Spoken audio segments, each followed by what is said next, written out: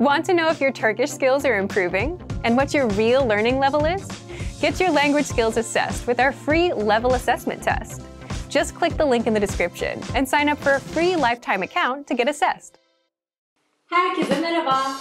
Ben Seda. Hi everybody. My name is Seda. And welcome to turkishclass101.com. Hepiniz hoş geldiniz. Nasılsınız? İyi misiniz? Ben çok iyiyim. Today we will talk about the differences between informal Turkish and formal Turkish, okay? Before we start, we need to think about Turkish pronouns. What are the pronouns? Ben, sen, o, biz, siz, onlar. I, you, he, she, it, we, you, and they. Okay? These are the pronouns. We have a special pronoun, siz. Siz can be used for two different things. First, if we are talking about more than one person, for example, if you are asking two of your friends if they are hungry, you would say, aç mısınız? Are you hungry? Aç mısınız? Not, aç mısın? In English, there's only one you, and there's no difference between singular and plural you. In Turkish, singular you is sen, and plural you is siz. And siz is not just plural, but also we use it when we need a singular but a formal you. For example, you are talking to a person you don't know very well. You wouldn't call them sen, but siz, okay? For example, you have a business guest in your office and you want to ask if he or she is hungry. You would again say, aç mısınız? Are you hungry? Aç mısınız? Even though it is just one person. So let me wrap up so it's clearer. Sen is used only for one person in a casual, informal way. Siz, plural you, is not only used as it in English, but also as formal way of addressing people. The same set of rules apply to plural you and the polite you in Turkish. So this is how you make formal and informal Turkish. If you conjugate in sen version, it is informal. But in siz version, it is formal. Let's give some examples. I will first say the English version, which is the same when you translate, and the informal and formal Turkish versions of the same sentence, okay? Here we go. Can you help me, please? Informal Turkish. Bana yardım edebilir misin lütfen? Bana yardım edebilir misin lütfen? Formal Turkish. Bana yardım edebilir misiniz lütfen? Bana yardım edebilir misiniz lütfen?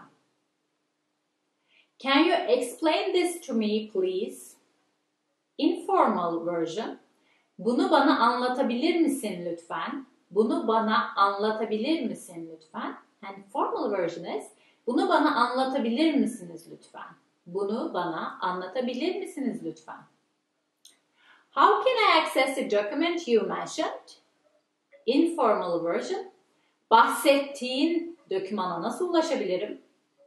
Bahsettiğin dokümana nasıl ulaşabilirim? And the formal version.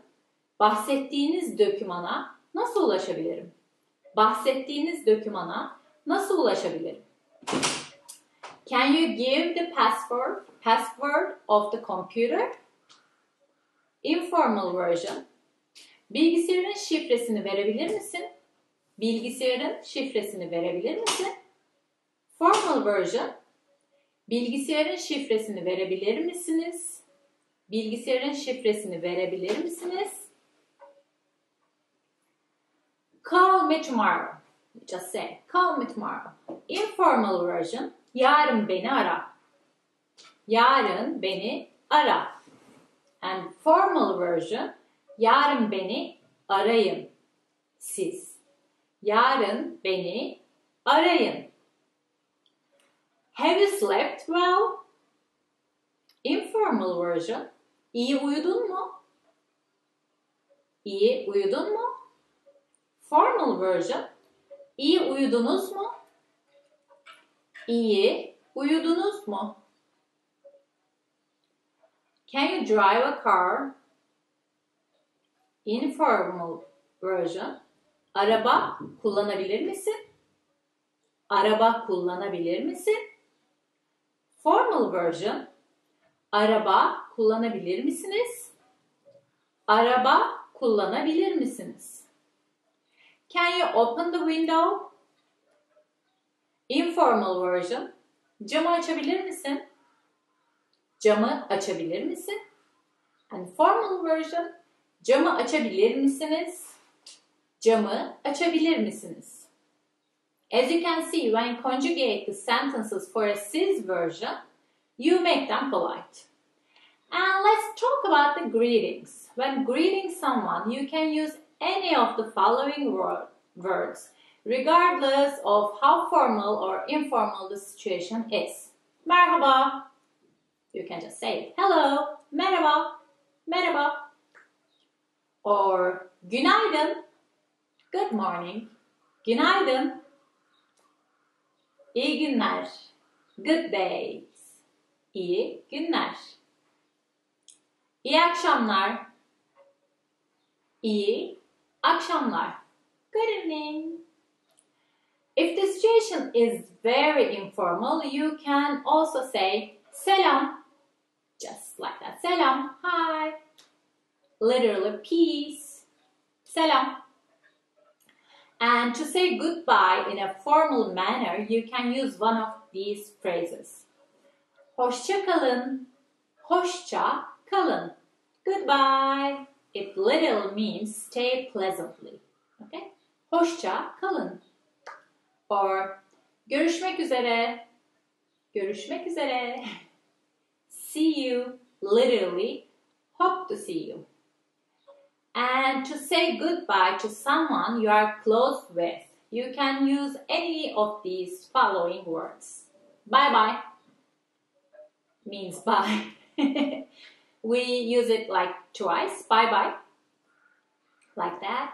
And hoşça kal, goodbye, literally stay pleasantly.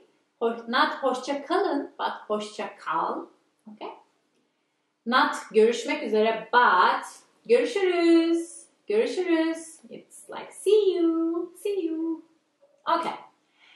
When you're on the phone and you're ending the phone call, you can use any of these phrases to say goodbye, regardless again of how formal or informal the situation is. You can say iyi günler, like have a good day, literally good days. İyi günler, iyi günler. Or if it's not the day but the night, you can say iyi akşamlar, iyi akşamlar. Have a good evening, literally good evenings. Or iyi geceler, iyi geceler, good night. Literally it's again good nights. But keep in mind that these phrases aren't limited to the phone calls, of course. You can also use them when saying goodbye in other situations as well. Okay, and here are two phrases we have. You can only use this in informal situations. One is öptüm, bye. When you are saying goodbye, you say öptüm, means I kissed you. Or öpüyorum, öpüyorum, I'm kissing you. It's these two we say when departing in real life or on the phone. But these are very casual. I use them a lot. And even I say it here, I think. Öptüm, bye. These are the basics of formality in Turkish, actually. There is not much to talk about. But before I go, just one note, last note. We don't have just Mr. and Mrs. thing in Turkish. Of course, we have bay bayan, but we don't use it like the same in English. The bay is normally Mr. Bayan is Miss as a word. But we don't use them as much, like bayan Seda. No, we don't say that. Instead, we use bey and hanım. The way we use them is like this. We say the first name, then bey or hanım. It's not like in English. In English, you say, for example, Miss Johnson or Mr. Johnson. First Miss and Mr., then the last name. In Turkish, first name and hanım or bey. Let's give an example. Seda hanım. Seda hanım. Or if it's a guy, it's Mehmet bey. Mehmet bey. So if you're speaking formally and you need to address the person by name, you need to use it like this, bey or hanım. Okay? So we are done. There is nothing much to say, as I said before. This is a relatively easy subject. I hope you understand it very well. Just remember, siz is used as a polite version of you. And if you have any questions, please leave them below and try to write the sentences, like the same sentences, formal and an informal way to practice, okay? I will see you next time. Öpüyorum in a very casual way. Bye. Herkese merhaba. Ben Seda. Hi everybody. My name is Seda. Welcome to Turkish class 101.com. Nasılsınız? İyi misiniz? Her şey yolunda mı? Is everything alright? Türkçe öğrenmek zevkli mi? Is it fun to learn Turkish? Hope everything is fine and you guys enjoy learning Turkish. Today we'll talk about how Turks we spend our holidays. So first we have to talk about our holidays. And we have two, like in other cultures, holidays are a huge part of Turkish culture and our lifestyle. And Turkish people celebrate two different types of holidays. One is national holidays and the other one is religious holidays. Let's first talk about, national holidays, okay? There are several national holidays in Turkey throughout the year, including Republic Day, this is the October 29th. This is our Cumhuriyet Bayramı. Cumhuriyet Bayramı. Youth and Sports Day, May 19th. 19 Mayıs, Gençlik ve Spor Bayramı. National Sovereignty and Children's Day, April 23rd. 23 Nisan Ulusal Egemenlik ve Çocuk Bayramı, which is my favorite. And Victory Day, August 30th. And this is 30 Ağustos, Zafer Bayramı. All these holidays are related to the victories after World War I and during our independence war as a country, and then these are about the new Republic of Turkey. As you may already know, these lands once were Ottoman Empire. But in World War I, the Ottomans lost the war. So after the war, imperial forces were about to split and destroy this country. However, our hero, Mustafa Kemal Atatürk, the founder of modern Turkey, and his companions, together with the Turkish people, fought back and gained their lands and their freedom back. And after the modern Turkey was founded, all these holidays are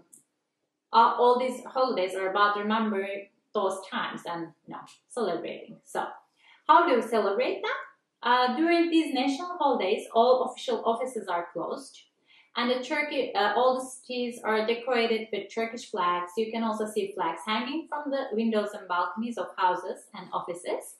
And these are official and unofficial. There are a lot of official and unofficial celebrations everywhere. Some musics and festival-like things. Anyway.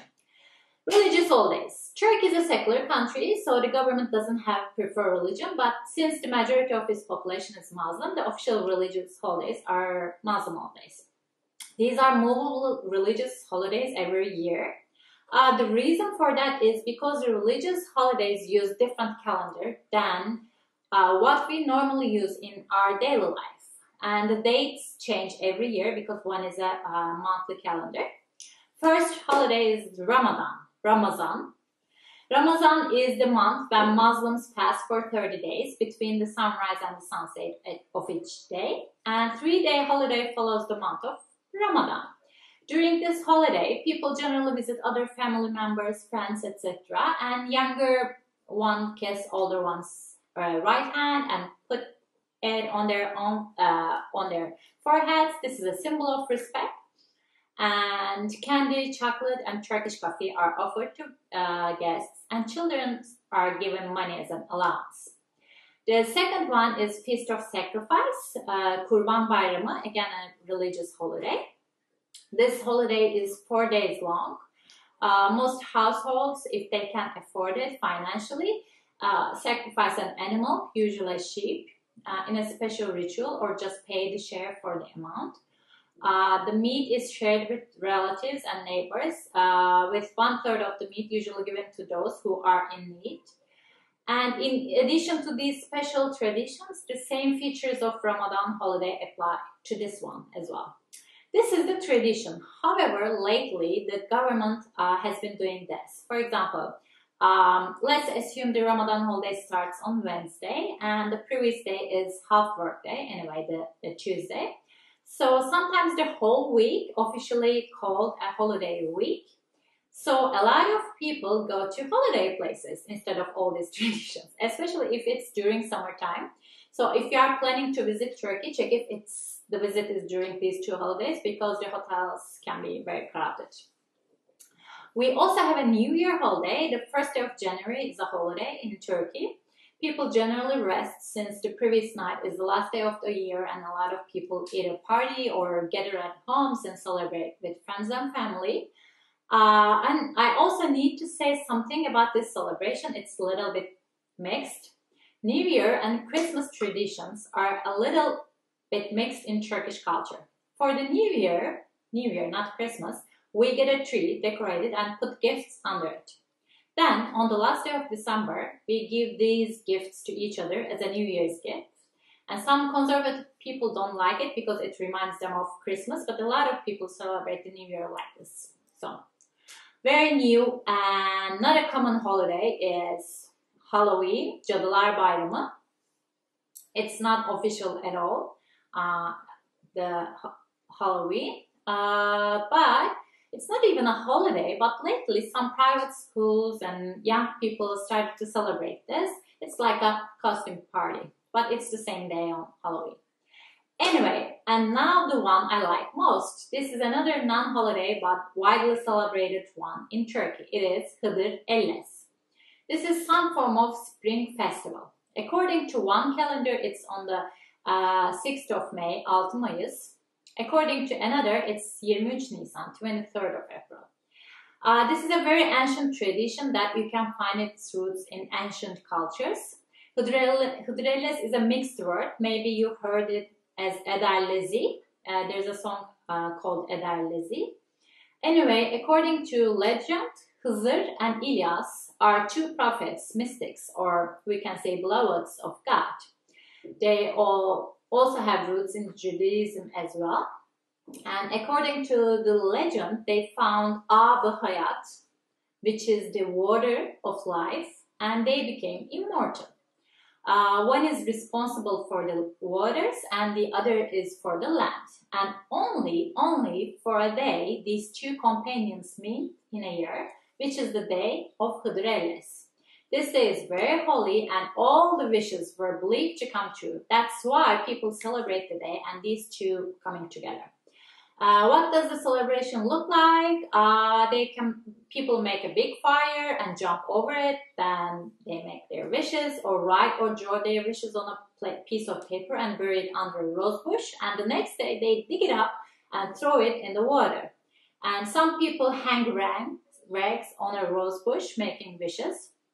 And also on this day we make yoğurt using dew on the plants and trees. In Turkish culture we eat unsweetened yoğurt a lot, if you didn't know that. And a lot of people make their own yoğurt, including me. And to make yoğurt, you warm the milk and add yeast and keep it covered for a time to keep the heat in and let the bacteria in the yeast to work it on to make it yogurt, from milk to yogurt. The yeast also can be made from a lot of things. You can add chickpeas to milk at a certain temperature and let it become the yeast, for example. But this time of year, people use dew as a yeast to make their yogurts. They use the bacteria in the dew. I'm sure there are a lot of different celebrations since these are not official but cultural festivals and it varies in different regions. So please leave comments about this. Do you guys celebrate this festival? How do you celebrate it? Or if it's not this one, do you have some kind of spring festival? And what are the rituals there? Do you guys make your own yogurt from a dew? And so all I say about the holidays are done, but I'm really curious about this spring festival because in every culture, some kind of spring festivals are celebrated, and I wonder what are your traditions to celebrate, and do you have something similar to Hıdrellez in Turkish or Ederlezi or some other kind of festival that talks about immortality of two people together and them bringing luck and making your wishes come true. Okay, leave some comments. Görüşürüz. Herkese merhaba. Ben Seda. Hi everybody. My name is Seda and welcome to turkishclass101.com. Hepiniz hoş geldiniz. Nasılsınız? Her şey yolunda mı? In this video, I will be talking briefly about personal pronouns. Şahıs, zamirleri. This is a relatively easy subject. You just need to memorize the words, and their usage is very similar to English and other languages, so it shouldn't be confusing. Let's start with the pronouns, and then I will give you the different versions of them, okay? Ben, I, ben. Ben. Sen, you, sen. O, he, she, it, o. Biz, we, biz. Siz, you, siz. Onlar, they, onlar. Onlar. I have some notes about these pronouns. The first one is, as you may notice, we don't have any gender in the pronouns. And actually in general, we do not have a gender in Turkish language. Everything is neutral, so this applies to pronouns as well. So another important note is the pronoun siz, you in plural. I've talked about this in another video, but I will repeat it again. This is normally a plural you, siz. However, if you want to be polite to someone, you would use this plural you form as a singular one. For example, su ister misiniz? Would you like some water? Su ister misiniz?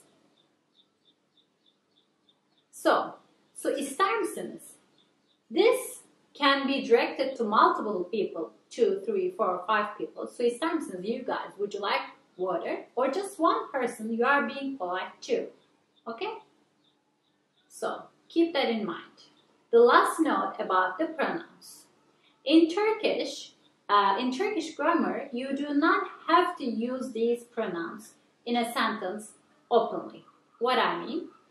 The verb is already conjugated with the personal pronoun suffix, and one can understand the pronoun without mentioning it like ben, sen, o, biz, siz, onlar version. Let me give you an example so you understand better. Ben seni seviyorum, which means I love you. Ben seni seviyorum. Here we use the pronoun ben.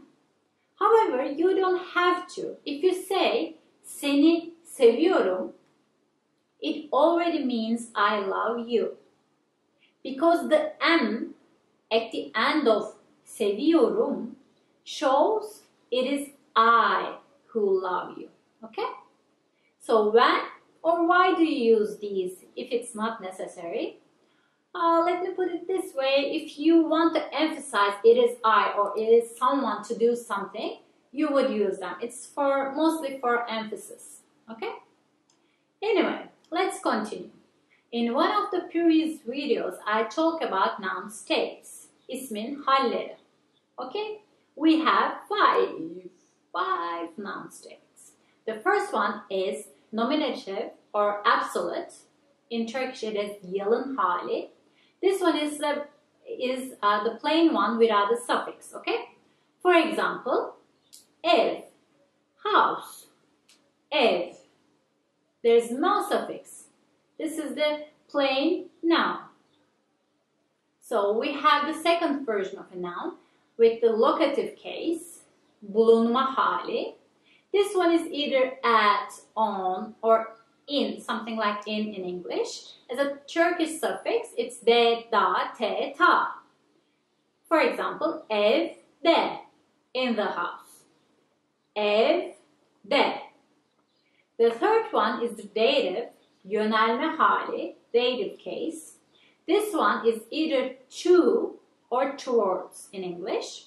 As a suffix in Turkish, it's ea or yeya.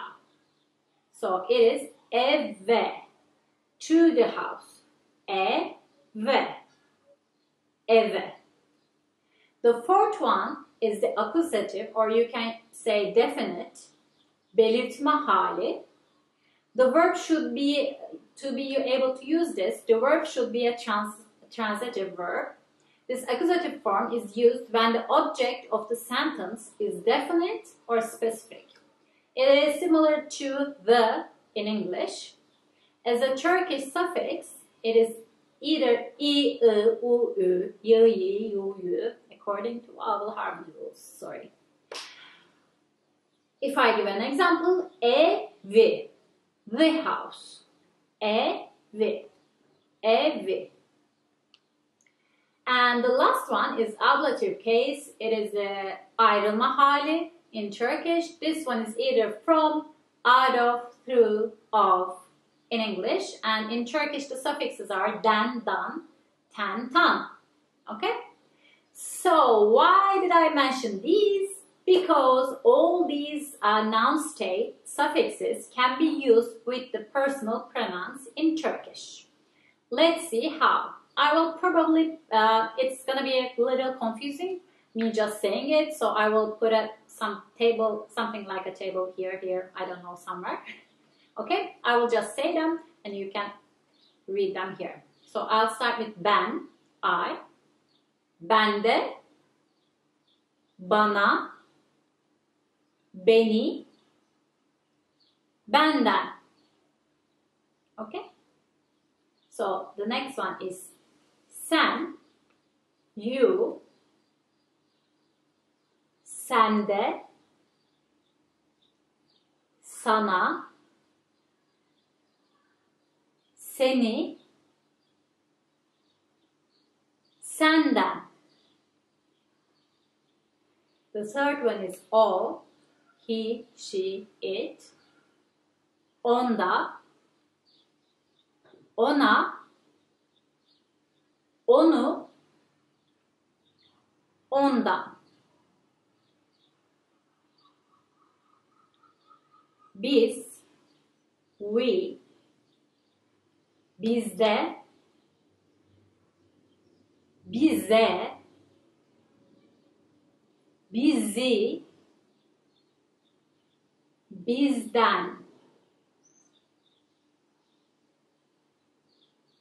Siz, you, plural or formal singular. Sizde, size, sizi, sizden. And the last one is onlar, they, onlarda, onlara, onları, onlardan, onlardan. So this is it. Let me give you some examples before I go, so you see them in action, okay? Not just separately by themselves. Sen beni aradın mı? Did you call me? Sen beni aradın mı? Here beni is a definite object. That's why we take the E. Kalemin bende. Your pencil is at me. Not a correct translation, but meaning it's like it's in my bag at my house. Somehow I've got it. Something like that. But we use it like this in Turkish. Kalemin bende. Kalemin bende. Senden duydum. I heard it from you. Senden duydum. Senden duydum. Onlar bizi görmediler. They didn't see us. Onlar bizi görmediler. Here again, bizi is a definite object of the sentence. Siz gelin. You come. Siz gelin.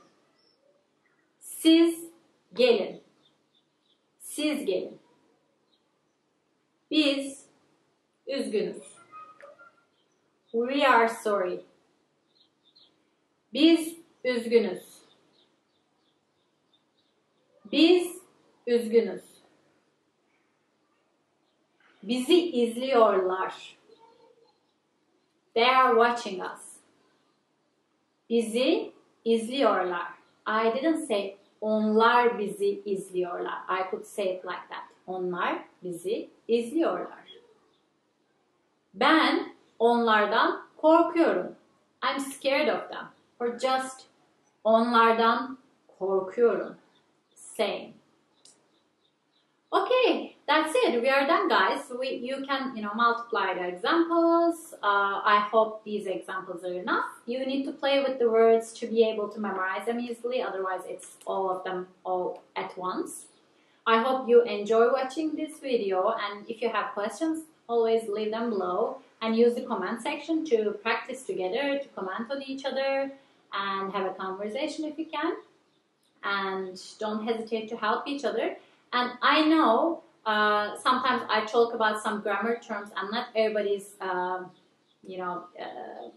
everybody remembers what the terms. For example, what is a pronoun? What is a definite object?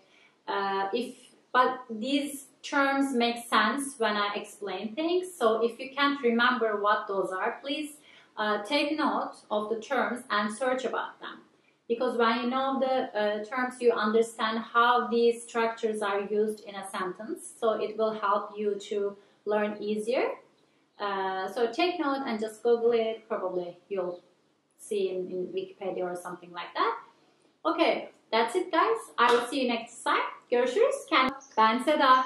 Hi everybody, my name is Seda and welcome to turkishclass101.com. Hepiniz hoş geldiniz. Nasılsınız? How are you guys? In this video, let's talk about let us, that structure, okay? In Turkish, we call it istek gibi. Hadi, let's. This is a very brief subject, so I will break it down according to the pronouns.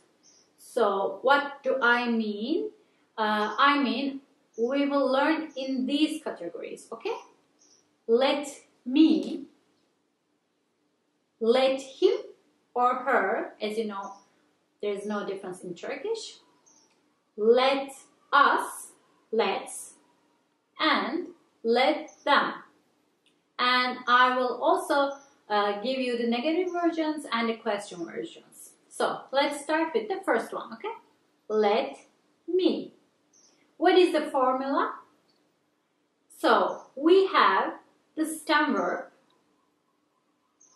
of a stem of a verb, and we added aim or ayım according to the vowel harmony rules. For example, görmek, to see.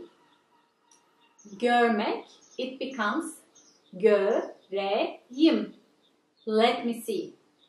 Göreyim. Göreyim. Okay? Sevmek, for example, to love. So we take the mek part, sev, eyim, seveyim, let me love. Seveyim, seveyim. Kalmak. So we take the mak part out to stay. Kalayım, kalayım. Let me stay.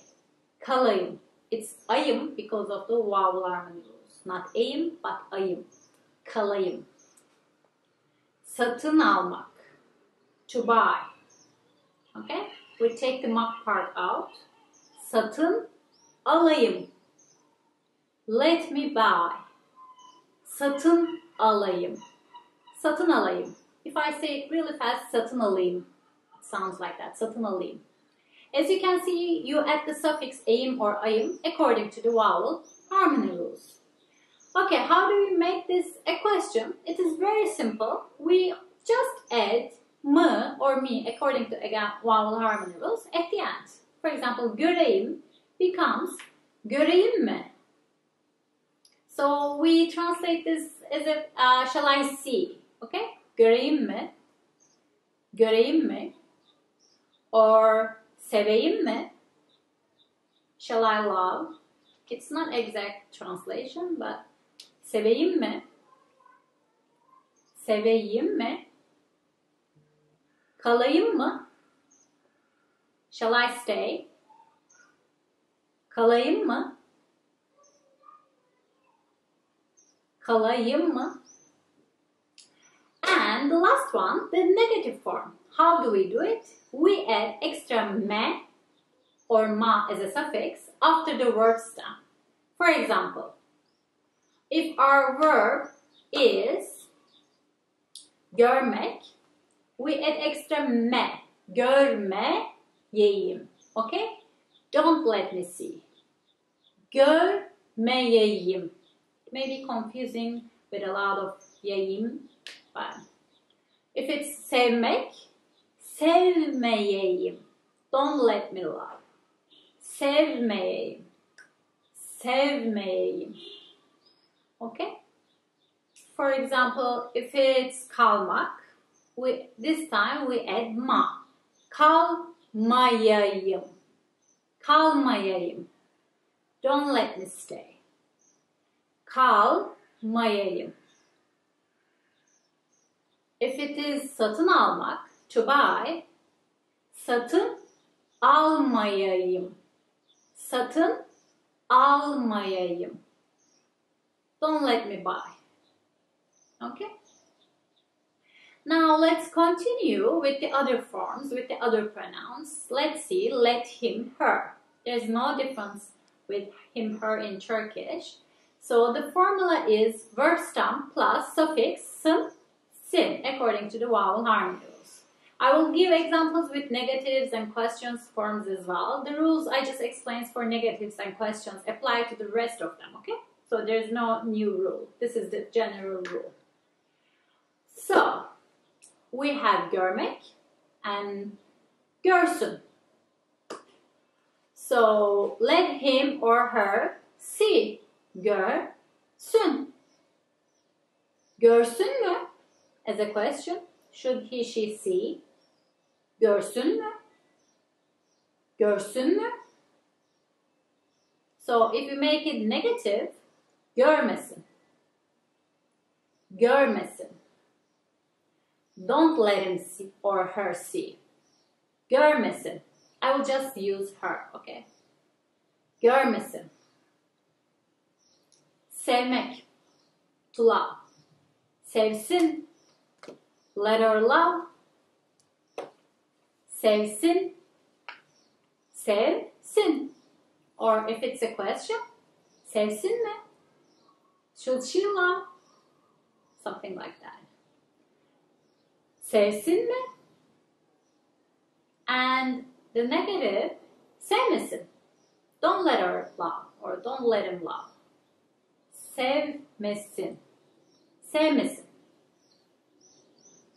To stay, kalmak, kalsın, let him stay, kalsın, kalsın,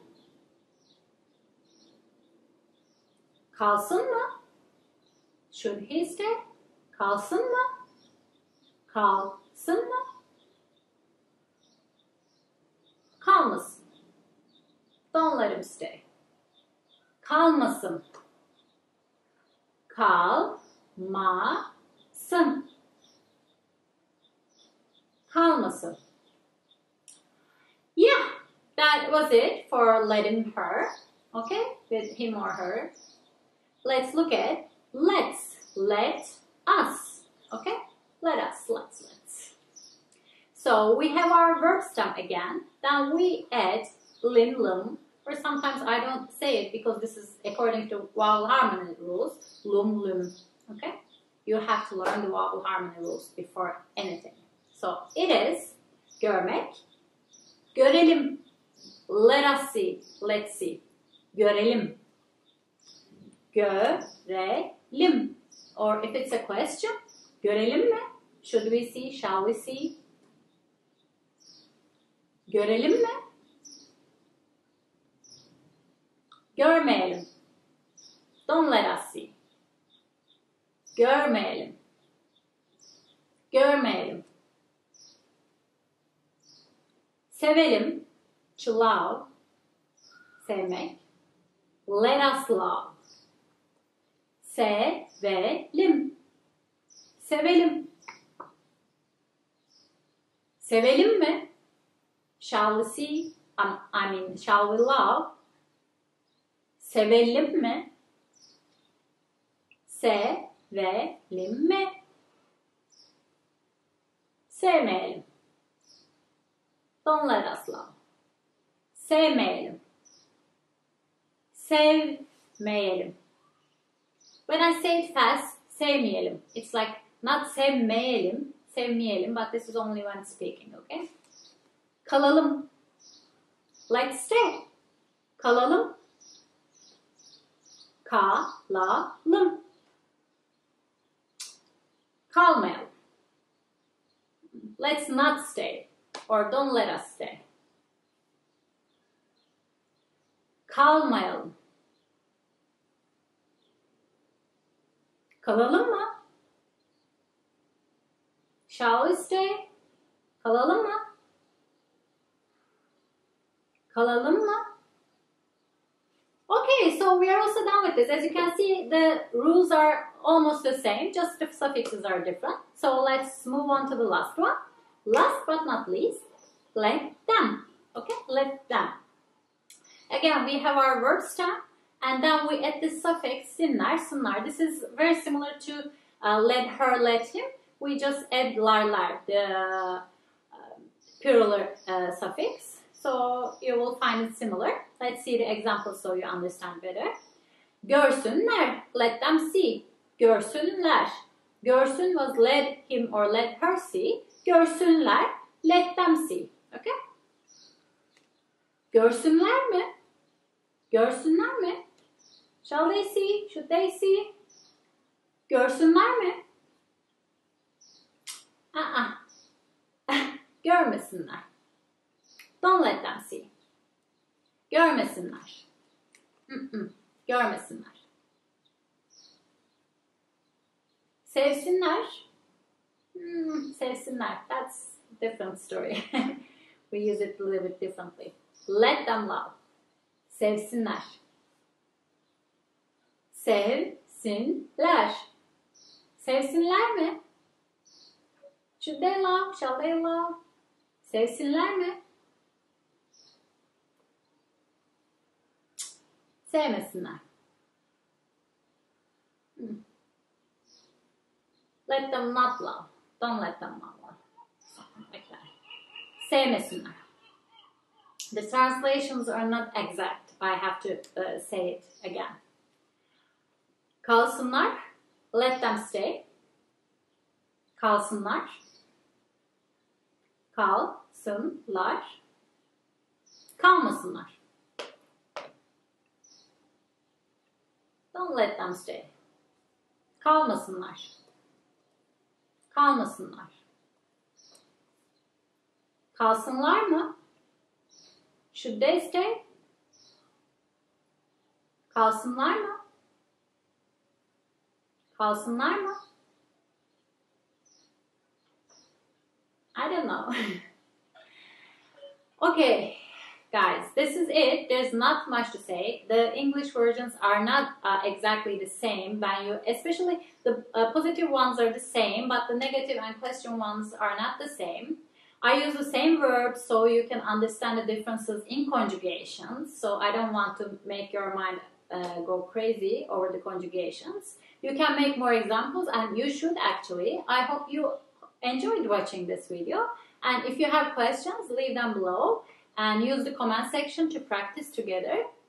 And with these kind of grammar things, since you cannot exactly translate the sentences because we use them in different contexts, in different languages. So listening to the native person speaking, or watching a movie and catching the phrases in a context it will make you understand the context better, because I'm giving you examples out of the context, so I have to put an exact translation next to it. But as I said, there's not an exact translation. These translations are almost a translation. Let me put it that way. So that's it for me. I will see you next time.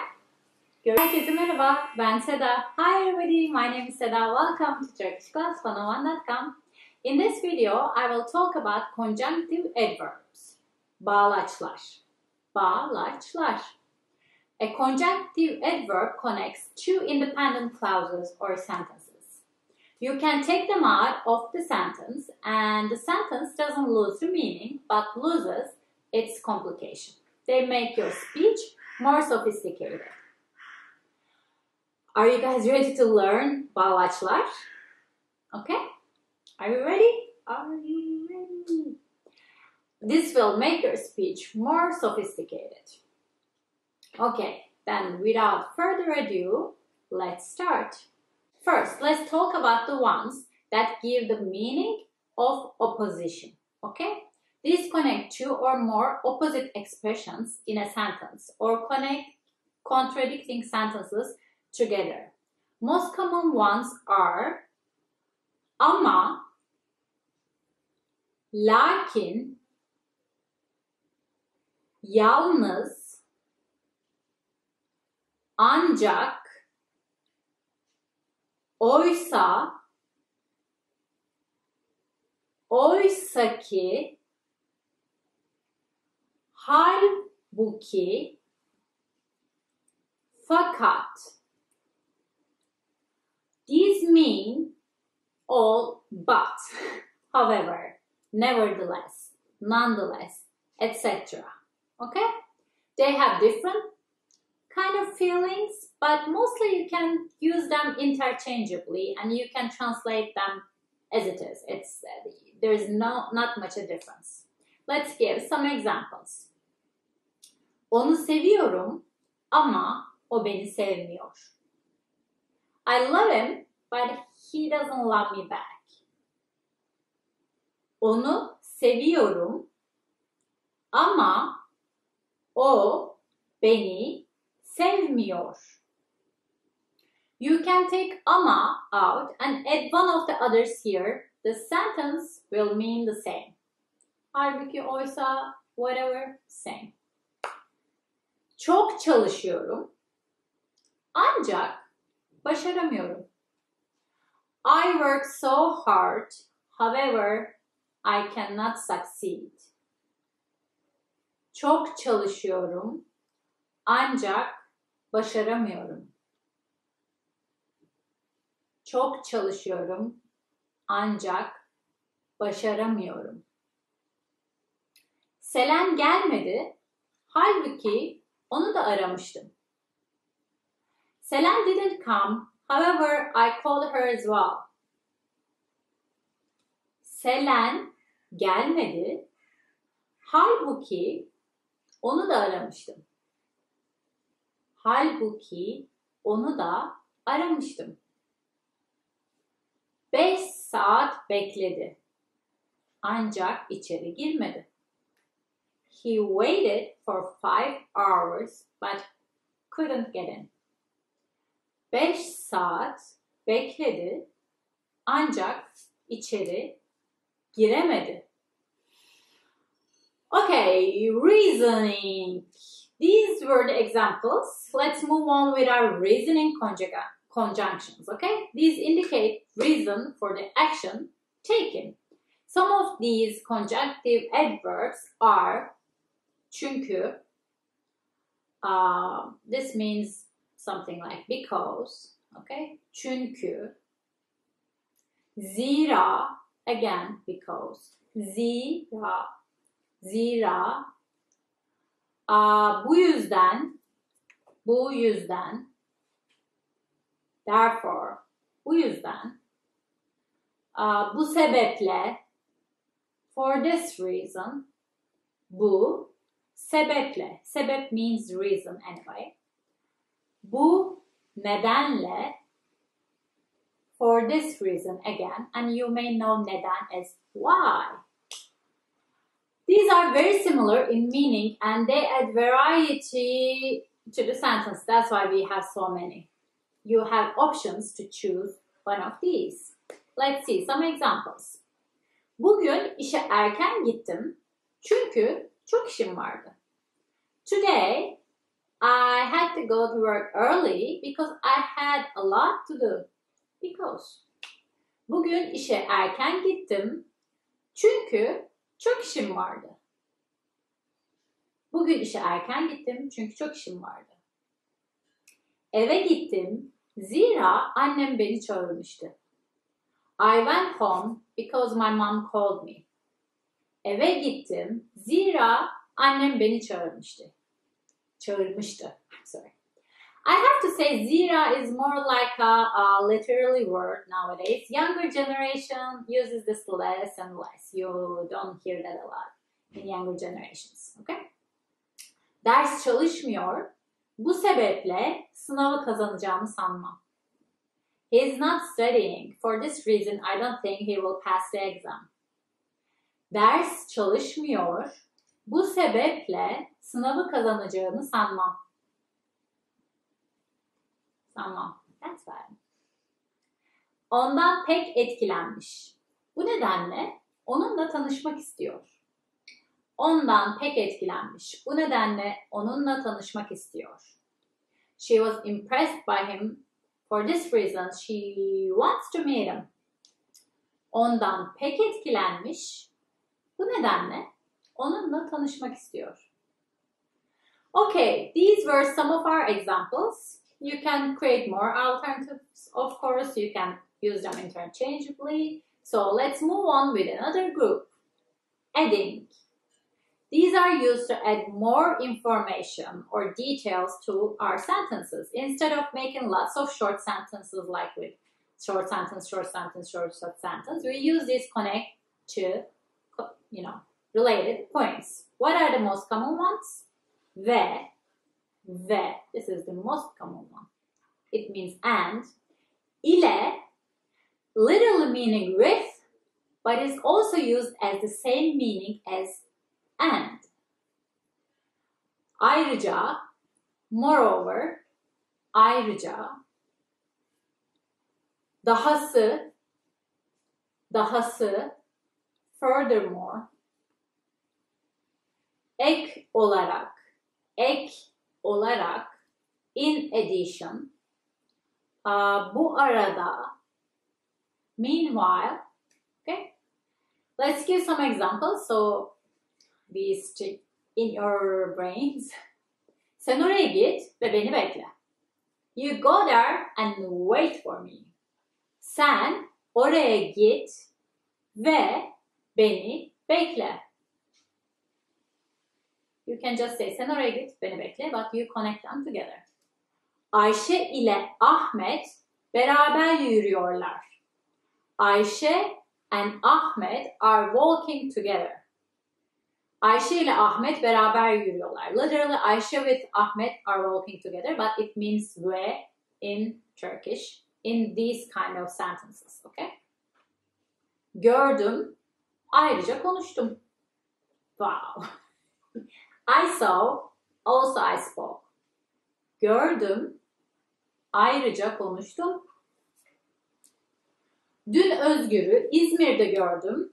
Dahası Semih de onunlaydı. Wow! Yesterday I saw Özgür in Izmir. Furthermore, Semih was also with him. Can you believe it? Dün Özgür'ü İzmir'de gördüm. Dahası Semih de onunlaydı. Okay.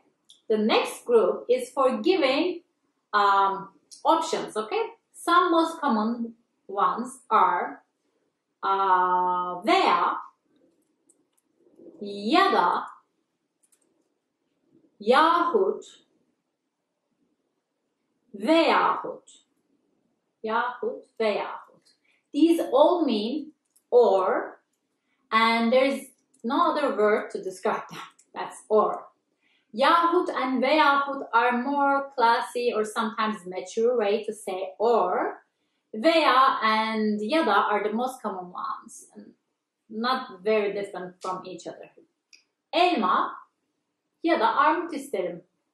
I want a apple or a pear. Elma ya da armut isterim. You can add the other ones here and they will exactly mean the same. Okay? Elma veya armut isterim. Elma yahut armut isterim. Elma veyahut armut isterim. Same, same, same. Veyahut sound a bit dramatic to my ears. That's, I think, all the difference. Okay? Let's give more examples. Bisiklet veya motosiklet alacağım. Alacağım, we say alacağım. I will get a bicycle or motorcycle. Bisiklet veya motosiklet alacağım. Okay, we managed to come to our last group, the conclusion adverbs. You can guess these are for explaining the conclusion. You say something, then to conclude you need to add a word. This is it. For example, nihayet, finally, finally, nihayet, sonunda, in the end, at the end, something like that. Sonunda, son means end. Sonuç olarak, consequently, sonuç olarak, literally as a conclusion. Daha sonra, this is not just a conclusion, but it means then, so you can add it here. Let's see some examples, some sample sentences. Çok çalıştım ve nihayet tezimi bitirebildim. Or çok çalıştım, nihayet tezimi bitirebildim. I worked hard and finally I could finish my thesis. Çok çalıştım ve nihayet tezimi bitirebildim. Okay? Another one. Peşinden koşuyordu, sonunda köpeğini yakaladı.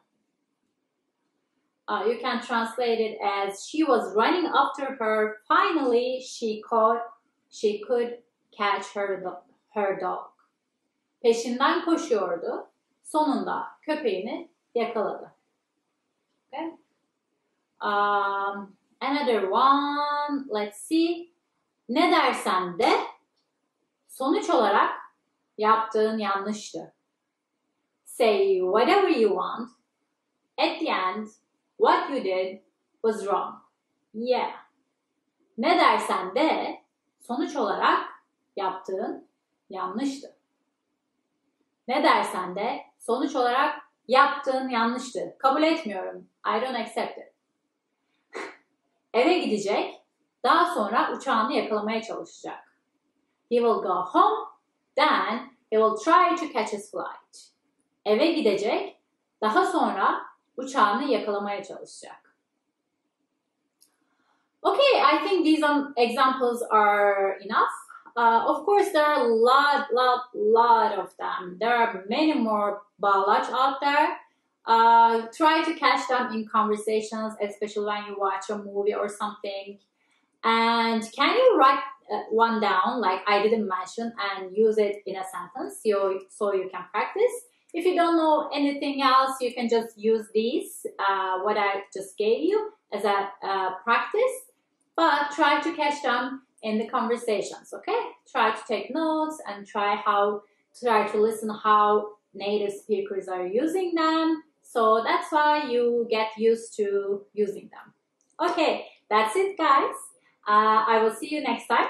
Hope you enjoyed the lessons. Ben Seda. Hi everybody, my name is Seda and welcome back to turkishclass101.com. In this video, we are gonna go through the structure of need.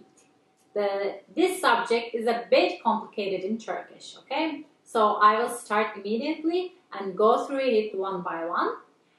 This video is a pure grammar video, so be ready, okay? It can be a little harder than usual. I will walk through you with charts so you don't get confused too much, hopefully.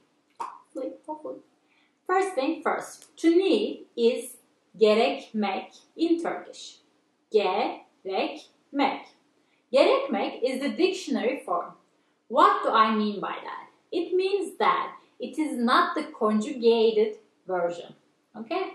When you look at the dictionary and see this mekmak ending, it means it is the definite form of the verb.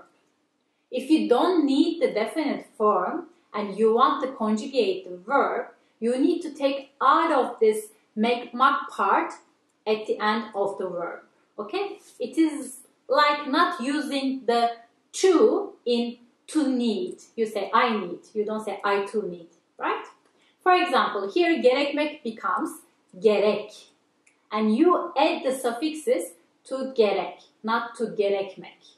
What is the structure for gerekmek? You use a verbal noun with a possessive suffix or the definite form of the verb, then you conjugate gerekmek for tenses. Just a quick reminder, normally you add the possessive pronouns, tenses, and everything to the verb stem. For example, if I want to say I go, I would say giderim. Okay, giderim. Giderim includes the present tense and the pronoun I in it. But in gerekmek, you add the pronoun to the verbal noun and you add the tense suffix to gerekmek. I know. It sounds very confusing right now, but don't worry, it will get easier. What is a verbal noun? What is it? They are basically verbs, but used as something else in the sentence. If, for example, I say swimming is fun. Swimming is fun. Is the verb here, and swimming is the verbal noun. It is very similar in Turkish. Dictionary form of a verb is the verbal noun. But there's a twist. In Turkish, you can conjugate verbal nouns by adding pronoun suffixes. For example, let's take the verb gelmek, to come, gelmek. The definite form is gelmek. For example, gelmek isteğe bağlıdır. To come is optional. Gelmek isteğe bağlıdır. If I want to add pronouns to this form, I will take the K at the end of gelmek and it becomes gelme, gelme. So, this is how it is conjugated. Gelmem, my coming. Gelmen, your coming. Gelmesi, his, her coming. Gelmemiz, our coming. Gelmeniz, your coming, in plural. Gelmeleri, their coming. Okay? Are you still there? Okay. So you may ask, where is our topic to need here? So for to need, this is the formula. You use a definite or pronoun conjugated form of a verbal noun plus tense-based conjugated form of gerekmek. Now, before it gets too complicated, let's get to the chart. I will explain these on the charts. It will be easier. Okay? I will see you in a bit. You will see the chart. I will talk through the chart. Hello, welcome back. And now let's see the charts. Fiil çekimleri, verb conjugations. You see 4 different verb conjugation in 4 different tense. Present simple tense, continuous tense, past tense, and future tense. The need verb is conjugated in different tenses in Turkish. So the good news, as you can see, there is one tense option because the pronoun suffixes are added to the verbal nouns. So you don't need to add that to gerekmek verb again. So you just need to learn one tense conjugation. In the chart, present simple tense, you see verb plus am, verb plus an, verb plus c. This is the part that I talked about. This is the verbal nouns. I already talked about how you do it, but I wanted to show here as well. And at the end, you see to verb. This is the definite form. If you want, you can use it without a pronoun. And after this, and as you can see, it is the same in every tense. It's the same in present simple, continuous, past, and future. It is the same. After you do that, you conjugate the gerekmek verb according to different tenses. For present simple tense, it is gerekir. For continuous tense, it is gerekiyor. For the past tense, it is gerekti. And for the future tense, it is gerekecek. Now, let's see a real example. You see the chart again, and we have our word gelmek. What is gelmek? It is to come. So, if I want to use this verb gelmek as a verbal noun, I would say for the first one, gelmem, gelmen, gelmesi, gelmemiz, gelmeniz, and gelmeleri. And if I don't want to conjugate it according to the pronouns, I would just use the dictionary definite form, which is gelmek. So it becomes, for example, I need to come become gelmem gerekir. You need to come, gelmen gerekir. Gelmesi gerekir, gelmemiz gerekir, gelmeniz gerekir, gelmeleri gerekir. And if you use the definite form, the dictionary form, then it means gelmek gerekir. It is just a general conversation. It's not me needing to come, you needing to come, but it is necessary. You can translate it like that. It is necessary to come. So you can just, after you conjugate the verbal noun, you just need to conjugate the gerekmek verb either in gerekir, gerekiyor, gerekti, or gerekecek. Okay?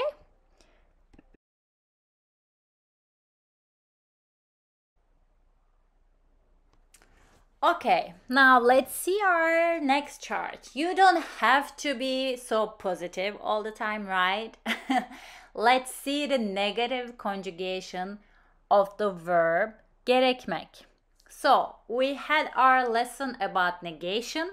As you know, as a general rule, me or ma suffix is added to the verb stem to make a negative.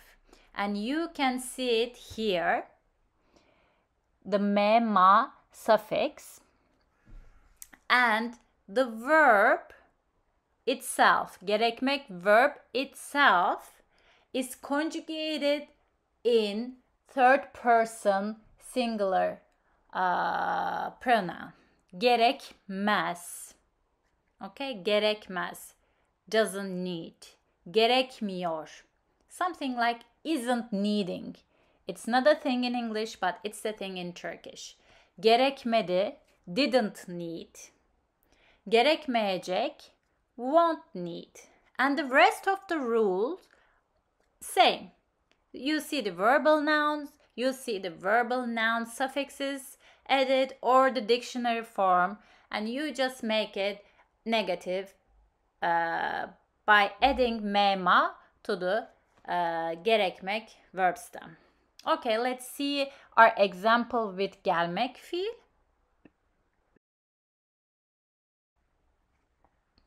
Here, as you can see, again we have our verb gelmek, and you conjugate the gelmem, gelmen, gelmesi, gelmemiz, gelmeniz, gelmeleri, or you don't conjugate it at all and you just say gelmek. And after that, you add the verb gerekmez, gerekmiyor, gerekmedi, or gerekmeyecek. Okay, the rules are the same. You just either make it negative or positive.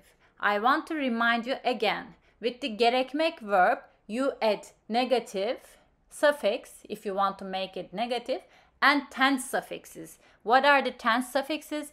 Present simple tense, continuous tense, past tense, future tense. But the pronoun suffixes, you don't add it to gerekmek verb. You add it to the gelmem part. You add it to the verbal noun. So, that's it. I will see you in a bit. And before I go, one more note. Since now we talked about the version of in English, when you want to say I need something, he needs something, he needed something, they will need something, in that form. But there is also a form of something is needed. That's how you do it in English. Something is needed. It's a passive form. But in Turkish, you just use the noun and then again the verb gerekmek, and you conjugate the verb gerekmek according to tenses, or if you want to add the negative form, you already learned it, you add extra me. So let's look at the examples. Elma, gerek. This is the same version. For example, if I want to say gelmem gerek, I need to come, gelmem becomes verbal noun. It starts like a verb, but it turns into a noun. So the structure is the same actually. We have our noun, then plus we add our gerekmek fiil, gerekmek verb. So it's the same. You just add any noun, then you can add gerekmek fiil after that. For example, the next sentence, yardım gerekiyor. Help is needed. Doktor gerekmedi. Doctor wasn't needed. Yemek gerekecek. Food will be needed. This is the easier form. You just add the noun, but the idea is the same. Okay, come back to me. So, how was it? Was it more clearer? Was it too hard? You take the chart and work on it. You will get through it. I believe in you guys. So before I go, I will give you sample sentences. I'm not going to explain the grammar further. Okay? You can deconstruct the grammar by using the charts. Okay. Whew. Okay, that was a lot. Let's start. Yarın ofise gitmem gerek. I need to go to the office tomorrow. Yarın ofise gitmem gerek. Yarın ofise gitmem gerek. Hemen şimdi eve dönmeleri gerekiyor. They need to come back home right now. Hemen şimdi eve dönmeleri gerekiyor. Hemen şimdi eve dönmeleri gerekiyor. Söylemek gerekecek. It will be necessary to tell. Söylemek gerekecek. Söylemek gerekecek. Okay? Görmesi gerekmedi. She didn't need to see. Görmesi gerekmedi. Görmesi gerekmedi. Yanına fazla eşya alman gerekmez. You don't need to take extra stuff with you. Yanına fazla eşya alman gerekmez. Yanına fazla eşya alman gerekmez. Okay, that's it. I will leave you with the sample sentences and the charts here. Use these to make new sentences and write them below in the comment section, okay? It will take some practice. It is not a very easy grammar point, but I believe that you can manage it. Hope you enjoy this lesson. I will see you next time. Görüşmek üzere. Merhaba, ben Seda. Hi everybody, my name is Seda and welcome to turkishclass101.com. Nasılsınız? Bugün düğünle ilgili konuşacağız. Today we will be talking about wedding traditions in Turkey. Turkey as a country has a variety of traditions. So think about it like this. Turkish people came from the far northern Asia to Anatolia hundreds of years ago, and they lived in these lands for a long time. But there were different cultures and people living here. Romans, Jews, Armenians, Kurdish people, Greek people, etc. So for hundreds of years, all these cultures mixed up. Why did I tell you this? Because whatever I say will not cover everything about wedding traditions in Turkish. Weddings are always have been an important part of Turkish social life. And if you travel to different parts of the country, especially in rural areas, you will find traditions dating back hundreds of years. So today I will just give you a general idea. Let's start. First of all, traditionally we have 3 stages of marriage. Söz, nişan, nikah and düğün. They are together. Okay? Söz literally means promise or a saying, but in this sense it means commitment. When couples get serious in their relationships, they do söz. What is söz? The groom's family come to the bride's family house and they ask the woman officially by saying, Allah'ın emri, peygamberin kavliyle kızınız Selen'i, oğlumuz Özgür'e istiyoruz. By the command of Allah and with the word of the Prophet, we want your daughter Selen to our son Özgür, something like that. This is the tradition, but hundreds of years ago this was literal. What I mean is the bride didn't know the groom and vice versa and didn't have a say in the marriage. And parents would ask permission and engage the kids, you know, in their own judgment. Anyway, but nowadays couples agree on getting married, and instead of bending the knee and giving a ring, Turkish families do this. And I'm sure there are a lot of people out there doing what has been done in American movies. Things are changing fast, so this doesn't cover everyone. Anyway, if everything is okay, the couple wears a wedding band on the right hand. This means they are engaged. Sözlenmek. After this, there is the nişan. This is the engagement. And this can be after a month or a year. It's couple's decision. And nişan is like a small wedding party. Some do it at home, some do it like a regular wedding. And there is a special engagement dress for this, like a wedding dress.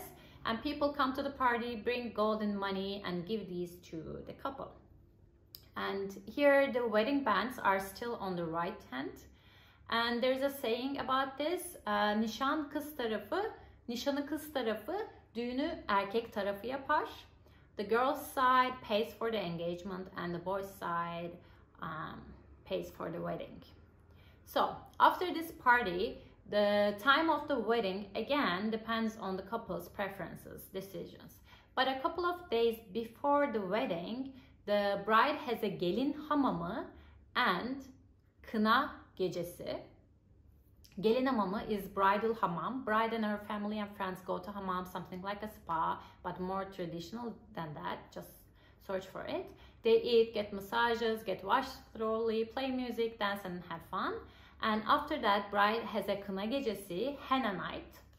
All the women gather, burn henna, and put the henna on the palms of the bride and everybody else. They close it like that and let it sing. And they sing, dance, cry, party together. This is not like a bachelorette party, more traditional with family and friends. However, a lot of people are doing more and more classical bachelorette parties nowadays. The henna nights are still very in. You can write kına gecesi and see what it looks like. And some people buy special red Indian-like dresses for the night. And normally the groom doesn't have a special party, but he goes out with his buddies and he gets a special haircut, which is called damat tıraşı. So we finally arrived on the wedding day. The bride and the groom get ready in their homes, and then the groom and his family come and take the bride from her home, generally with davul zurna, drums and clarions, and they make düğün alayı, the wedding procession. A lot of cars make noises, follow the bridal car to the wedding place. We have two different parts of the wedding, as I said before. Nikah, düğün. Nikah is the legal process. Düğün is the party. This can be in two different places, or they can be both in one place. Only a government official can initiate a formal legal wedding in Turkey. So couples either go to the government buildings, which have big rooms to accommodate the guests. After that, they go to the party place to have fun, or invite the government official to the party place, to the wedding place. But by invite, I mean legally ask to the official to come to the wedding. Some people prefer two different places because the first one, the room is for free. You can invite everyone you know. We don't have to pay for anything, and they have a chance to congratulate you. And after that, for your party, you can just invite the closest people or whoever you want to be there. Some people have an unofficial religious nikah as well, and generally the day before the legal wedding. It is called dini nikah. This is not legally binding in Turkey. Some people do it, some people not, so depends on the people. Anyway, guests don't bring house gifts to the wedding. They bring gold, coins and money, and if they visit the house after the wedding, they then bring the housewarming gift. And now the wedding bands are carried from this hand to the left hand. Okay, that's it with the traditions, guys. Of course, there are more details, but it will take forever to cover everything. Before I go, I will give you some congratulation messages you can say. Allah bir yastıkta kocatsın. God make sure that you get all in one pillow. Supposedly in olden days, instead of two small pillows, couples had one big long pillow, and wishing them this means that they stay together till their old age. And another thing is her şey gönlünüzce olsun. Hope you get everything your heart's desire, something like that. You can just simply say mutluluklar. Literally it means happiness. Bless you would be the normal translation. Hayırlı olsun, you can also say hayırlı olsun, let it be blessed. You can say mutluluğunuz daim olsun, let your happiness last forever. You can say ömür boyu mutluluklar, happiness for a lifetime. Or I wish all of you have something like that. I wish you a happy life. Okay, that's it. I think these sentences are enough. And yeah, there. No, I hope you have a rough idea about how Turks get married, and I hope you enjoy your lesson. Please leave some comments about your traditions in your country, the wedding traditions in your country, I mean. And I will see you next time. Ben Seda. Hi everybody, my name is Seda. Welcome to turkishclass101.com. Nasılsınız? Her şey yolunda mı? Hope everything is fine and you guys are enjoying learning Turkish. Today we will talk about funeral culture in Turkey and sympathy messages in Turkish. I know, it's not a fun subject, but it's good to know every part of life in another culture. Before I start, I should explain something. Turkey is a secular country, which means state of Turkey doesn't have a preferred religion.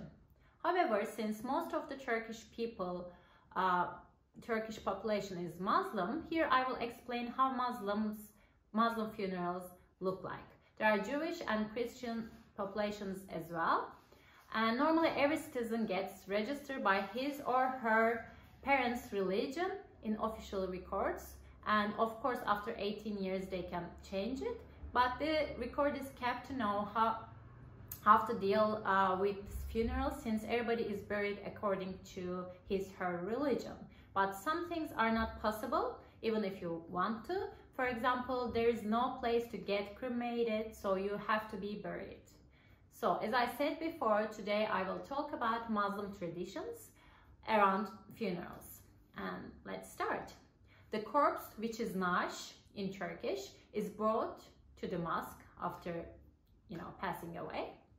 And the imam and a close relative washes the body in the Gusulhane, a place dedicated for this job, and the body is wrapped with a white sheet, a shroud called kefan, and put in a coffin to carry it outside of the mosque.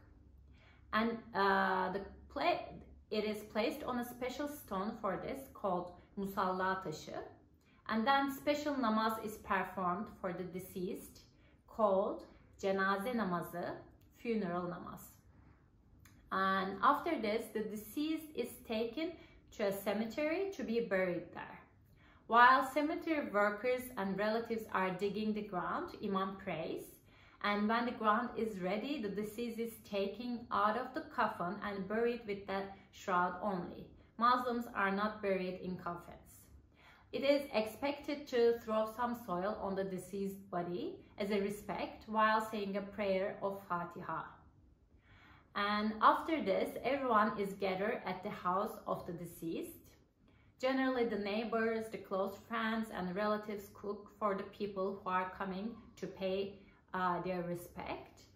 And a plain Turkish coffee is served to everyone coming from the cemetery. Generally, mirrors are closed with a sheet or something, and meals are served, prayers are said, and there's also a special dessert served during the mourning process, which is this ceremony, which is called irmik helvası. And for example, there's a saying, helvasını yemek. It literally means to eat his her helva, but it suggests that the helva is served at the person's funeral, so the person is dead. So for 7 days, people come to the funeral house to support the family and say prayers. For the 7 days, food is served to everyone who comes. Generally, people bring food as well. And the 7th and the 14th days are important, and there are special prayers for these days. First week is constantly crowded, but after that, life gets back to normal. The 14th day of the deceased is again important, and people are gathered again to pray and eat together. And after that, if the family wants, they gather every year on the day of the death to say a prayer and remember the deceased. So when you learn about someone passed away, what can you say? You can say, başınız sağ olsun, başınız sağ olsun. Literally, it means let your head get well, but normally it means my condolences. Sometimes if the person who passed away is old, people say Allah sıralı ölüm versin. It means may Allah give you an orderly death.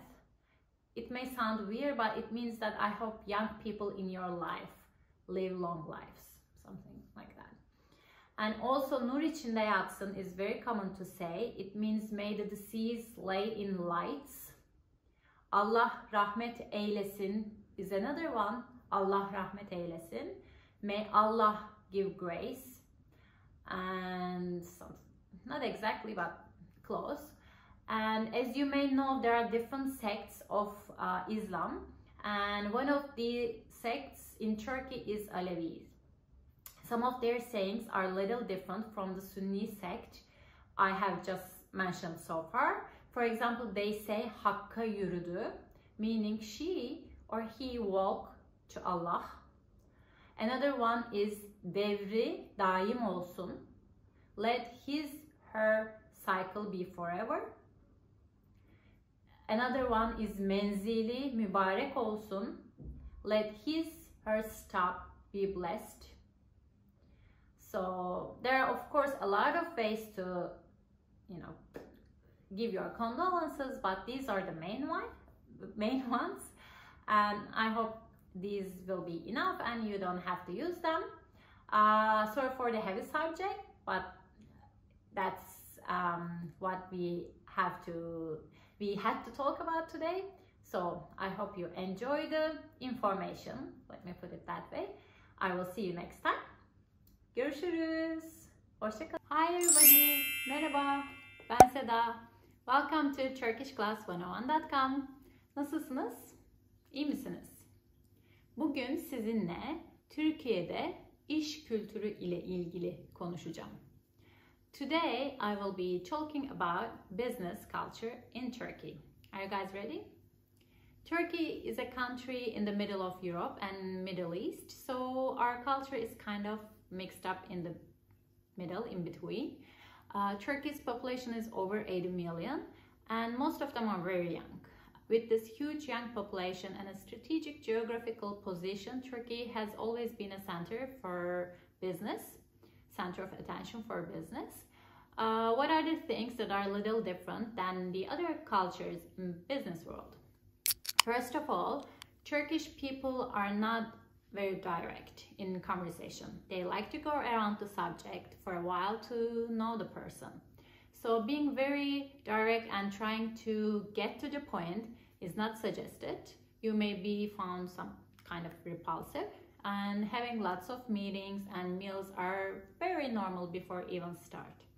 You cannot do business in Turkey without getting to know the people. The business is based on people and their trust. So we can say less paperwork and more trust is the best way to go. If you invite people to a dinner or lunch, you are supposed to pay. But if you are invited, it means that you are a guest and you should not insist on paying. You can invite them back in return if you want to do something. Bringing alcoholic beverages, drinks may not be a good idea in every situation. Some people are more conservative religious and may not welcome such a gift. So before bringing anything, learn about your audience. And if you want to be on the safer side, bringing a dessert or a gift from your own country will do good. And during the conversation, expect to talk about your personal life. That's not intruding, but very normal in Turkish culture. Talking about your spouse, your family, your kids, it's very normal. Don't get offended if you're asked about them. And you can also ask them about their families as well. And try not to talk about politics and football in business meetings. Turkish people can be very passionate about these subjects. And drinking tea is very common during meetings. Expect to drink lots of tea. You can also ask for Turkish coffee if they ask what you want, or you can just ask for water. And don't get surprised if they keep bringing you tea without even asking. That's very common. And having lots of meetings are important for Turkish people. They want to build trust and relationship before doing business. And reaching the right people for the job you want to do is mostly the key for doing businesses. There is no structure for doing it. You have to meet the right people and gain their trust and build relationships. So be ready to spend some time And after you gain their trust, the paperwork won't take that long though. So that's good news, I think. And you may hear a lot of bakarız, meaning we'll see, we'll look, literally. It may be frustrating, especially for a Westerner, to do this kind of business, so take a deep breath. Generally, Turks like to get acquainted with the people they will work and do business with, and they will most likely to do business with those they're able to trust and those they can provide a long-term relationship. So get ready for a slow decision process. Remember, some people are religious and some not. If the person you do business is a religious person, learn about Ramadan and don't offer them anything to eat or drink during those times, and respect them by not doing it yourself. You should also learn at least some Turkish greetings. Turkish people love hearing foreigners to speak Turkish. And you can use hanım or bey for the respect when talking to someone. Hanım is Miss, bey is Mr. And sometimes you add the profession before hanım or bey. For example, you say doktor hanım, Miss Doctor, or öğretmen hanım, Miss Teacher, or avukat bey, Mr. Lawyer. It sounds weird in English, but it is totally normal in Turkish. And about timing, Turkish people are not very punctual. You are expected to arrive on time, but you may wait even for an hour for a meeting. It's not personal, it is because, as I told you before, Turkish people love talking during meetings, and meetings can overlap because of it. So if you want to do business, doing a big deal out of this may not help you. So if I want to say everything shortly, expect building a relationship and trust. Expect long meals and lots of tea. Be punctual, but be ready to wait. Be respectful to the religious people and older people. Be sincere, and don't expect a division between business and personal. So these are the differences I see, but don't forget that there are a lot of different types of companies out there. Tech companies, global companies are mostly more global and less Turkish in style. And with each younger generation and globalization, the differences are getting thinner and thinner in time. So the best way of doing a business in a foreign land is to observe the locals, I guess. Okay guys, that's all I want to say, and I want to ask, do you have an experience doing business in Turkey or with a Turkish person, and how was it? And how are these things similar or different in your country? Please leave some comments below. I hope you enjoyed this lesson, and if you want to study more and find out lessons like these, please just click the link in the description and sign up for free at turkishclass101.com. You can always download our PDF lessons, including all the essential phrases and vocabulary you need for everyday life. See you next time. Görüşürüz. Hoşça kalın. Merhaba. Hi everybody. My name is Seda. Ben Seda. Nasılsınız? Welcome to turkishclass101.com. Bugün sizinle Türkiye'deki okullardan bahsedeceğim. Today, I will be talking about school culture in Turkey. First, let's talk about the school system in Turkey. The whole system changes every now and then, so this is how it is now. If you watch this video in a couple of years and everything is different, then I want to warn you before starting. Anyhow, the compulsory educational system is like the formula 4 plus 4 plus 4.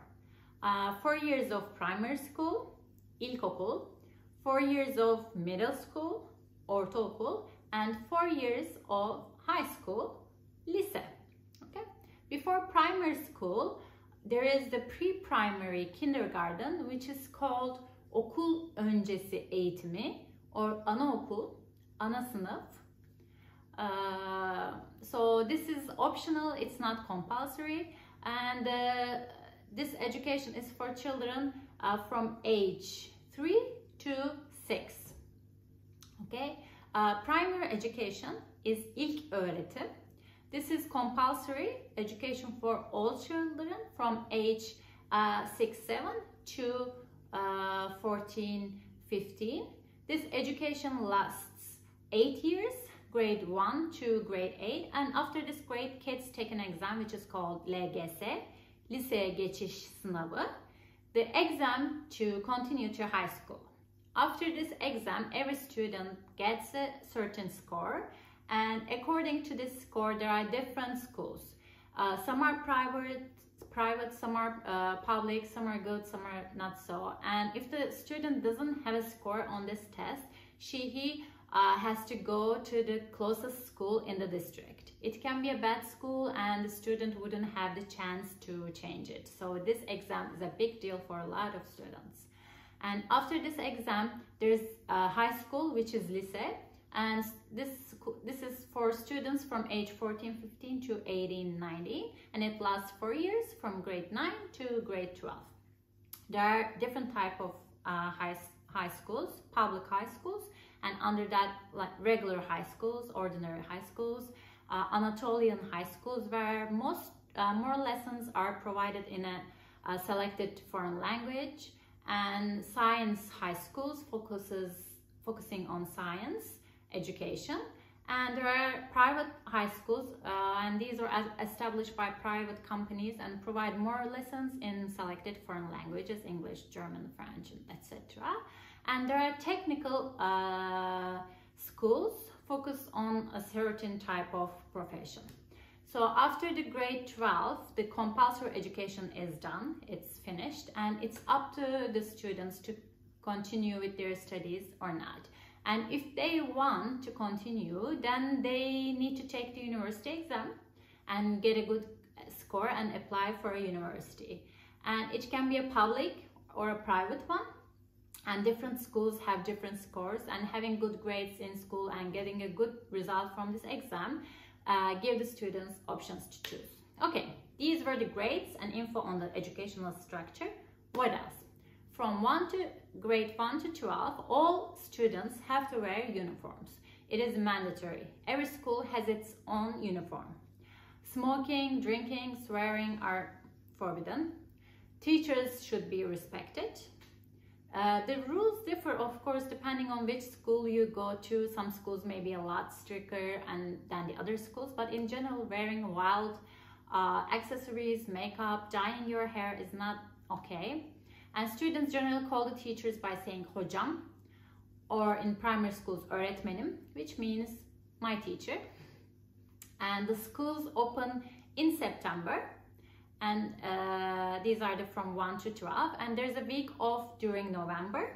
At the end of January there is 2 weeks of vacation, and there's again a week of April off, and the third week of June is done. Then the summer vacation, then there is the summer vacation. Of course there are some religious and civil holidays as well.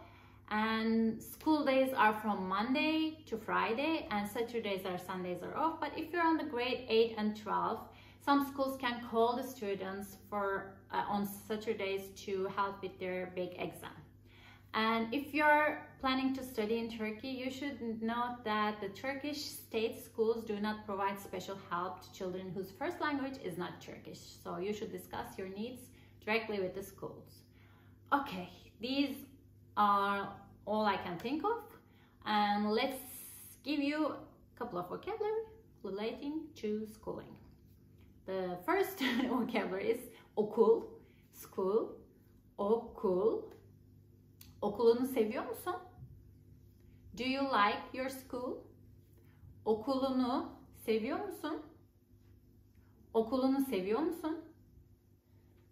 Ödev, homework. Ödev. Ödev. Ödev yapmaktan hoşlanmıyorum. I don't enjoy doing homework. Ödev yapmaktan hoşlanmıyorum. Forma. Uniform. Forma. Forma. Formanı nasıl kaybetmiş olabilirsin? How is it possible to lose your uniform? Formanı nasıl kaybetmiş olabilirsin? Kitap. Book. Kitap. Kitap. Bu sene çok kitap satın almamız gerekiyor. We need to buy a lot of books this year. Bu sene çok kitap satın almamız gerekiyor. Okay, that's it guys. Hope you enjoyed the lesson and learned something new about Turkey and its school system. How is it different or similar to your own country? Comment below. And if you want to study more, just click the link in the description and sign up for free at turkishclass101.com. You can always download our PDF lessons, including all the essential phrases you need in everyday life. I will see you next time. Görüşürüz. Hoşça kalın. Ben Seda. Hi everybody. And welcome to turkishclass101.com. Today I will be talking about top 10 universities in Turkey. First one is Hacettepe Üniversitesi. Hacettepe University was founded in 1967 in the fields of science, technology and art with 16 faculties, 15 institutes, 4 vocational schools and 2 colleges, 1 conservatory, 98 research and application centers. It is located in our capital, Ankara. One of the most demanded majors in Hacettepe is medicine. And you have to get a very high score in university exam to be able to get into medicine in Hacettepe. So you gotta be good. Another top university is Orta Doğu Teknik Üniversitesi, the way we call it, ODTÜ.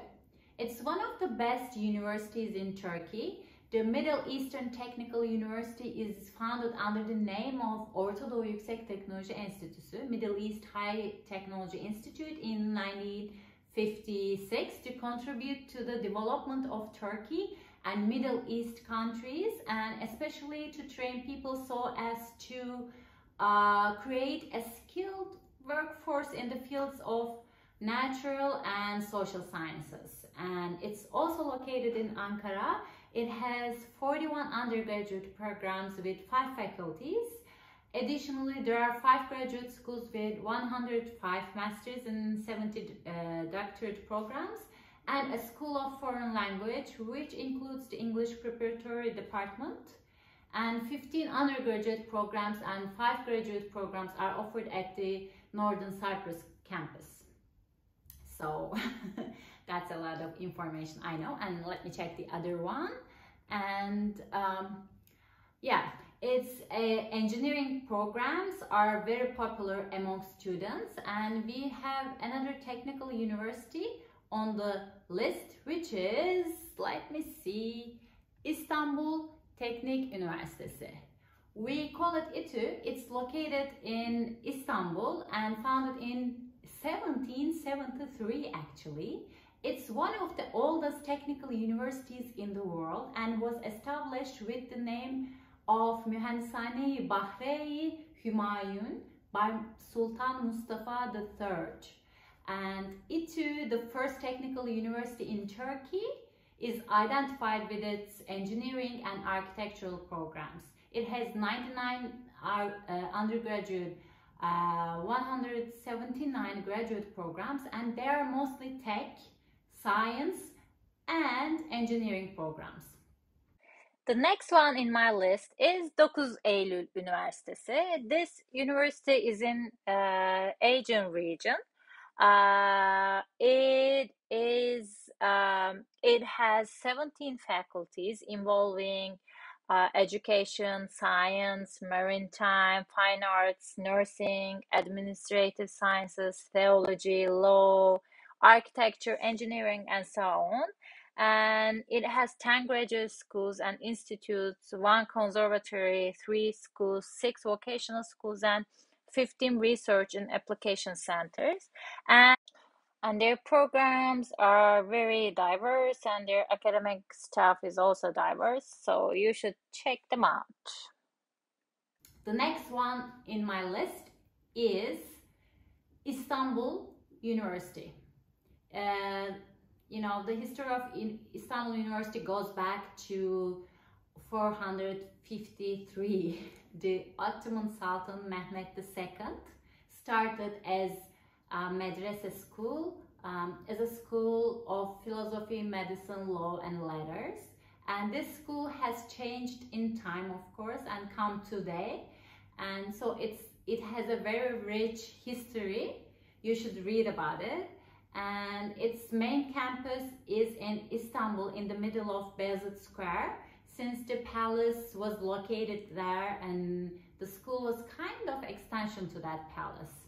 And there are 22 faculties, 767 programs currently, and 2 Turkish Nobel Prize winners were graduated from Istanbul University: Aziz Sancar, the scientist, Orhan Pamuk, the writer, and also me.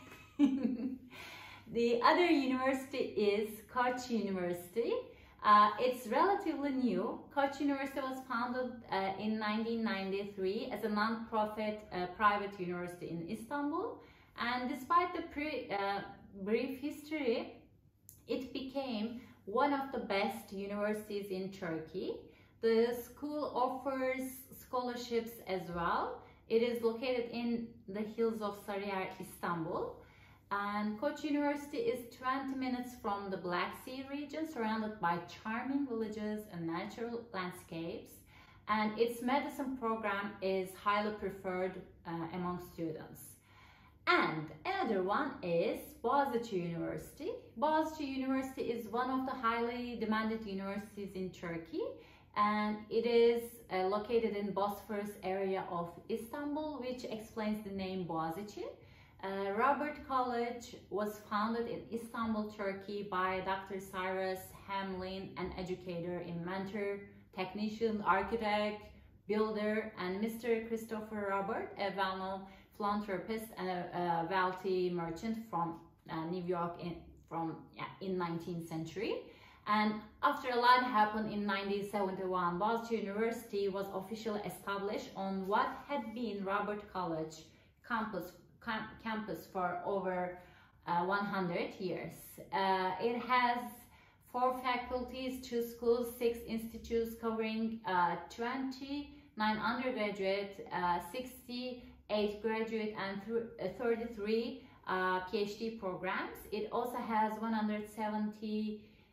57 research laboratory and 32 research center.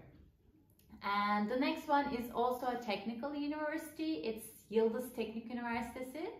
Yıldız Teknik University is located in Istanbul. It is also the 3rd oldest university of Turkey, with its history dating back to 1911. It has 11 faculties, 2 institutes, the vocational schools for national palaces, historical buildings, and vocational school for foreign languages, and have more than 30,000 students. And the popular majors in its school is mostly engineering majors.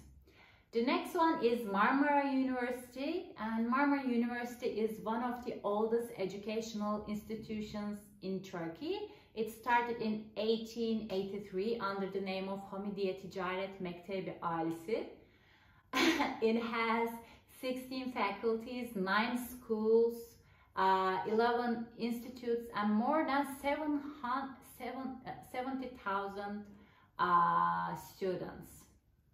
And education is provided in 5 different languages: Turkish, English, French, German, and Arabic. This makes Marmara the only multilingual university in Turkey. And Istanbul Üniversitesi Cerrahpaşa is the last one. Its name was Cerrahpaşa University, but in 2018 this university became part of Istanbul University, and it's a medical school, a research center, and a hospital. Cerrahpaşa actually means Surgeon Pasha. The name comes from Cerrah Mehmet Pasha, who was a Grand Vizier of the Ottoman Empire from like 1598 to 1599. So the school has 9 faculties, 6 institutes, 1 college, 5 vocational schools, and 10 research centers. And that's it. That's, I think, all I want to say. That was a lot of information, I think, and I hope you found it useful. And if you want to attend these schools, check out their websites. Generally, they do have Turkish and English websites, and you can check out their programs and see if they fit what you want, or just learn it as a cultural information. I don't know. I hope you liked it. And if you like to learn more about Turkey or Turkish, you can sign up for free at turkishclass101.com for more information like this. And for more videos and audio lessons, we have a lot in the site. So, till then, görüşmek üzere. Görüşürüz. Kendinize iyi bakın. Hoşça kalın. Herkese merhaba. Ben Seda. Hi everybody, my name is Seda and welcome to turkishclass101.com. Today we'll talk about top 10 companies in Turkey. Okay? This is hard to pick. When you check the biggest companies in Turkey, you'll find the companies with the biggest budgets, but not all of them are well known to the public. Most of them are government companies, like the energy companies and things like that. So I picked well-known companies for you guys. I want to say there is no order in this list. It's not like from biggest to smallest. It's just a scrambled list, okay? Okay? Okay. Are you ready? Okay. So, first of all, Türk Hava Yolları, Turkish Airlines. Turkish Airlines started in 1933 with only 5 planes and fewer than 30 employees to today's airline, like flying to do most of the countries, I think the most countries in the world, and celebrating its 87th year. And let's check out some numbers about Turkish Airlines, okay? I'll come back.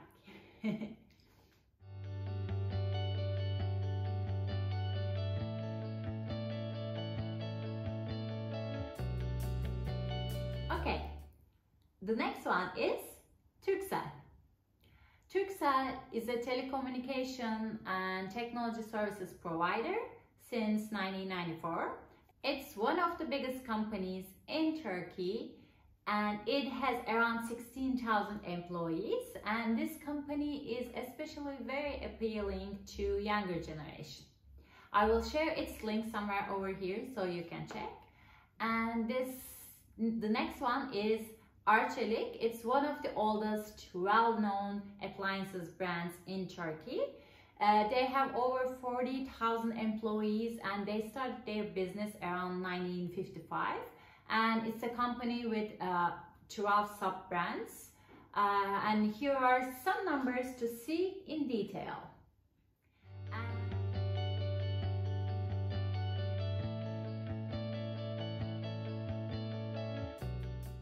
And the next one is Anadolu Efes.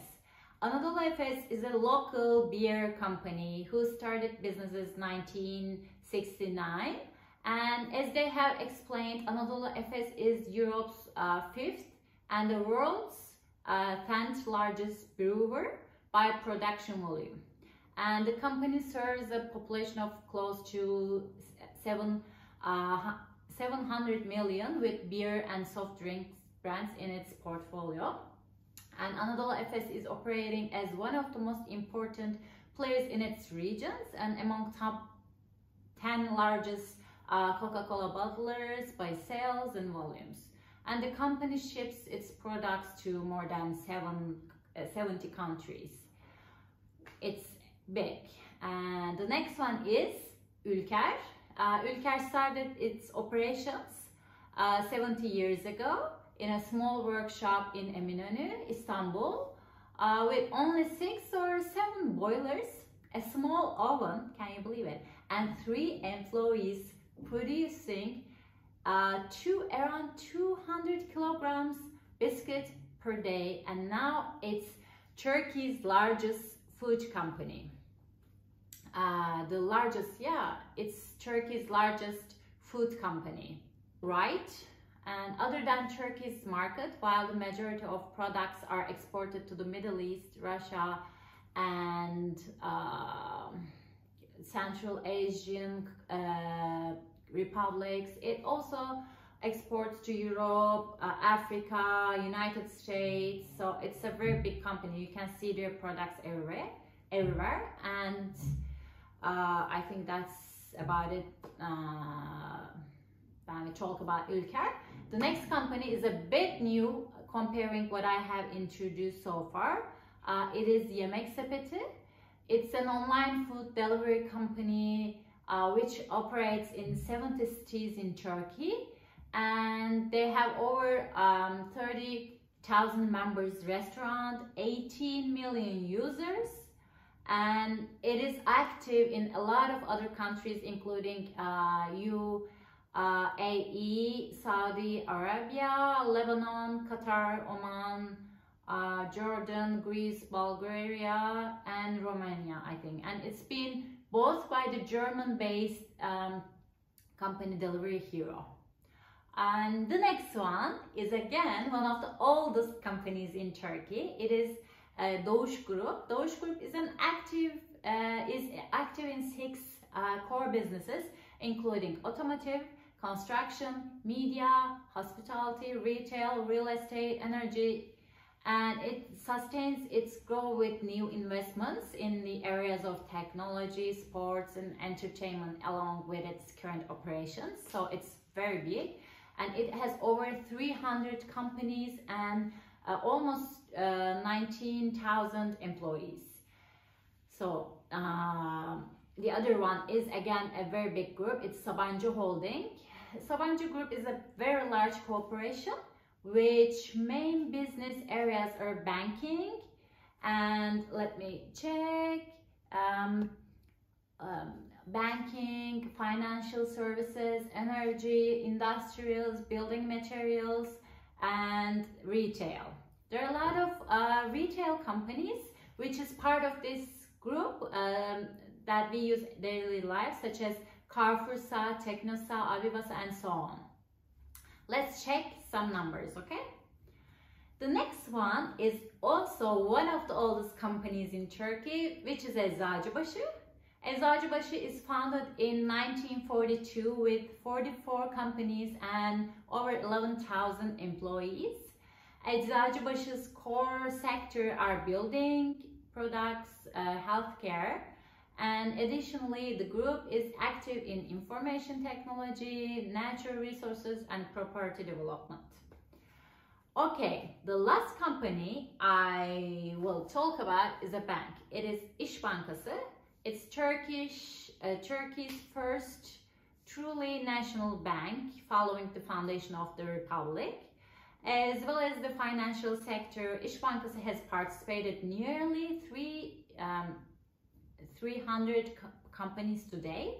It currently has direct participations in 26 companies operating finance, glass, telecommunication, as well as the industry and service main groups. And İş Bank has direct or indirect control over 106 companies, so it is large.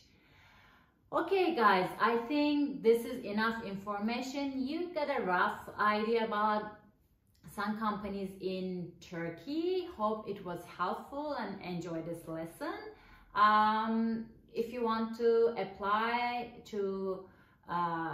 for a job in these companies, you can find their website on this video. And if you want to learn more about Turkey or Turkish, click the link in the description and sign up for free at turkishclass101.com. Till I see you next time. How do we say goodbye in Turkish? Görüşürüz, hoşça kalın. Bye, bye, bye, bye. Yardım. Help. Yardım. Yardım. Yardım. Help. Bana yardımcı olabilir misiniz? Can you help me? Bana yardımcı olabilir misiniz? Öğrenmek. Learn. Öğrenmek. Öğrenmek. Learn. Bu ülkenin mitolojisi hakkında daha fazla şey öğrenmek istiyorum. I want to learn more about mythology from this country. Bu ülkenin mitolojisi hakkında daha fazla şey öğrenmek istiyorum. Oynatmak. Move. Oynatmak.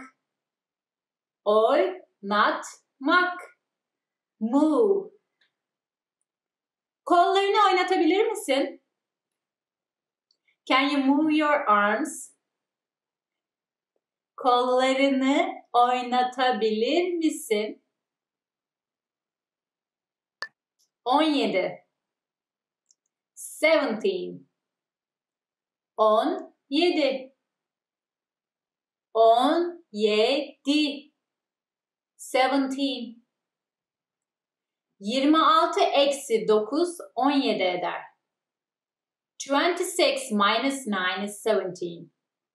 26 eksi 9 17 eder. 18. 18. 18. 18. 18. O 18 yaşında.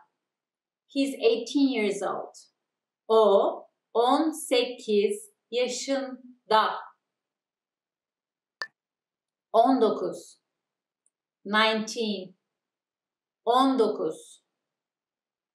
19. 19. O binada 19 kat var. That building has 19 apartments. O binada 19 kat var. 20. 20. 20. 20. 20. O benim 20 yıldır arkadaşım. He has been my friend for 20 years. O benim 20 yıldır arkadaşım. Boyun. Neck. Boyun. Neck. Boyun. Boynumda bir ağrı var. I've got a pain in my neck. Boynumda bir ağrı var. Yüz. Face. Yüz. Yüz. Face. Kız yüzünü yıkar. The girl washes her face.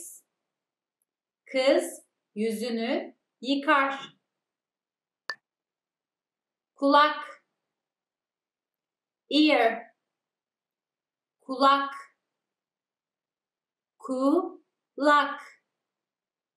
Ear. Küpe takmak için kulak deldirmek gerekir. You need to get your ears pierced before wearing an earring. Küpe takmak için kulak deldirmek gerekir. Saç. Hair. Saç. Saç. Hair. Basit bir saç kesimi istiyorum. I would like a simple haircut. Basit bir saç kesimi istiyorum. Dağ. Mountain. Dağ. Dağ. Mountain. Adam dağın tepesinden atlar. The man jumps on top of the mountain. Adam dağın tepesinden atlar. Plaj. Beach. Plaj. Plaj. Beach. Plajda dinlenmek. Relax at the beach. Plajda dinlenmek. Yağmur ormanı. Rainforest. Yağmur ormanı. Yağmur ormanı. Rainforest. Amazon yağmur ormanı çok büyüktür. The Amazon rainforest is very large. Amazon yağmur ormanı çok büyüktür. Ada.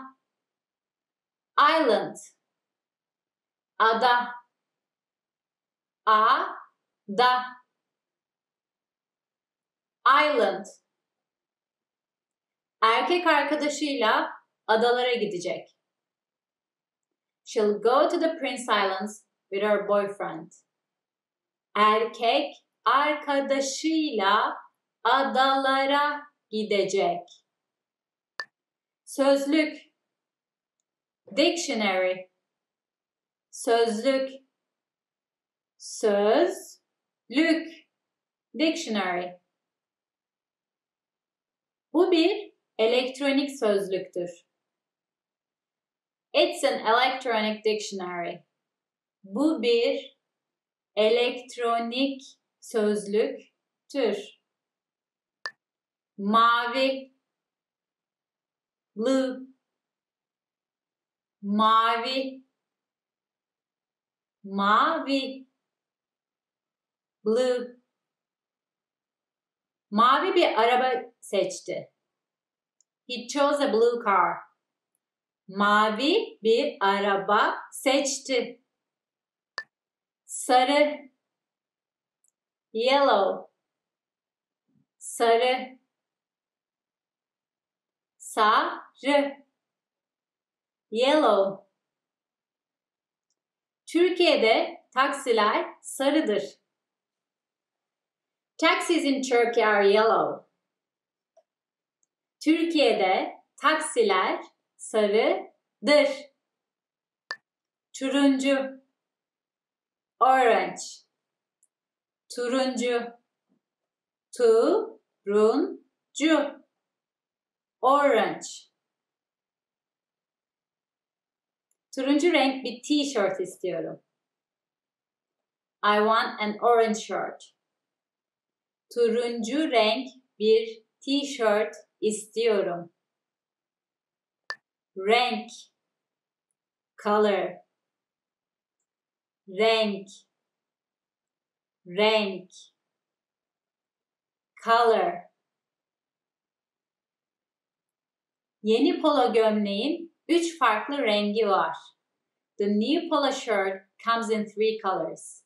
Yeni polo gömleğin 3 farklı rengi var.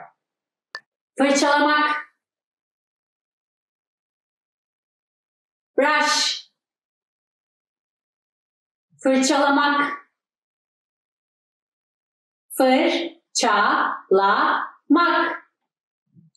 Brush. Dişlerini fırçaladın mı? Did you brush your teeth? Dişlerini fırçaladın mı? Duş almak. Shower. Duş almak. Duş almak. Shower. Adam sabahları duş alır. The man showers in the morning. Adam sabahları duş alır. Yıkamak. Wash.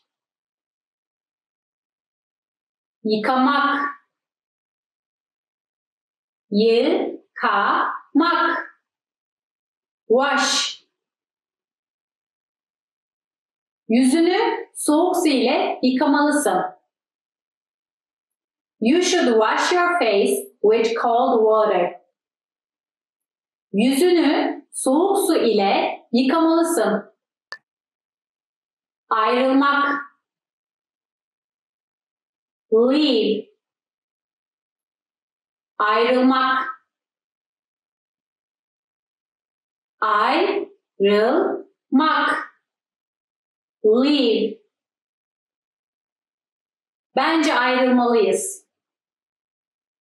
I think we should leave. Bence ayrılmalıyız. Hesap. Check. Hesap. Hesap. Check. Hesabı alabilir miyim? Could I have the check? Hesabı alabilir miyim? 66. 66. 66. 66. 66. 66 dakika koştum. I ran for 66 minutes. 66 dakika koştum. 77. 77. 77. 77. 77. Kapı numarası 77. His door number is 77. Kapı numarası 77. 88. 88. 88. 88. 88. Şirketin 88 çalışanı var. The company has 88 employees. Şirketin 88 çalışanı var. 99. 99. 99. 99. 99. Dedesi 99 yaşında. His grandfather is 99 years old. Dedesi 99 yaşında. 100. 100. 100. 100. 100. Bir asır 100 yıl demek. A century means 100 years. Bir asır 100 yıl demek. Salon. Living room. Salon. Salon. Living room. Geniş bir salon, ailecek yapılan aktiviteler için kullanılabilir. A wide living room can be used for family activities. geniş bir salon, ailecek yapılan aktiviteler için kullanılabilir. Yemek odası, dining room. Yemek odası, yemek odası, dining room. Benim evimde yemek odası yok. There's no dining room in my house. Benim evimde yemek odası yok. Koridor, hallway, koridor, koridor, hallway. Koridorda koşma. Don't run in the hallways. Koridorda koşma. Apartman, apartment, apartman, apartman, apartment. O apartmanda 12 sene yaşadı. She lived in that apartment for 12 years. O apartmanda 12 sene yaşadı. Ev, house, ev, ev, house. Hawaii'de ikinci bir ev aldılar. They bought a second house in Hawaii. Hawaii'de ikinci bir ev aldılar. Egzersiz yapmak. Exercise. Egzersiz yapmak. Egzersiz yapmak. Exercise. Kadın yerde egzersiz yapar. The woman exercises on the floor. Kadın yerde egzersiz yapar. Açık. Open. Açık. Açık. Open. Tenis kortu akşam da açık. The tennis court is open in the evening too. Tenis kortu akşam da açık. Dinlemek. Listen. Dinlemek. Dinlemek. Listen. Bu barda harika caz grubu dinleyebilirsin.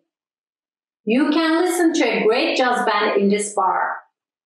Bu barda harika caz grubu dinleyebilirsin. Doğum günü. Birthday. Doğum günü. Doğum günü. Birthday. Doğum günün ne zaman? When is your birthday? Doğum günün ne zaman? Emekli olmak. Retire. Emekli olmak. Emekli olmak. Retire. Dedem bir yıl içinde emekli olmak istiyor. My grandfather wants to retire in a year. Dedem bir yıl içinde emekli olmak istiyor. Pijama. Pajamas. Pijama. Pijama. Pajamas. Pijamalarımı giydim ve yatmaya gittim. I put on my pajamas and I went to sleep. Pijamalarımı giydim ve yatmaya gittim. Sütyen. Bra. Sütyen. Süt. Yen. Bra. Beyaz sütyen. White bra. Beyaz sütyen.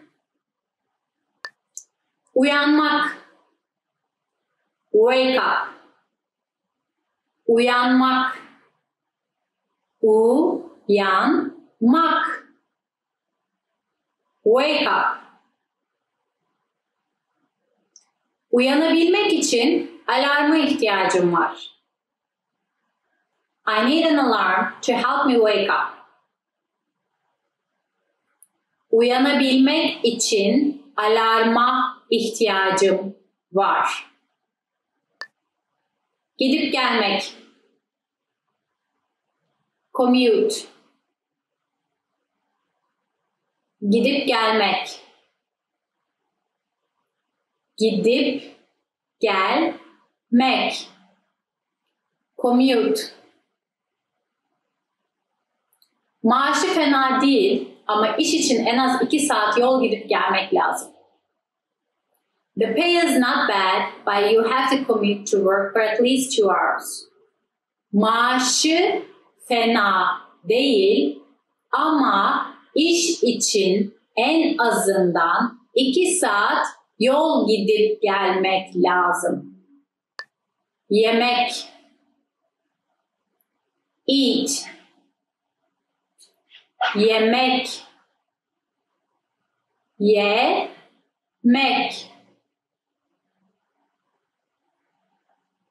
Eat. Başka bir şey yemek ister misiniz? Would you like to eat anything else? Başka bir şey yemek ister misiniz? Sanat. Art. Sanat. Sanat. Art.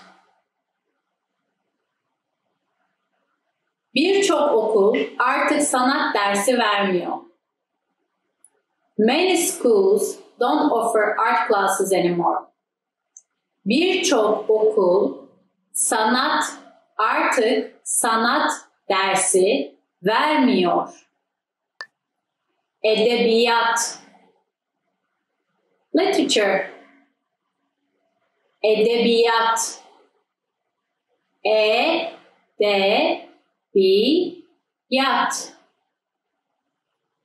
Literature.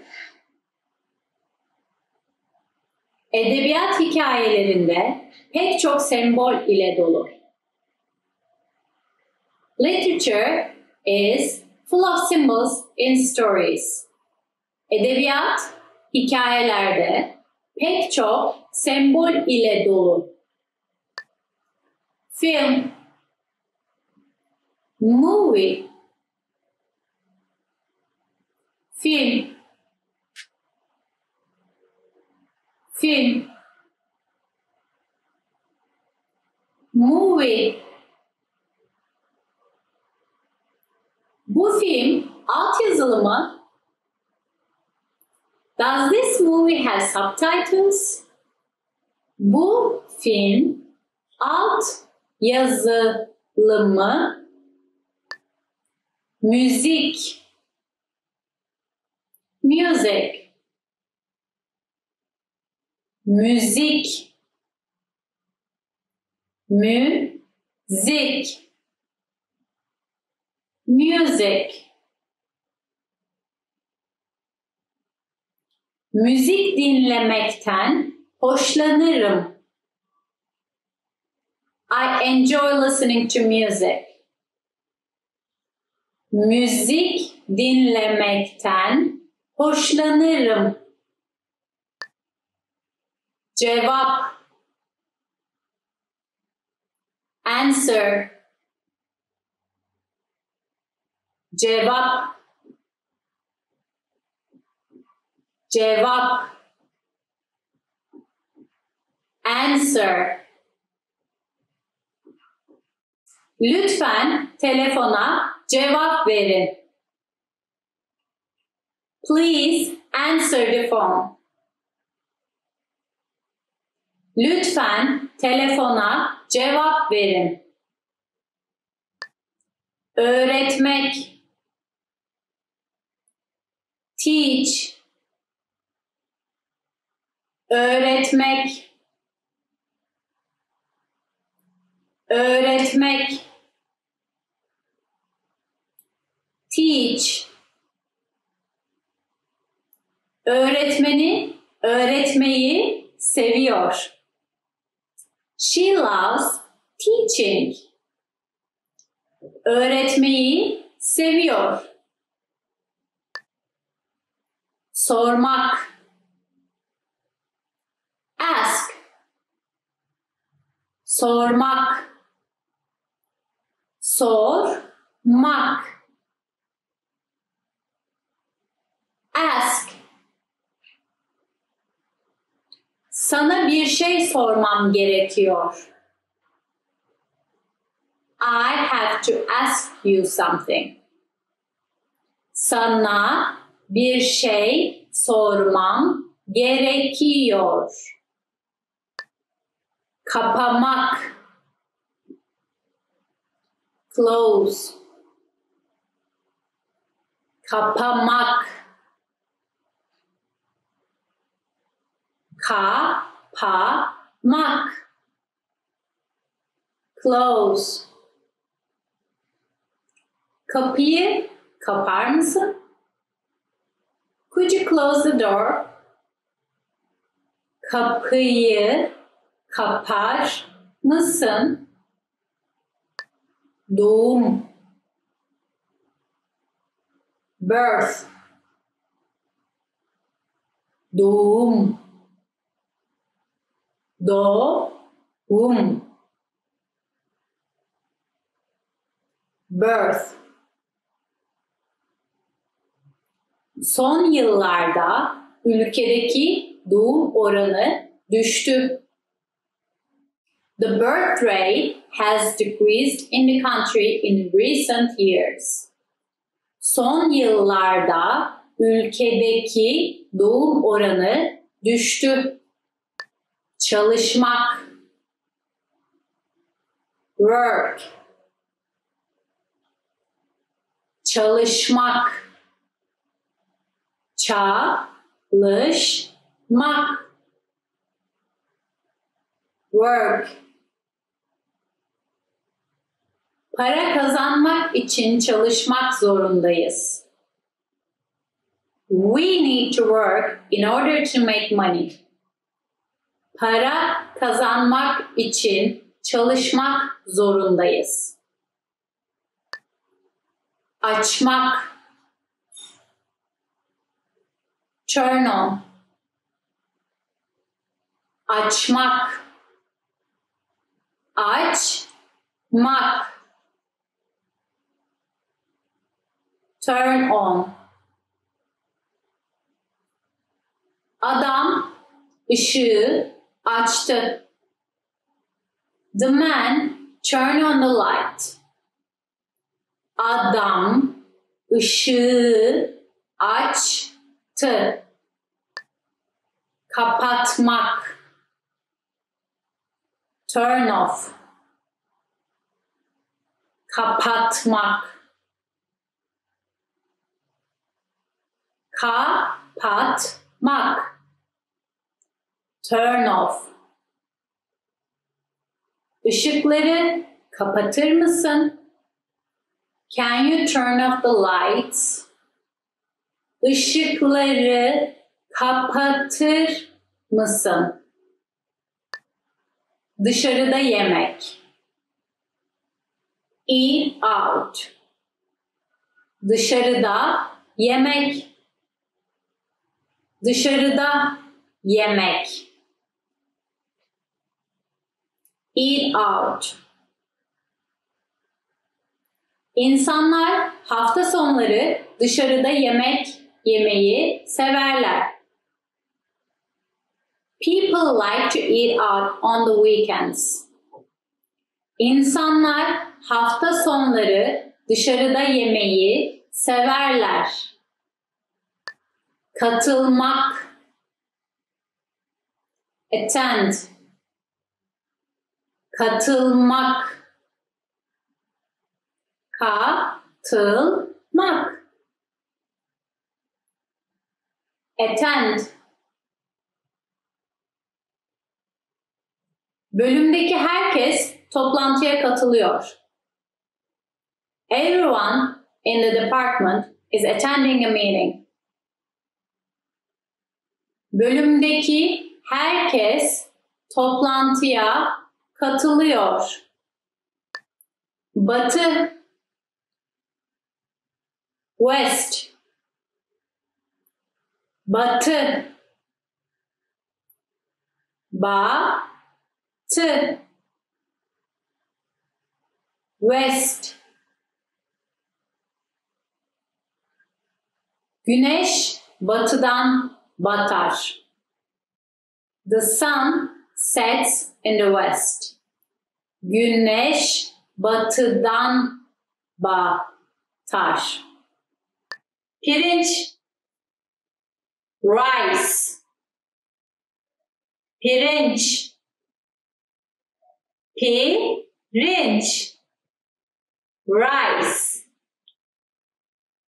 Pirinç birçok diyette önemli bir karbonhidrat kaynağıdır. Rice is an important source of carbohydrates in many diets. Pirinç birçok diyette önemli bir karbonhidrat kaynağıdır. Ekmek, bread. Ekmek, ekmek, bread. Her pazar sabahı fırından ekmek, kek ve kurabiye alırız. Every Sunday morning we buy bread, cake and cookies at the bakery. Her pazar sabahı fırından ekmek, kek ve kurabiye alırız. Yumurta, egg. Yumurta, yumurta, egg. Aşçı bir yumurta kızartır. The cook fries an egg. Aşçı bir yumurta kızartır. Erişte, noodle. Erişte, erişte, noodle. Hazır erişteler popüler bir hafif yemektir. Instant noodles are a popular light meal. Hazır erişteler popüler bir hafif yemektir. Alarmlı saat. Alarm clock. Alarmlı saat. Alarmlı saat. Alarm clock. Alarmlı saat sabah 5'e kuruludur. The alarm clock is set for 5 a.m. Alarmlı saat sabah 5'e kuruludur. Kapı, door. Kapı, kapı. Door. Kapı kapalı. The door is closed. Kapı kapalı. Uzaktan kumanda. Remote control. Uzaktan kumanda. Uzaktan kumanda. Remote control. Bana uzaktan kumandayı uzatır mısın? Lütfen. Could you please pass me the remote control? Bana uzaktan kumandayı uzatır mısın lütfen? Silmek. Wipe. Silmek. Silmek. Wipe. Yeri silmeyi unutma. Don't forget to wipe the floor. Yeri silmeyi unutma. Menü. Menu. Menü. Menü.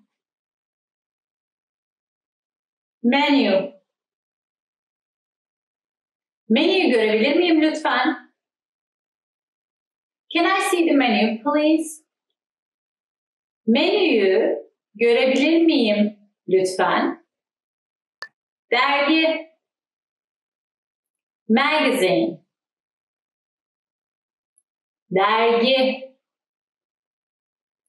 Dergi. Magazine. Dergideki yeni yazısı hiç komik değil. His new article for the magazine is not funny at all. Dergideki yeni yazısı hiç komik değil. Sesli kitap. Audiobook. Sesli kitap. Sesli kitap. Audiobook. Ben işe gidip gelirken sesli kitap dinlerim. I listen to audiobooks during my commute to work. Ben işe gidip gelirken sesli kitap dinlerim. Video oyunu. Video game. Video oyunu. Video oyunu. Video game. Ben bu hafta sonu yeni bir video oyunu alacağım. I'm going to buy a new video game this weekend. Ben bu hafta sonu yeni bir video oyunu alacağım. Ucuz. Cheap. Ucuz. Ucuz. Cheap. Kol saati ucuz değil. The wristwatch is not cheap. Kol saati ucuz değil. Pahalı. Expensive. Pahalı. Pahalı. Expensive. Burada öğle yemeği menüsü ucuz ama akşam yemeği çok pahalı. The lunch menu here is cheap, but dinner is very expensive. Burada öğle yemeği menüsü ucuz ama akşam yemeği çok pahalı. Nazik. Kind. Nazik. Nazik. Kind. O büyük gülümsemesiyle nazik bir insan. She's a kind person with a big smile. O büyük gülümsemesiyle nazik bir insan. Korkunç. Scary. Korkunç. Korkunç. Scary. O maskeyi takınca çok korkunç görünüyor. He looks scary when he wears that mask. O maskeyi takınca çok korkunç görünüyor. Rahatlatıcı. Relaxing. Rahatlatıcı. Rahatlatıcı. Relaxing. Pazarları rahatlatıcıdır. Sundays are very relaxing. Pazarları rahatlatıcıdır. Pound. Pound. Pound. Pound. Pound. Bir pound 16 onstur. 1 pound is 16 ounces. Bir pound 16 onstur. Mil. Mile. Mil. Mil. Mile. Bir mil yaklaşık 1,6 kilometredir. 1 mile is roughly 1.6 kilometers. Bir mil yaklaşık 1,6 kilometredir. Adım. Foot. Adım. Adım. Foot. Bir adımda 12 inç vardır. There are 12 inches in a foot. Bir adımda 12 inç vardır. Kakao. Kakao. Kakao. Ka-ka-o. Kakao. Bir bardak sıcak kakao soğuk kış akşamında rahatlatıcıdır. A warm cup of cocoa is comforting on a cold winter night. Bir bardak sıcak kakao soğuk kış akşamında rahatlatıcıdır. Meşrubat. Soft drink. Meşrubat. Meşrubat. Soft drink. Bazı yaygın meşrubatlar, gazlı içecekler, buzlu çay ve aromalı sudur. Some common soft drinks are cola, sodas, iced tea and flavored water. Bazı yaygın meşrubatlar, gazlı içecekler, buzlu çay ve aromalı sudur. Meyve suyu. Juice. Meyve suyu. Meyve suyu. Juice. Taze meyve suyu güne başlamanın harika bir yoludur. Fresh fruit juice is a great way to start any day. Taze meyve suyu güne başlamanın harika bir yoludur. Kitaplık. Bookshelf. Kitaplık. Kitaplık. Bookshelf.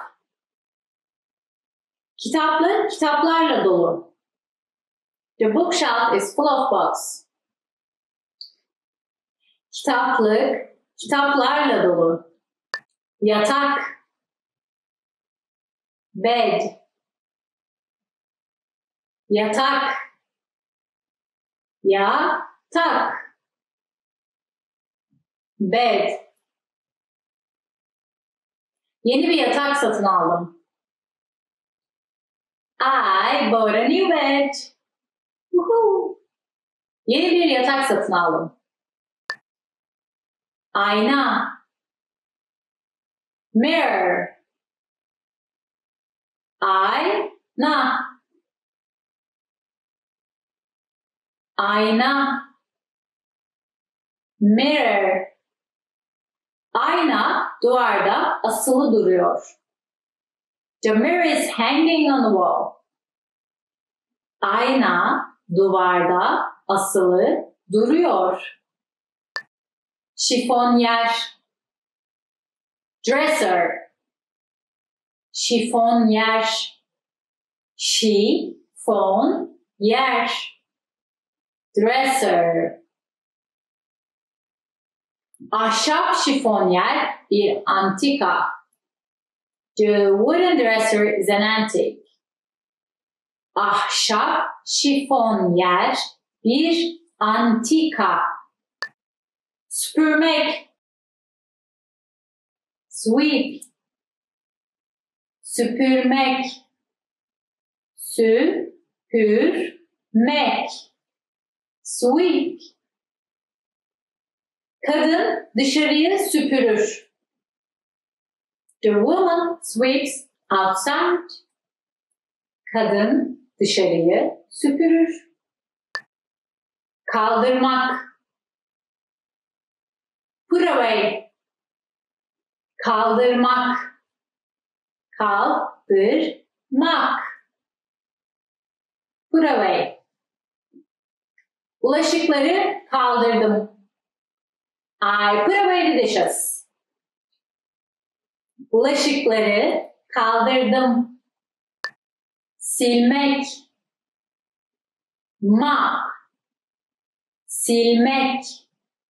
Silmek. Mop.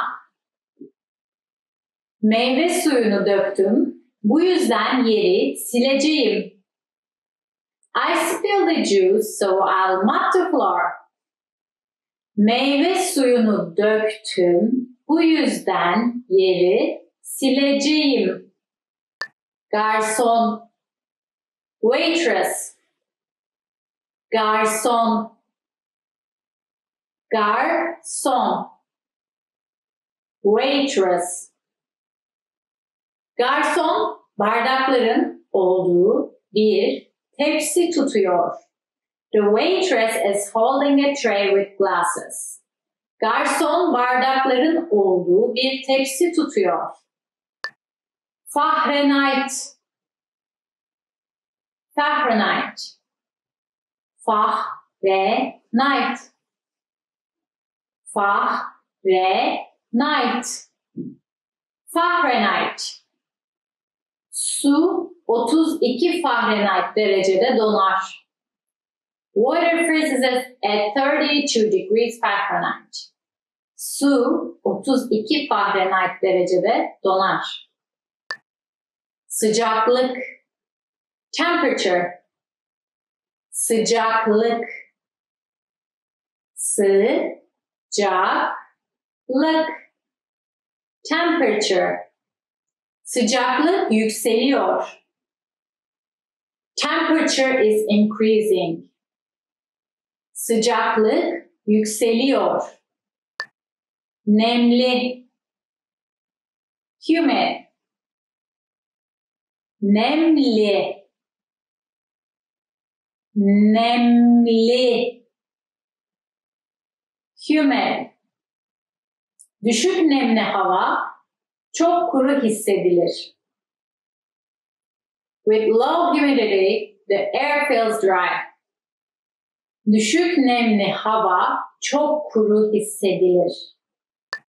Rüzgarlı. Windy. Rüzgarlı. Rüzgarlı. Windy. Yarın soğuk ve rüzgarlı olacak. Yani bir atkı giy. Tomorrow will be cold and windy, so wear a scarf. Yarın soğuk ve rüzgarlı olacak. Yani bir atkı giy. Oyun alanı. Playground. Oyun alanı. Oyun alanı. Playground. Oyun alanında salıncak ve kaydırak için her zaman bir sıra vardır. At the playground, there is always a line for the swings and slides. Oyun alanında salıncak ve kaydırak için her zaman bir sıra vardır. Havuz, pool, havuz, havuz, pool. Can kurtaran havuzu izliyor. The lifeguard is watching the pool. Can kurtaran havuzu izliyor. Tenis, tennis, tenis, tenis, tennis. Kadın tenis oynuyor. The woman is playing tennis. Kadın tenis oynuyor. Basketball. Basketball. Basketball. Basketball. Basketball. Çoğu basketbol oyuncusu uzun boyludur. Most basketball players are tall. Çoğu basketbol oyuncusu uzun boyludur. Litre. Liter. Litre. Litre. Liter. Şişe 2 litre kola içerir. The bottle contains 2 liters of cola. Şişe 2 litre kola içerir. Beyaz. White. Beyaz. Beyaz. White. Beyaz en sevdiğim renk. White is my favorite color. Beyaz en sevdiğim renk. Kırmızı. Red. Kırmızı. Kırmızı. Red. Ben kırmızı et yemem. I don't eat red meat. Ben kırmızı et yemem. Yeşil. Green. Yeşil. Yeşil. Yeşil. Green. Yeşil kurbağa suyun içinde. The green frog is in the water. Yeşil kurbağa suyun içinde. Bitirmek. Finish. Bitirmek. Bitirmek. Finish. Bir saniye lütfen. Önce bunu bitirmem lazım. Just a moment please. I need to finish this one first. Bir saniye lütfen. Önce bunu bitirmem lazım. Başlamak. Start. Başlamak. Başlamak. Start. Sırt üstü yüzme yarışması başlamak üzere. The backstroke swimming competition is about to start. Sırt üstü yüzme yarışması başlamak üzere. Dönüşmek. Become. Dönüşmek. Dönüşmek. Become. Turtle bir kelebeğe dönüşür. The caterpillar becomes a butterfly. Turtle bir kelebeğe dönüşür. 14 14 14 14 14 Bu binada 14 kat var. There are 14 stories in this building. Bu binada 14 kat var. 15 15 15 15 15 Kapının önünde 15 kedi vardı. That can be in Istanbul. There were 15 cats in front of the door. Kapının önünde 15 kedi vardı. 16 16 16 16 16 dakikamız var. We have 16 minutes. 16 dakikamız var. Telefon. Telefon. Telefon. Telefon. Telefon. Bir telefon görüşmesi yapmak. Make a telephone call. Bir telefon görüşmesi yapmak. Göz. Eye. Göz. Göz. Eye. Gözlerim annemle aynı renktir. My eyes are the same color as my mother's. Gözlerim annemle aynı renktir. Diş. Teeth. Diş. Diş. Teeth. Dişlerini fırçaladın mı? Did you brush your teeth? Dişlerini fırçaladın mı? Dudak. Lip. Dudak. Dudak. Lip. Büyük dudakları var. She has a very big lips. Büyük dudakları var. Fotokopi makinesi. Copy machine. Fotokopi makinesi. Fotokopi makinesi. Copy machine. Fotokopi makinesini kullanabilir miyim?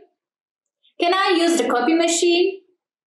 Fotokopi makinesini kullanabilir miyim? Masa. Desk. Masa. Masa. Desk. Bu masa, bu küçük ofis için çok büyük. That desk is too big for the small office.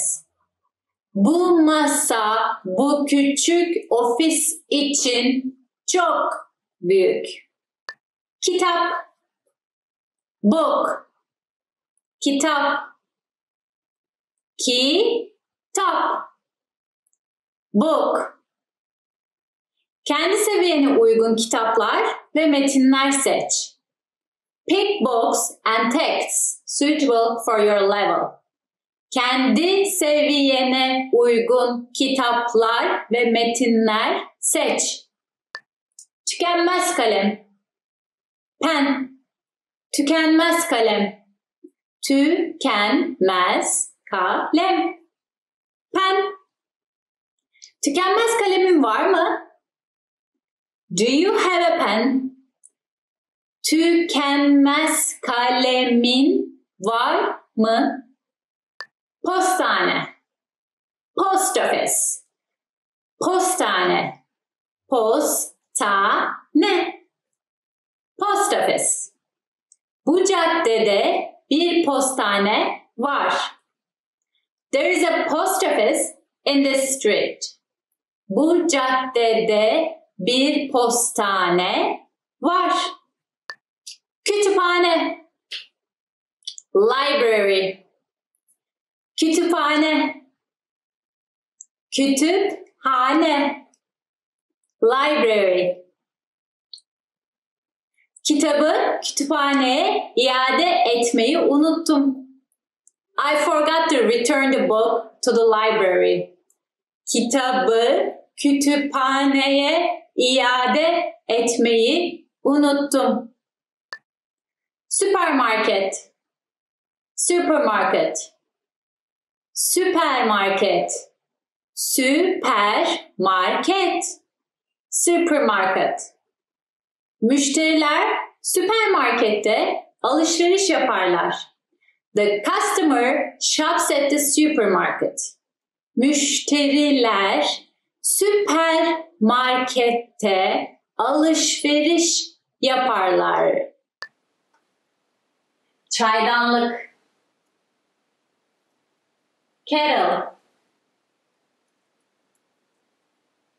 Çaydanlık. Çaydanlık. Kettle.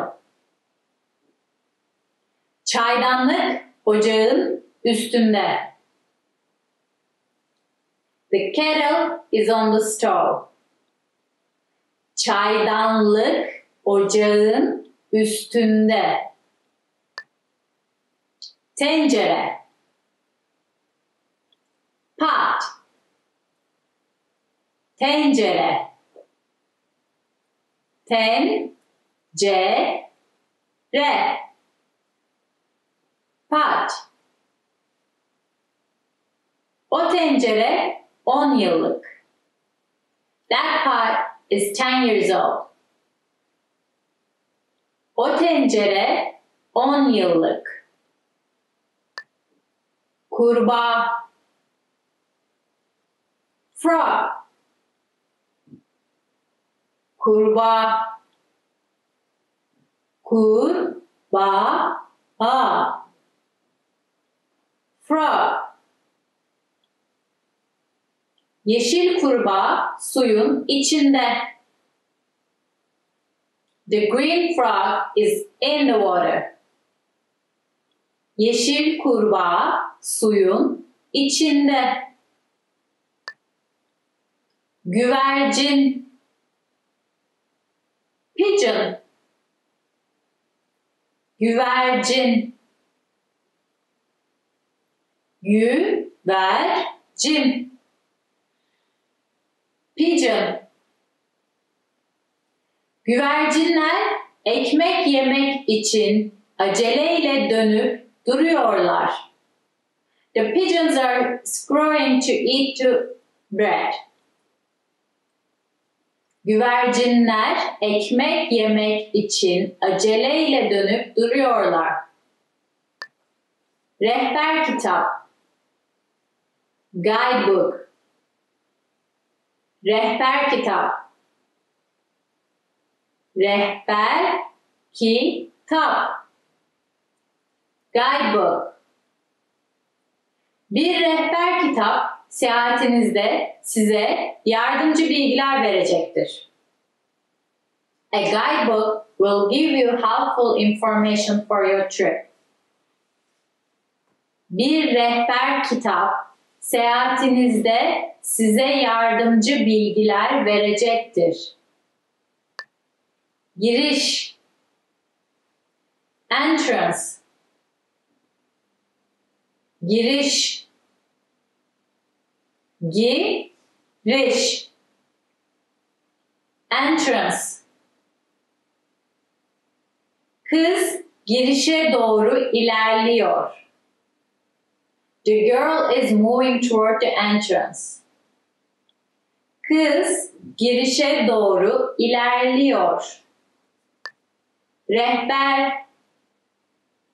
Tour guide. Rehber. Rehber. Tour guide. Tur rehberi bir tur gerçekleştiriyor. The tour guide is conducting a tour. Tur rehberi bir tur gerçekleştiriyor. Rezervasyon. Reservation. Rezervasyon. Rezervasyon. Reservation. Lütfen rezervasyonumu iptal edin. Please cancel my reservation. Lütfen rezervasyonumu iptal edin. Pasaport. Passport. Pasaport. Passport. Passport. Pasaportun var mı? Do you have a passport? Pasaportun var mı? Bilgisayar bilimleri. Computer science. Bilgisayar bilimleri. Bilgisayar bilimleri. Computer science. Bilgisayar bilimleri alanı yeni sayılır. The field of computer science is relatively new. Bilgisayar bilimleri alanı yeni sayılır. Matematik. Maths. Matematik. Matematik.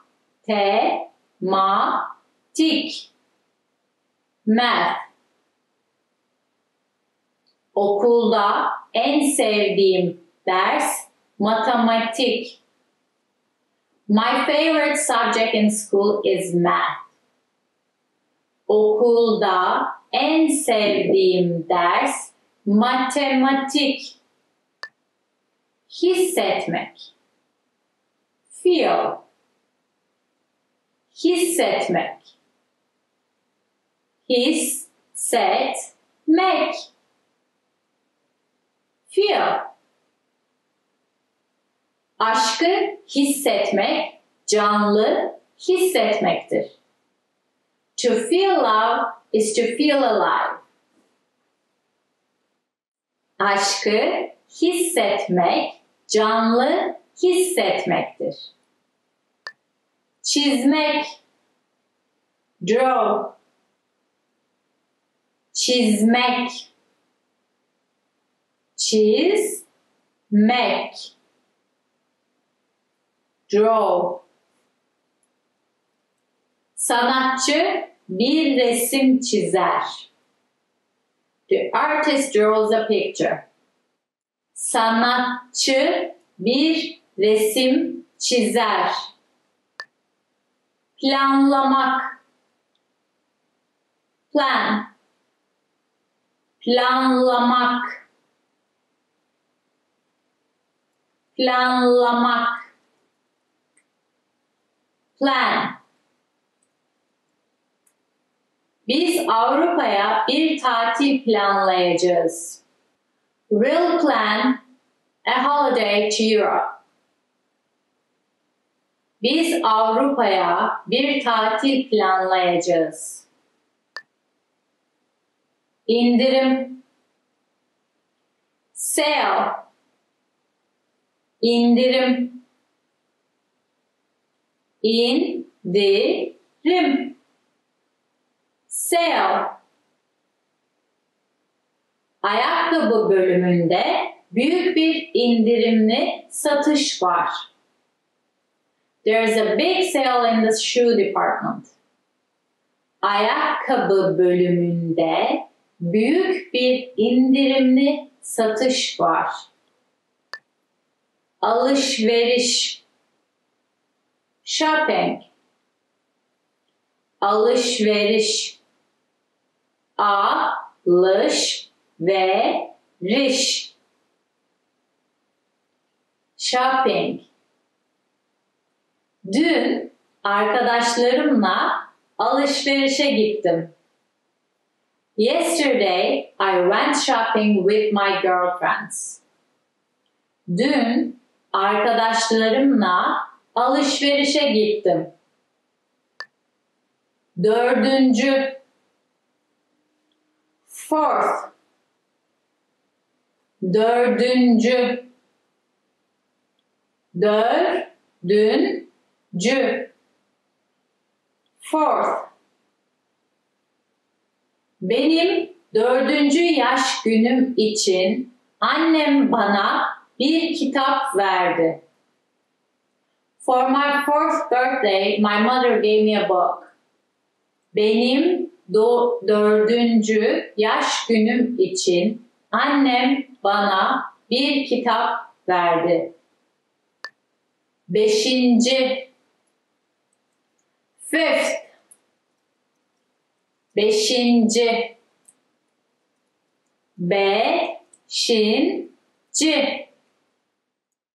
Fifth.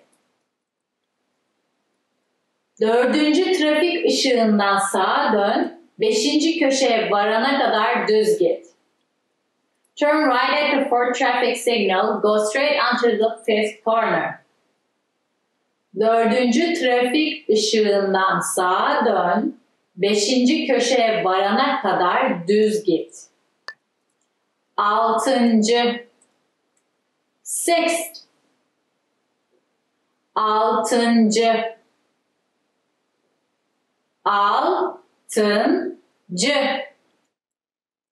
Sixth.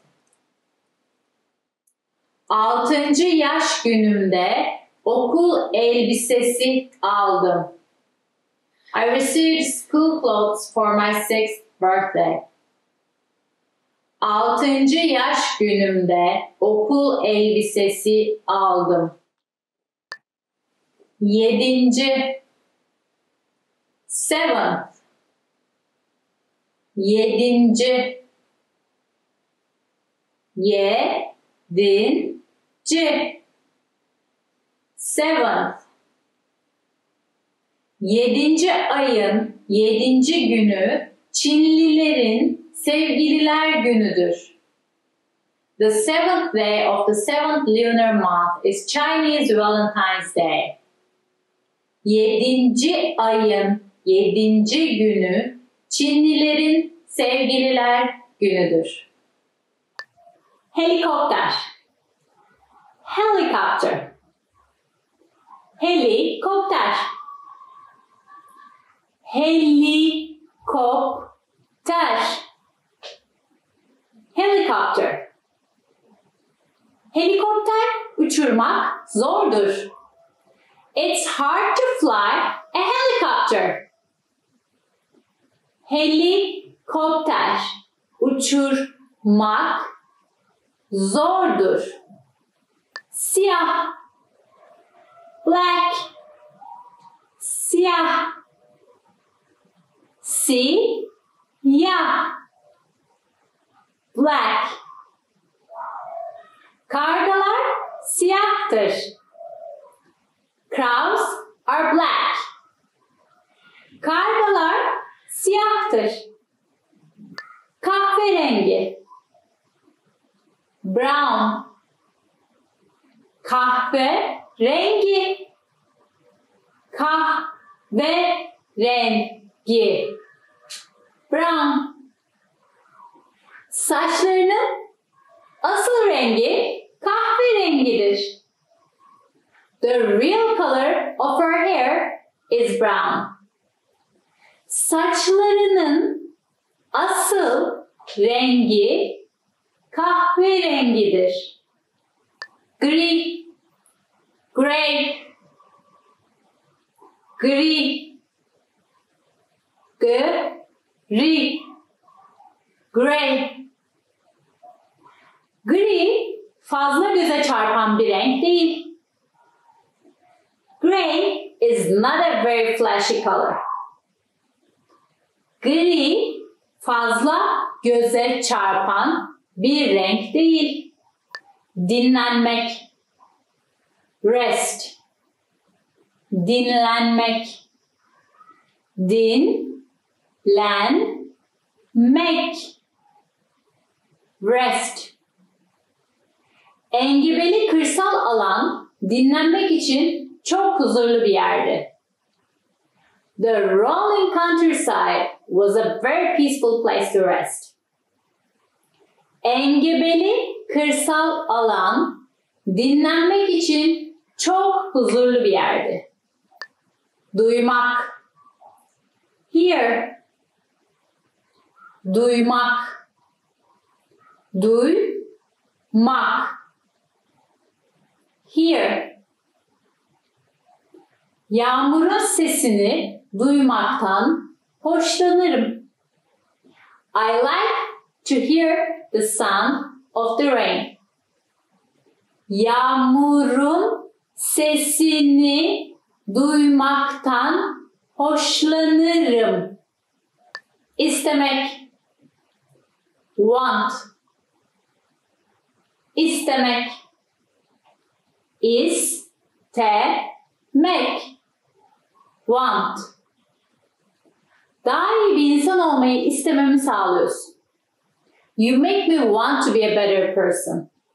Daha iyi bir insan olmayı istememi sağlıyorsun. İğrenç. Disgusting. İğrenç. İğrenç. Disgusting. Adam iğrenç bir atıştırmalık yiyor. The man is eating a disgusting snack.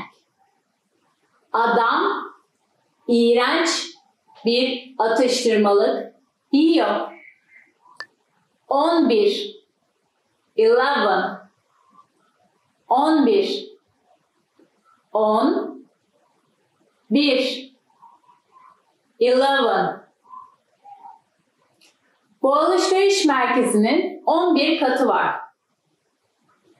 This department store has 11 floors. Bu alışveriş merkezinin 11 katı var. 12 12 12 Türkiye'de zorunlu eğitim 12 yıldır. Compulsory education is 12 years in Turkey. Türkiye'de zorunlu eğitim 12 yıldır. 13 13 13 13 13 Onun kitaplığında 13 kitabı var. She has 13 books on her bookshelf. Onun kitaplığında 13 kitabı var. E-posta. E-mail. E-posta. E-posta. E-mail. E-posta adresin ne? What's your email address? E-posta adresin ne? Cep telefonu. Cellular phone. Cep telefonu. Cep telefonu. Cellular phone. Bir cep telefonun var mı? Do you have a cell phone? Bir cep telefonun var mı? Mesaj. Text message. Mesaj. Mesaj. Text message. Bir mesaj göndermek. Send a text message. Bir mesaj göndermek. Ağız. Mouth. Ağız. Ağız. Mouth. Ağzında bir şey var. There's something at your mouth. Ağzında bir şey var. Yanak. Cheek. Yanak. Yanak. Cheek. Yanakları kırmızı kırmızı. Her cheeks are very red.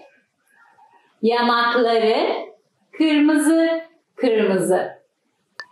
Burun. Nose. Burun. Burun. Nose. Büyük bir burnu var. He has a big nose. Büyük bir burnu var. Defter. Notebook. Defter. Defter. Notebook. İlkokul öğrencileri defterlerini kaplar. Elementary school kids cover their notebooks. İlk okul öğrencileri defterlerini kaplar. Kurşun kalem. Pencil. Kurşun kalem. Kurşun kalem. Pencil. Kalem kutuda 9 adet kurşun kalem var. There are 9 pencils in a pencil case. Kalem kutuda 9 adet kurşun kalem var. Silgi. Eraser. Silgi. Silgi. Eraser. Silgini kullanabilir miyim? Can I use your eraser? Silgini kullanabilir miyim? Cüzdan. Wallet. Cüzdan. Cüzdan. Wallet. Sokakta bir cüzdan buldum. I found a wallet on the street. Sokakta bir cüzdan buldum. Çanta. Purse. Çanta. Çanta. Purse. Bu büyük bir çanta. This is a big purse. Bu büyük bir çanta. Sipariş. Order. Sipariş. Sipariş. Order. Hadi dışarıdan yemek sipariş edelim. Let's order delivery food. Hadi dışarıdan yemek sipariş edelim. Tarla. Field. Tarla. Tarla. Field. Tarla 800 hektardı. The field is 800 hectares. Tarla 800 hektardı. Çöl, desert, çöl, çöl, desert. Güneş sıcak çölü yakıp kavuruyor. The sun is heating the hot desert. Güneş sıcak çölü yakıp kavuruyor. Patron, boss. Patron, patron, boss. Patronumu gerçekten hiç sevmiyorum. I really don't like my boss.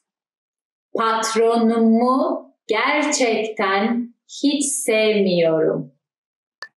Büro, office, büro, büro, office. Patron büroya geldi mi? Did the boss come to the office? Patron büroya geldi mi?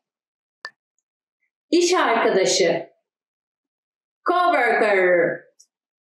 İş arkadaşı, iş arkadaşı, coworker. İş arkadaşımla geçen pazartesi günkü olay hakkında konuşmak istiyorum. I would like to talk to my coworker regarding last Monday's incident. İş arkadaşımla geçen pazartesi günkü olay hakkında konuşmak istiyorum. Toplantı, meeting, toplantı, toplantı, meeting. Bir toplantıya katılırım. I attend a meeting. Bir toplantıya katılırım. Karakol, police station. Karakol, karakol, police station. Karakola gitmek istiyorum. I want to go to the police station. Karakola gitmek istiyorum. Eczane, pharmacy. Eczane, eczane, pharmacy. Yakınlarda eczane var mı? Is there a pharmacy nearby? Yakınlarda eczane var mı? Fırın, bakery.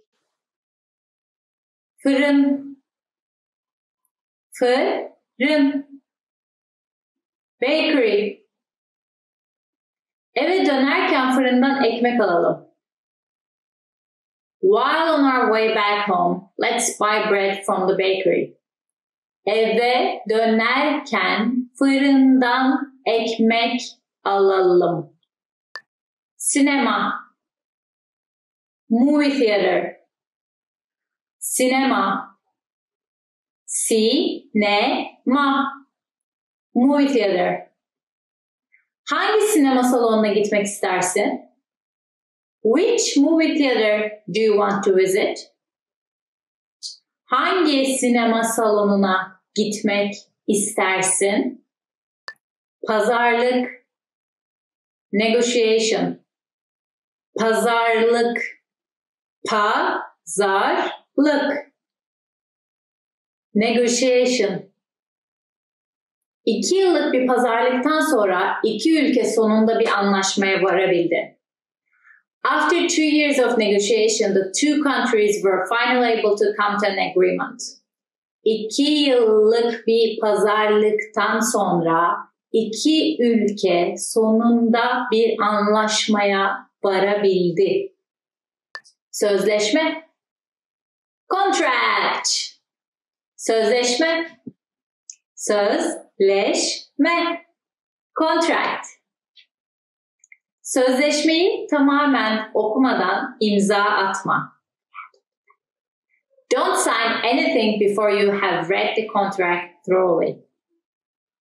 Sözleşmeyi tamamen okumadan imza atma.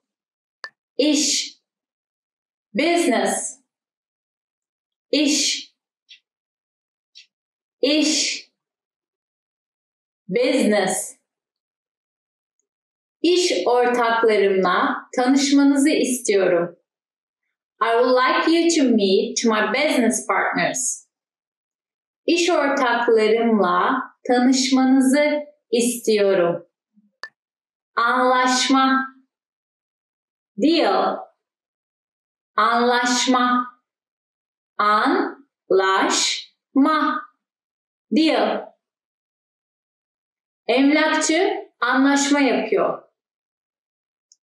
That real estate agent is making a deal. Emlakçı anlaşma yapıyor. Meşgul, busy, meşgul, meşgul, busy. Bu hafta meşgulüm. This week I'm busy. Bu hafta meşgulüm. Ciddi, serious, ciddi, ciddi, serious. Bu ciddi bir hatadır. It's a serious mistake. Bu ciddi bir hatadır. Oy, yorgun. Tired. Yorgun. Yorgun. Tired. Teşekkürler ama gerçekten çok yorgunum. Thanks, but I'm really tired. Teşekkürler ama gerçekten çok yorgunum. Dışarı, dışarısı. Outside. Dışarı, dışarısı. Dışarı, dışarısı. Outside. Dışarısı 1 derece. It's 1 degree outside. Dışarısı 1 derece. İçeri. Inside. İçeri. İçeri. Inside. Bebek içeride uyuyor. The baby is sleeping inside. Bebek içeride uyuyor. Sol. Left. Sol. Sol. Left. O sol tarafta. It's on the left side. O sol tarafta. Sağ. Right. Sağ. Sağ.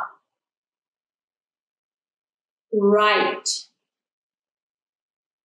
Bir dahaki ışıklardan sağa dön. Turn right at the next light. Bir dahaki ışıklardan sağa dön. İlk. First. İlk. İlk. First. İlk sefer her zaman en zorudur. The first time is always the most difficult. İlk sefer her zaman en zorudur. İkinci. Second. İkinci. İkinci. Second. Ofisim ikinci katta.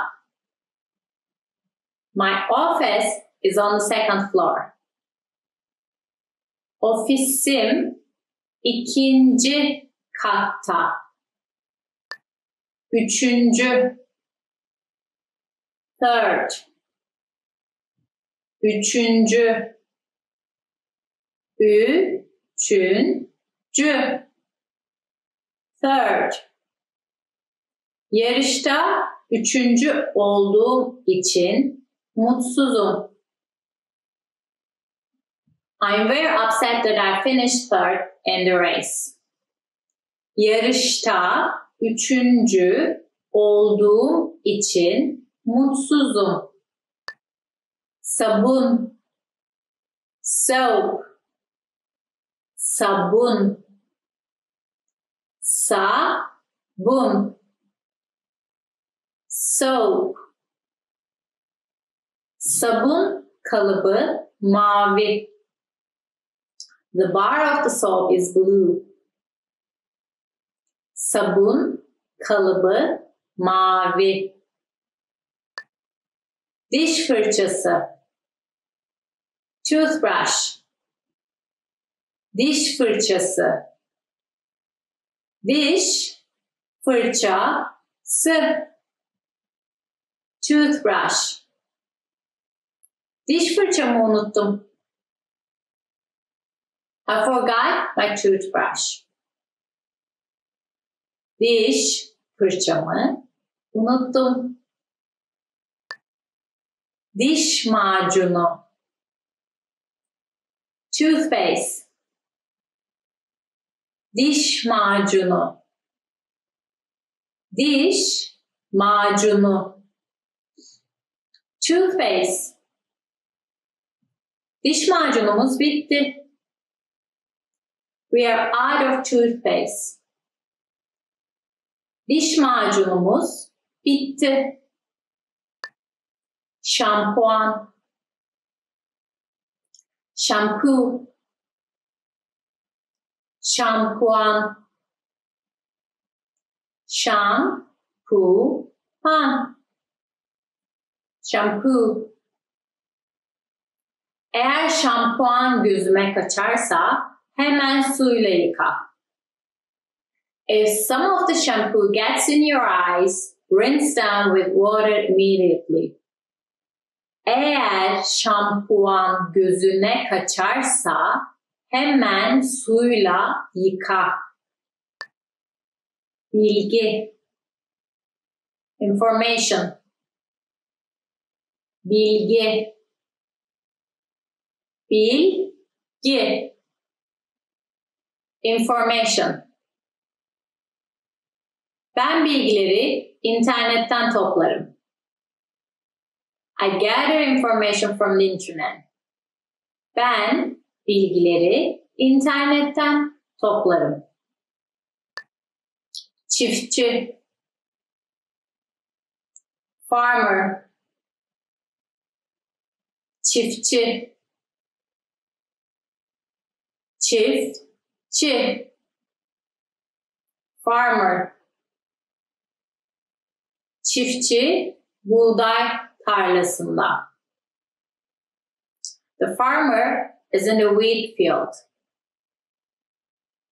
Çiftçi buğday tarlasında. Sekreter. Secretary. Sekreter. Sekreter. Secretary. Benim sekreterim organize ve ayrıntıcıdır. My secretary is organized and detailed. Benim sekreterim organize ve ayrıntıcıdır.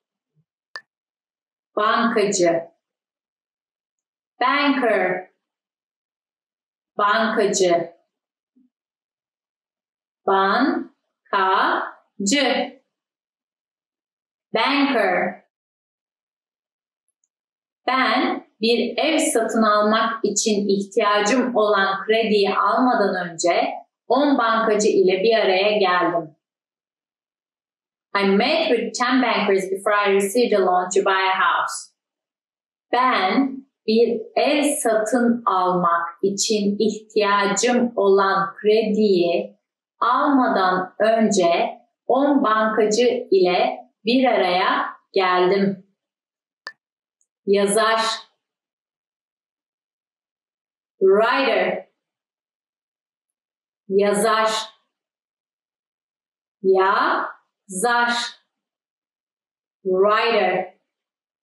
Yazar bir hikayeyi kağıt üzerinde özetliyor. The writer is outlining a story on paper. Yazar bir hikayeyi kağıt üzerinde özetliyor. Denemek.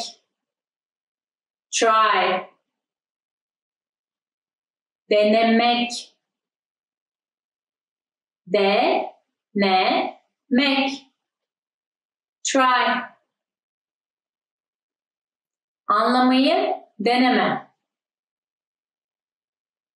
Try to understand. Anlamayı deneme. Ölçmek. Measure. Ölçmek. Ölçmek.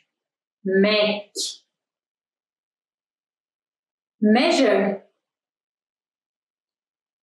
Daha çok ya da az fark etmez. Her milimetreyi ölçmek zorunda değilsin. More or less is fine. You don't have to measure every millimeter. Daha çok ya da az fark etmez. Her milimetreyi ölçmek zorunda değilsin. Tutmak. Keep. Tutmak. Tutmak. Keep. Ben belgeleri bir dosyada tutarım. I keep the documents in the file. Ben belgeleri bir dosyada tutarım. Beklemek. Wait. Beklemek. Beklemek. Wait. Beni bekleme. Don't wait for me. Beni bekleme. Başkan. President. Başkan. Başkan. President. Başkana yapılan bu suikast girişimi şükürler olsun ki iyi planlanmamıştı. The assassination attempt on the president was thankfully not very well planned. Başkana yapılan bu suikast girişimi şükürler olsun ki iyi planlanmamıştı. Endüstri. Industry. Endüstri.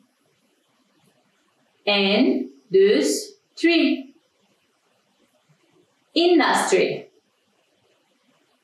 Tarımsal endüstri çiftçiliğe odaklanır.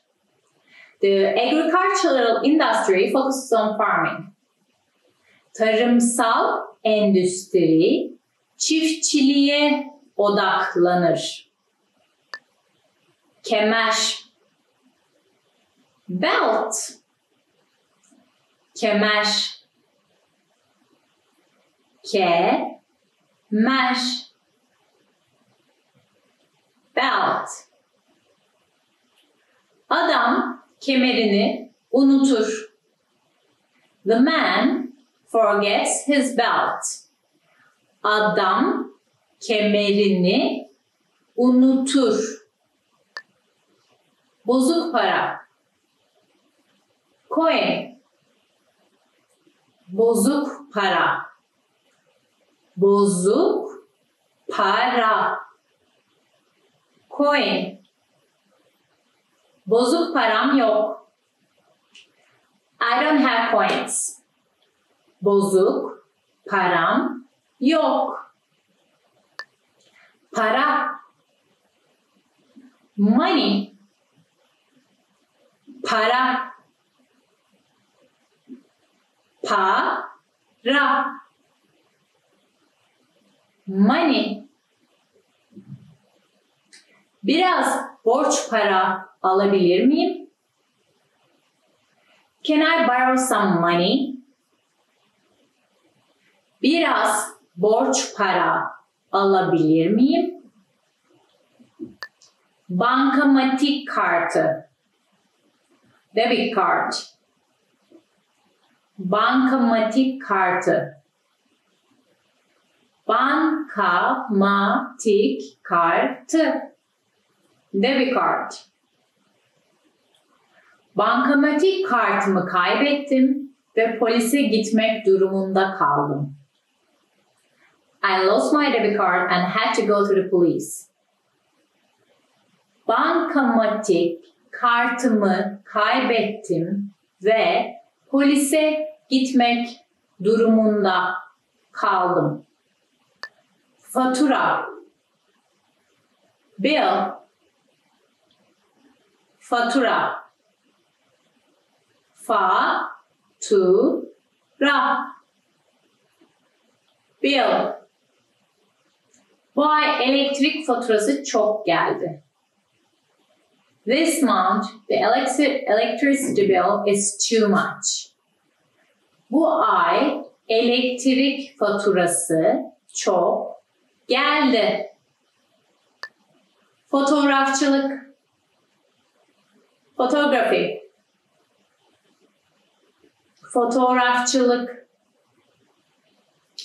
Fotoğrafçılık. Photography. Fotoğrafçılık mı okuyorsun? Are you studying photography?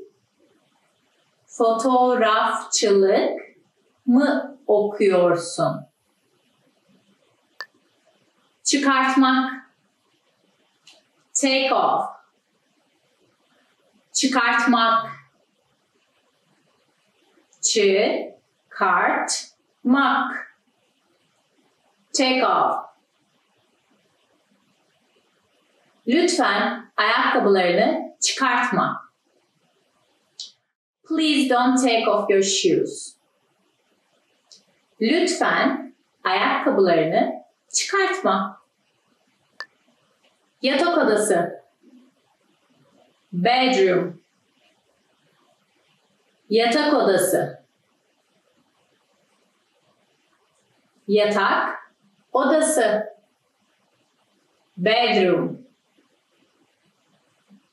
Benim yatak odam çok geniş.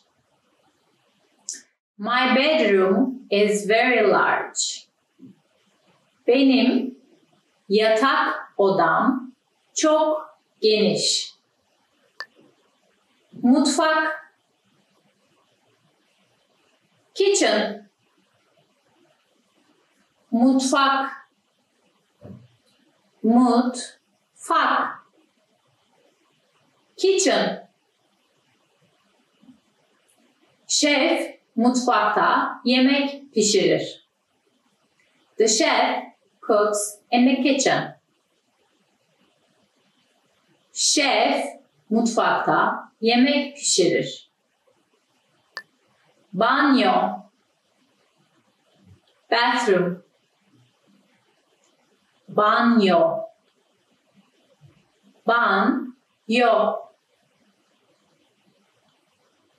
Bathroom. Banyo çok temiz. The bathroom is very clean. Banyo çok temiz. Mezuniyet,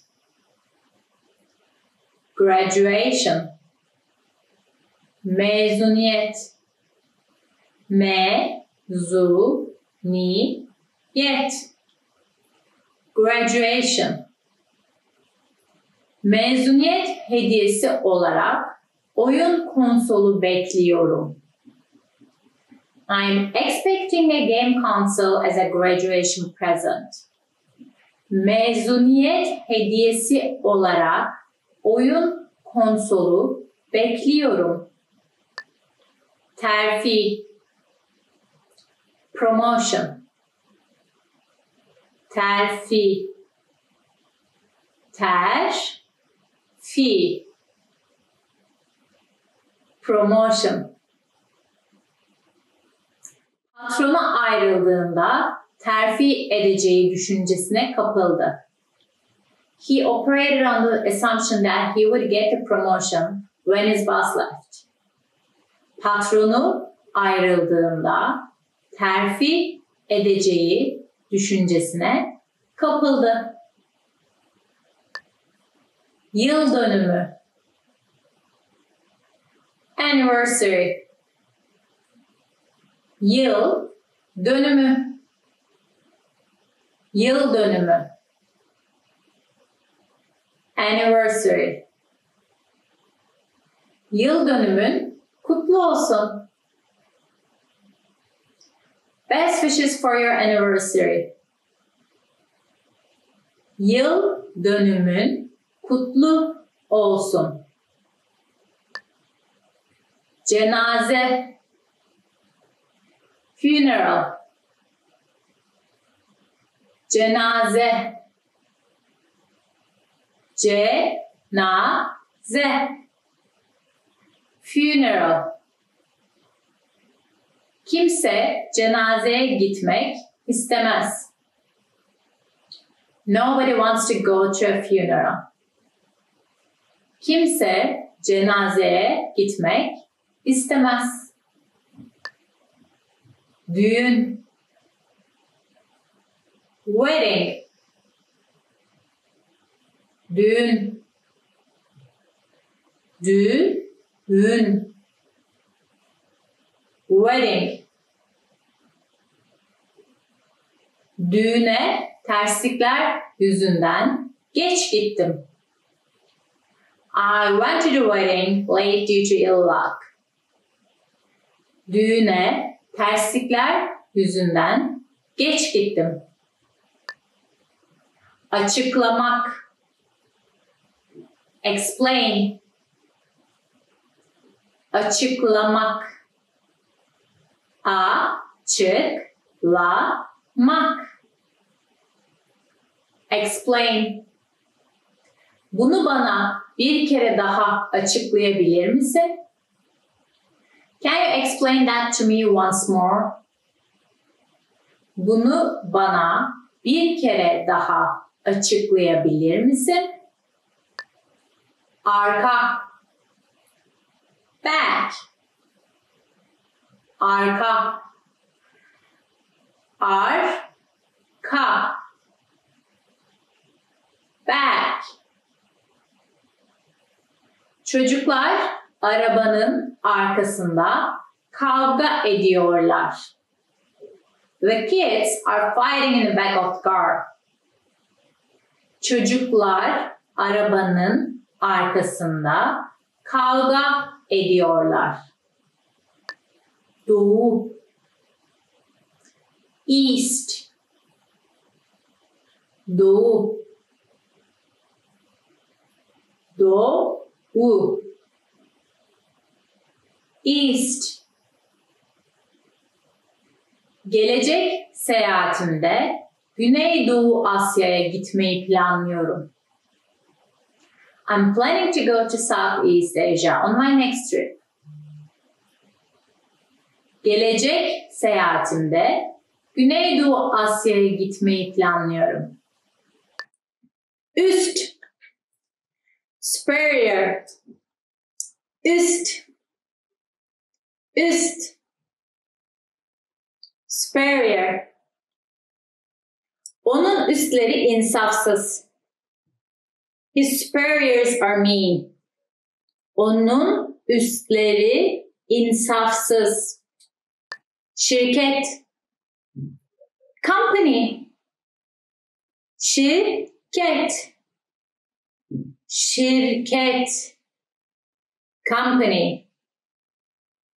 Bu şirket hakkında ne biliyorsun? What do you know about this company? Bu şirket hakkında ne biliyorsun? Maaş. Salary. Maaş. Maaş. Salary. Maaşımın yarısını anneme verdim. I gave half of my salary to my mother. Maaşımın yarısını anneme verdim.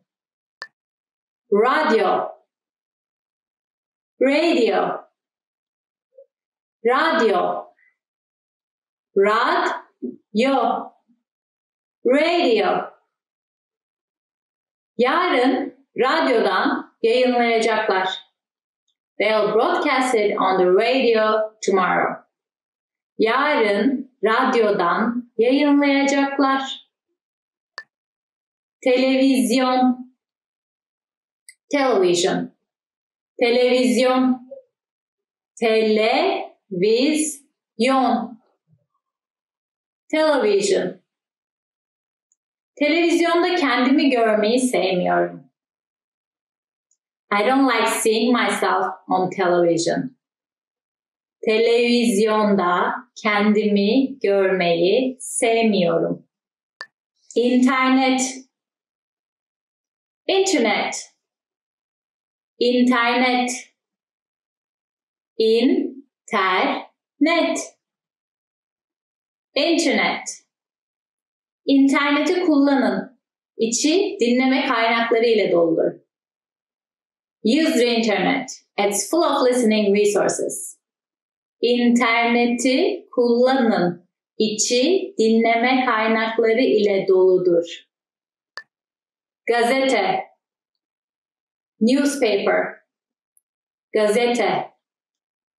Gazete. Newspaper. Gazetedeki reklamı gördüler mi? Did they see the advertisement in the newspaper? Gazetedeki reklamı gördüler mi? Haber kanalı. News channel. Haber kanalı. Haber kanalı. News channel. Akşamları haber kanalını açarım. I turn on the news channel in the evening. Akşamları haber kanalını açarım. Müzik aleti.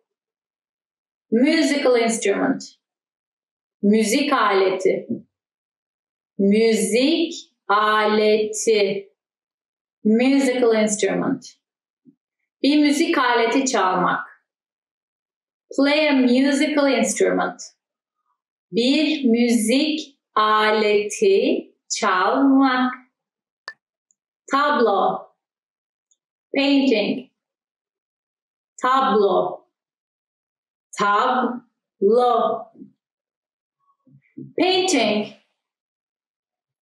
Müzede pek çok tablo var. There are many paintings in the museum. Müzede pek çok tablo var. Tiyatro. Theater. Tiyatro. Tiyatro. Theater. Akademi ödül töreni Hollywood, Kaliforniya'da Kodak Tiyatrosu'nda gerçekleşir. The Academy Awards takes place at the Kodak Theater in Hollywood, California.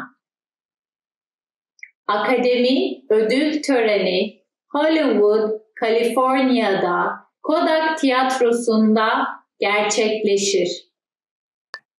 Müzikal, musical, müzikal, müzikal, musical. Müzikalin koreografisi güzel. The choreography of this musical is beautiful. Müzikalin koreografisi güzel. Opera, opera, opera, opera, opera. Pek çok operada yer alan inanılmaz bir sopranoydu. She was an incredible soprano who starred in many operas. Pek çok operada yer alan inanılmaz bir sopranoydu. Rahatlamak, relax, rahatlamak, rahatlamak, relax. O kadar sinirli olma ve rahatlamaya çalış. Don't be so angry and try to relax. O kadar sinirli olma ve rahatlamaya çalış. Beyaz tahta. Whiteboard. Beyaz tahta. Beyaz tahta. Whiteboard. Beyaz tahta fikirleri görsel olarak sunmak için mükemmel bir araç. A whiteboard is a perfect means to demonstrate ideas visually. Beyaz tahta fikirleri görsel olarak sunmak için mükemmel bir araç. Kara tahta. Blackboard. Kara tahta. Kara tahta. Blackboard. Öğretmen kara tahtaya yazı yazıyor. The teacher writes on the blackboard. Öğretmen kara tahtaya yazı yazıyor. Sınav. Test. Sınav. Sınav. Test. Ben Türkçe sınavımı geçeceğim. I'll pass my Turkish test. Ben Türkçe sınavımı geçeceğim. Ders kitabı. Textbook. Ders kitabı. Ders kitabı. Textbook. Yıl boyunca tüm ders kitabını tamamlayacağız. During the year, we'll cover the entire textbook. Yıl boyunca tüm ders kitabını tamamlayacağız. Ön. Front. Ön. Ön. Front. Ön kapının anahtarı bu. This is the key to the front door. Ön kapının anahtarı bu. İş. Job. İş. İş. Job. Neden işinden ayrılıyorsun? Why are you leaving your job? Neden işinden ayrılıyorsun? Saç kremi. Conditioner. Saç kremi. Saç kremi. Conditioner. İyi bir saç kremi saçınızdaki düğümlenmeyi çözecektir. A good conditioner will take the tangles out of your hair. İyi bir saç kremi saçınızdaki düğümlenmeyi çözecektir. Deodorant, deodorant, deodorant, deodorant, deodorant. Kötü kokmayı önlemek için her yıkanmadan sonra deodorant kullan. Put on deodorant after washing to prevent bad smell. Kötü kokmayı önlemek için her yıkanmadan sonra deodorant kullan. Sıvı sabun, liquid soap. Sıvı sabun, sıvı sabun. Liquid soap. Sıvı sabunun var mı? Do you have liquid soap? Sıvı sabunun var mı? Ördek, duck, ördek, ördek, duck. Ördekler uçuyorlar. The ducks are flying. Ördekler uçuyorlar. Karga, crow, karga, karga, crow. Kargalar kuşların en akıllısıdır. Crows are among the smartest birds. Kargalar kuşların en akıllısıdır. Hamam böceği, cockroach. Hamam böceği, hamam böceği, cockroach. Bir hamam böceğinin 6 ayağı, kanatları ve anteni vardır. A cockroach has 6 legs, wings and antenna. Bir hamam böceğinin 6 ayağı, kanatları ve anteni vardır. Sivrisinek, mosquito. Sivrisinek, sivrisinek, mosquito. O iğrenç küçük sivrisinek kolumdan ısırdı. That nasty little mosquito bit me on my arm.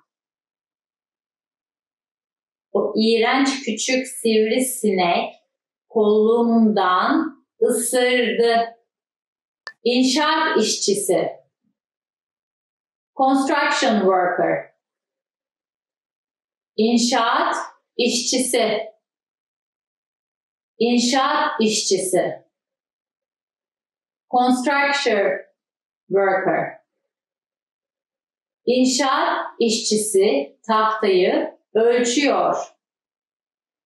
The construction worker is measuring the wood. İnşaat işçisi tahtayı ölçüyor. Ev kadını, homemaker. Ev kadını, ev kadını, homemaker. Ev kadınları çok değerli bir iş yaparlar ama genelde maaş almazlar. Homemakers do very valuable work but usually don't get a paycheck. Ev kadınları çok değerli bir iş yaparlar ama genelde maaş almazlar. Buz, ice, buz, buz, ice, Buz küpleri eriyor. The ice cubes are melting. Buz küpleri eriyor. Tarih. History. Tarih. Tarih. History. Olayların kendini yineleme eğilimi olduğundan tarihten çok şey öğrenebilirsin. You can learn a lot from history as things tend to repeat themselves. Olayların kendini yineleme eğilimi olduğundan tarihten çok şey öğrenebilirsin. Coğrafya. Geography. Coğrafya. Coğrafya. Geography. O yan dalı psikoloji olan bir coğrafya mezunu. He's a geography major with a minor in psychology.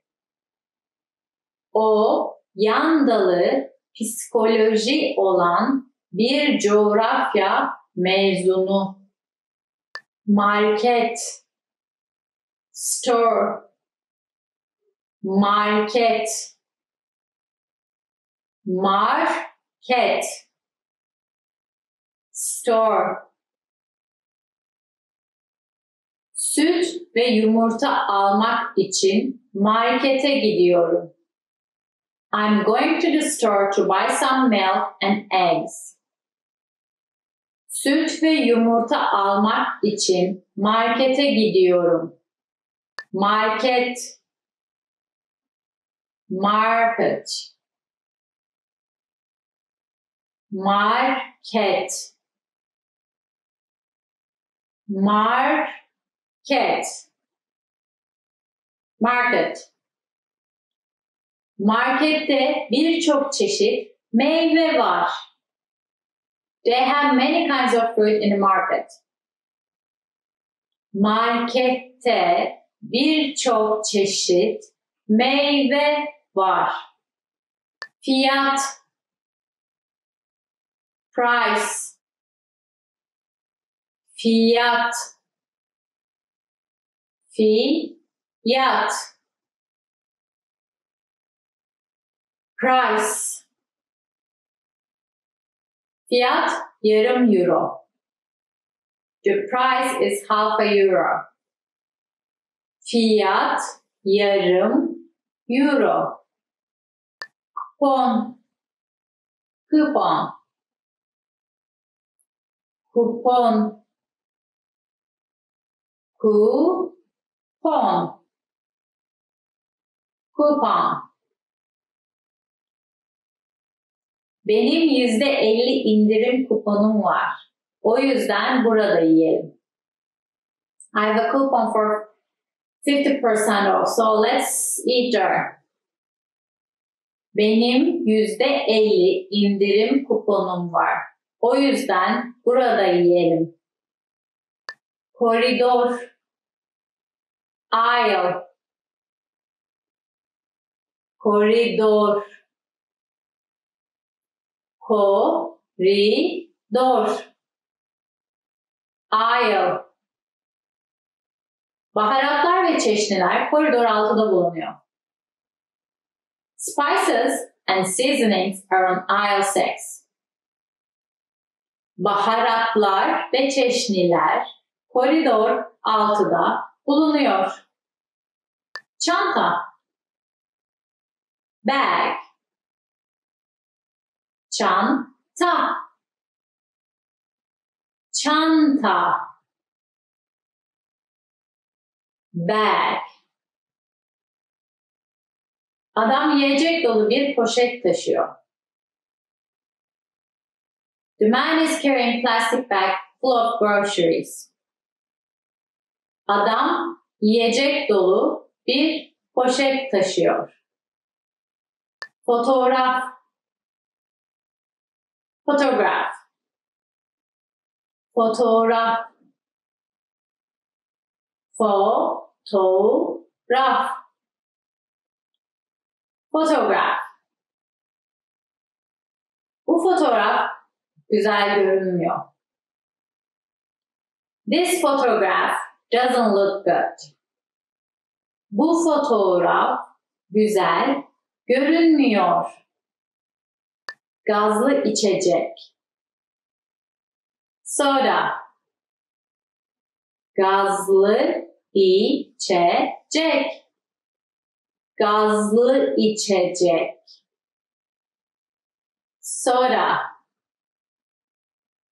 Gazlı içecek çok fazla şeker içerir. Soda contains a lot of sugar. Gazlı içecek çok fazla şeker içerir. Kravat. Necktie. Kravat. Kravat. Necktie. Babama her sene kravat hediye edemem. I can give my dad a necktie as a present every year. Babama her sene kravat hediye edemem. Takım elbise. Suit. Takım elbise. Takım elbise. Suit. Adam takım elbiseyi dener. The man tries on the suit. Adam takım elbiseyi dener. Spor ayakkabısı. Sneaker. Spor ayakkabısı. Spor ayakkabısı. Sneaker. Spor ayakkabılarım çok rahat. My sneakers are very comfortable. Spor ayakkabılarım çok rahat. 21 21 21 21 21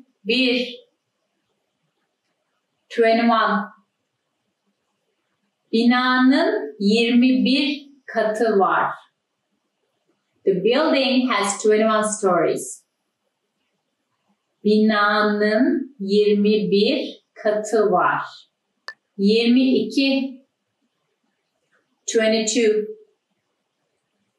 22 22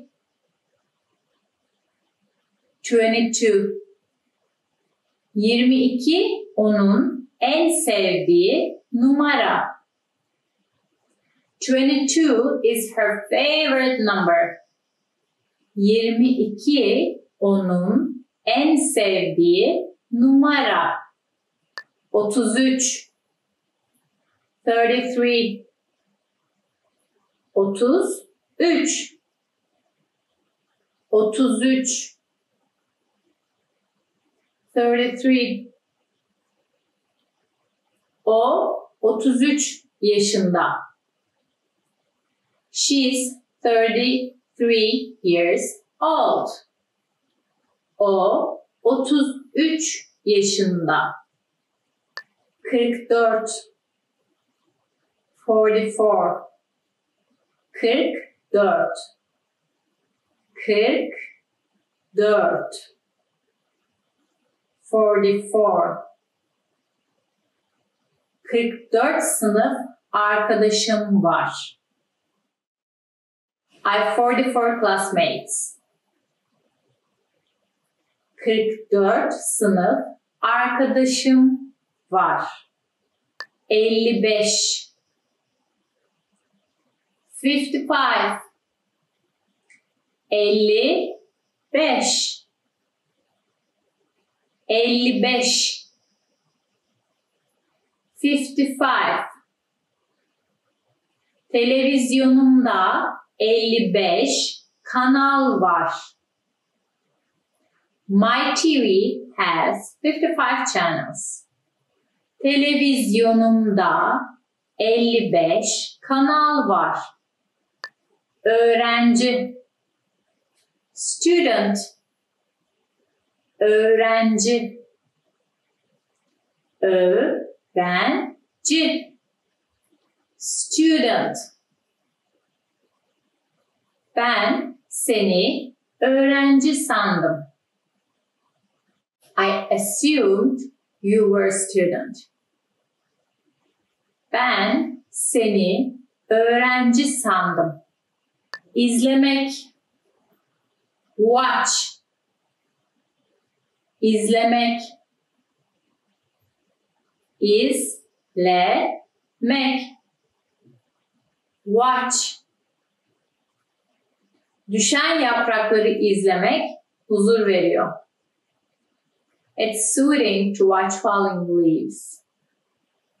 Düşen yaprakları izlemek huzur veriyor. Sınıf. Classroom. Sınıf.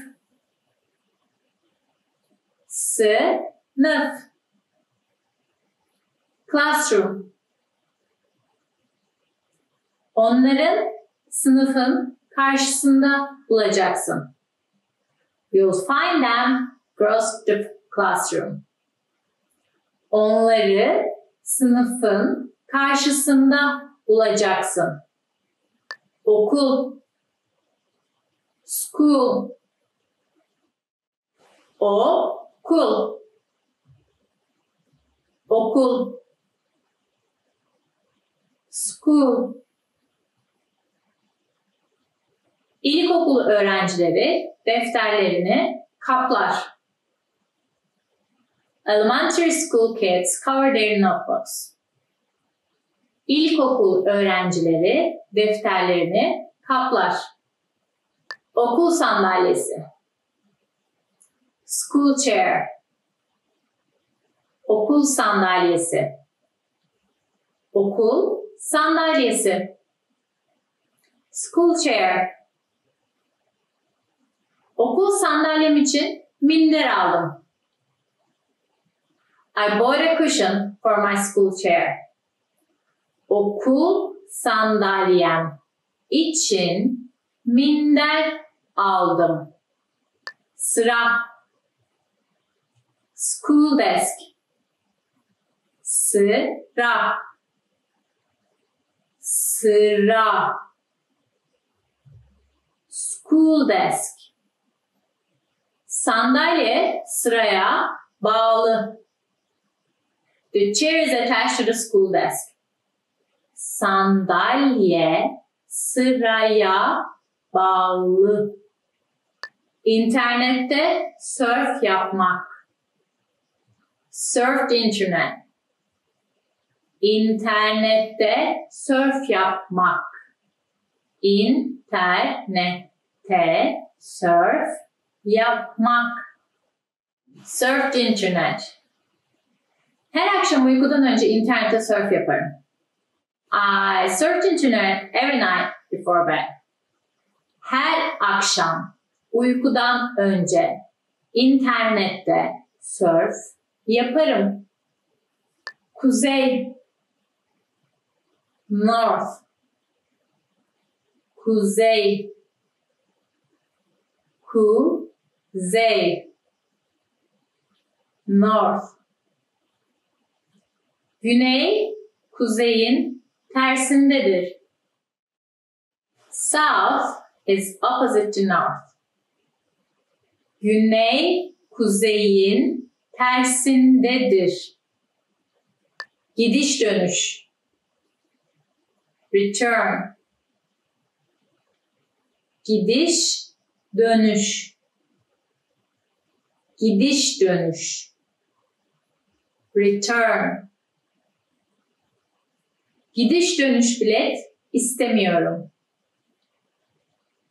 I don't want to return ticket.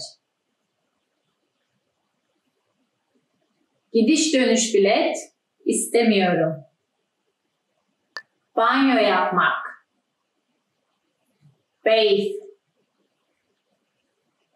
Banyo yapmak. Banyo yapmak. Bathe. Her sabah banyo yaparım. I bathe every morning. Her sabah banyo yaparım. Uyumak. Sleep. Uyumak. Uyumak. Sleep.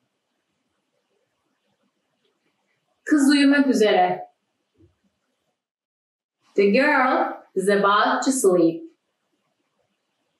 Kız uyumak üzere. Güney.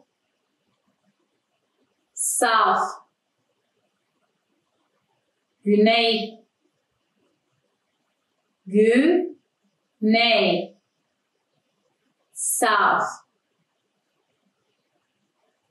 Geniş, güneye bakan güzel daireyi tuttum. I hired a spacious, beautiful flat facing south. Geniş, güneye bakan güzel daireyi tuttum. Kızartma tavası. Frying pan. Kızartma tavası.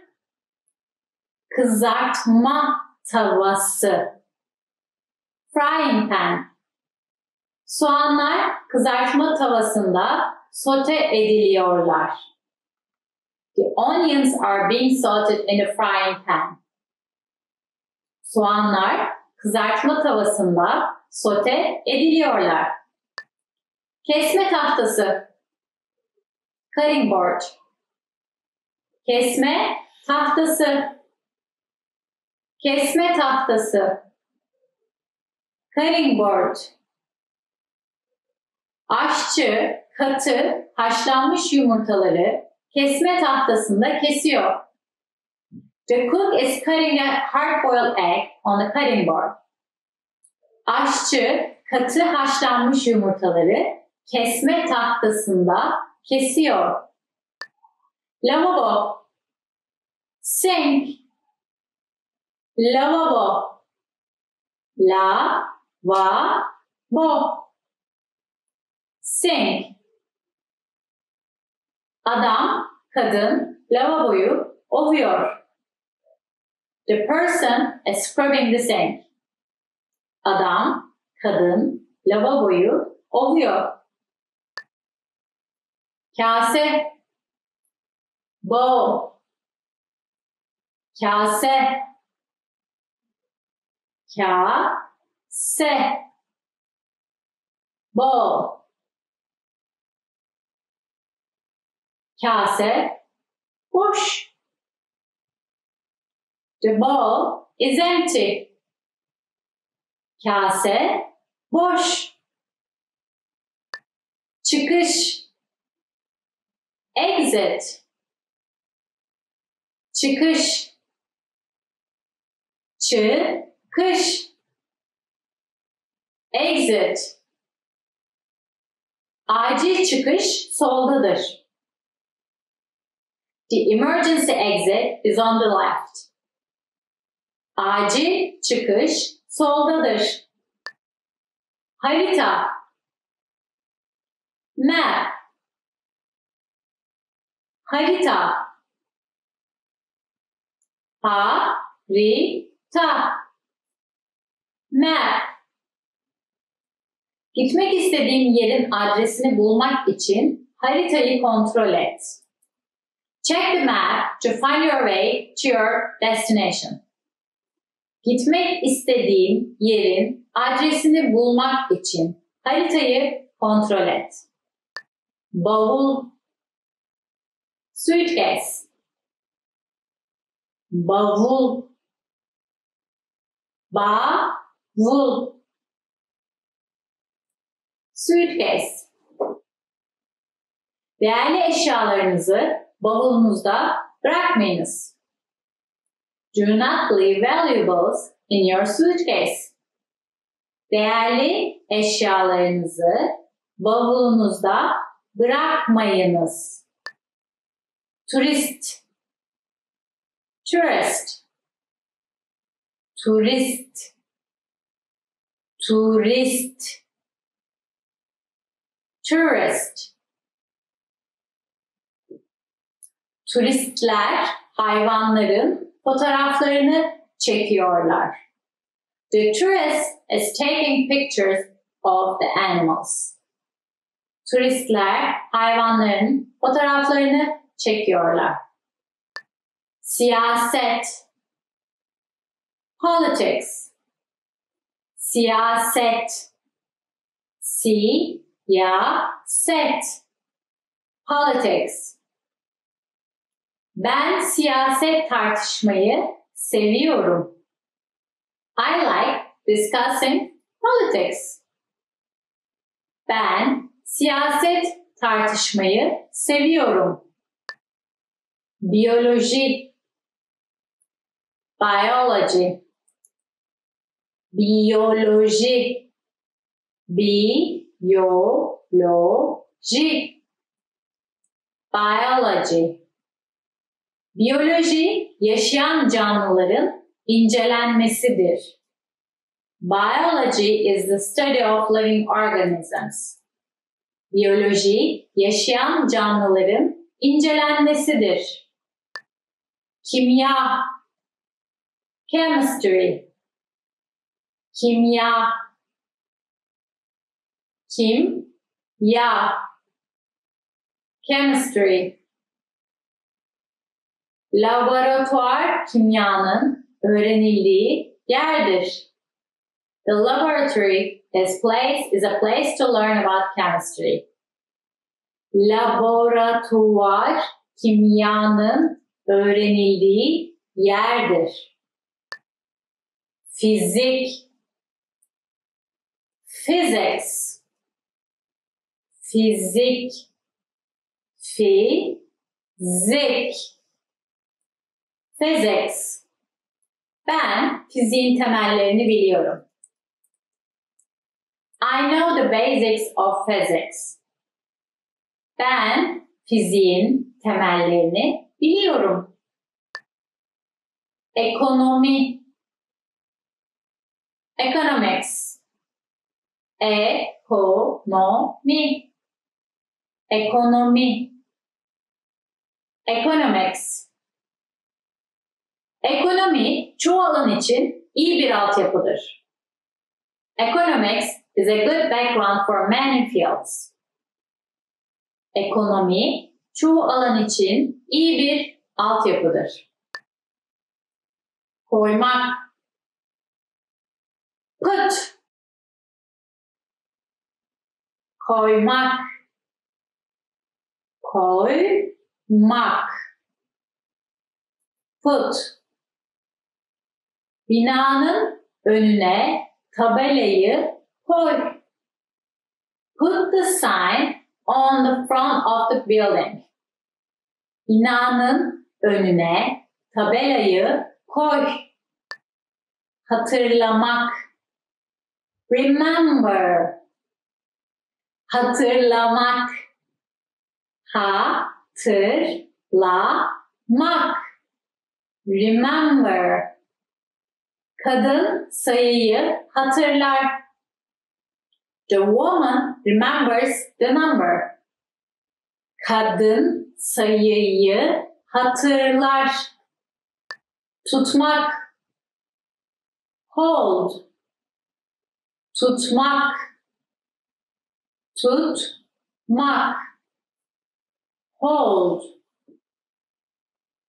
Kadın dünya haritasını tutar. The woman holds the globe. Kadın dünya haritasını tutar. Alışveriş arabası. Shopping cart. Alışveriş arabası. Alışveriş arabası. Shopping cart. Alışveriş arabası boş. The shopping cart is empty. Alışveriş arabası boş. Poşet. Plastic bag. Poşet. Poşet. Plastic bag.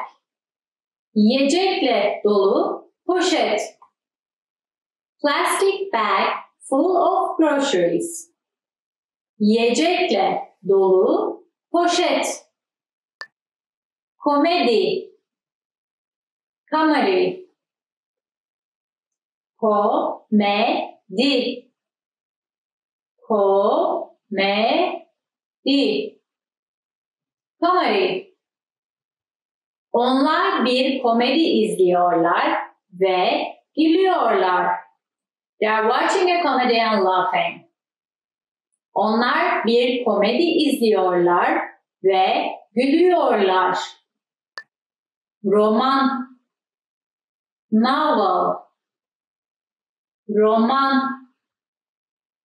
Roman. Novel. Ben gerilim romanlarını severim. I like suspense novels. Ben gerilim romanlarını severim. 9. Nine. Dokuzuncu. Dokuzuncu. Nine. Ramazan, Müslüman takviminin 9. ayındadır. Ramadan is the 9th month of the Muslim year. Ramazan, Müslüman takviminin 9. ayındadır. 10. Tenth. 10. 10. Tenth. Sonunda 10. denememde bir gol attım. I finally made a goal on my 10th attempt. Sonunda 10. denememde bir gol attım. 8. Eighth. 8. Sekizinci. Eighth. 8. doğum günümde bisiklet hediye edildi. I was given a new bicycle for my 8th birthday. 8. doğum günümde bisiklet hediye edildi. Tıraş bıçağı. Shaving razor. Tıraş bıçağı. Tıraş bıçağı. Shaving razor. Tek kullanımlık tıraş bıçağı. Disposable shaving razor. Tek kullanımlık tıraş bıçağı. Bez. Washcloth. Bez. Bez. Washcloth. Çocuk bezle yüzünü yıkıyor. The boy is washing his face with a washcloth. Çocuk bezle yüzünü yıkıyor. Havlu. Towel. Havlu. Havlu. Towel. Bu havlu benim için çok küçük. This towel is too small for me. Bu havlu benim için çok küçük. Kaşık, spoon, kaşık, kaşık, spoon. Çatal, kaşık ve bıçak yemek yeme takımlarıdır. Forks, spoons and knives are eating utensils. Çatal, kaşık ve bıçak yemek yeme takımlarıdır. Çatal, fork, çatal, çatal, fork. Çatal kirli tabağın üzerinde. The fork is on the dirty plate.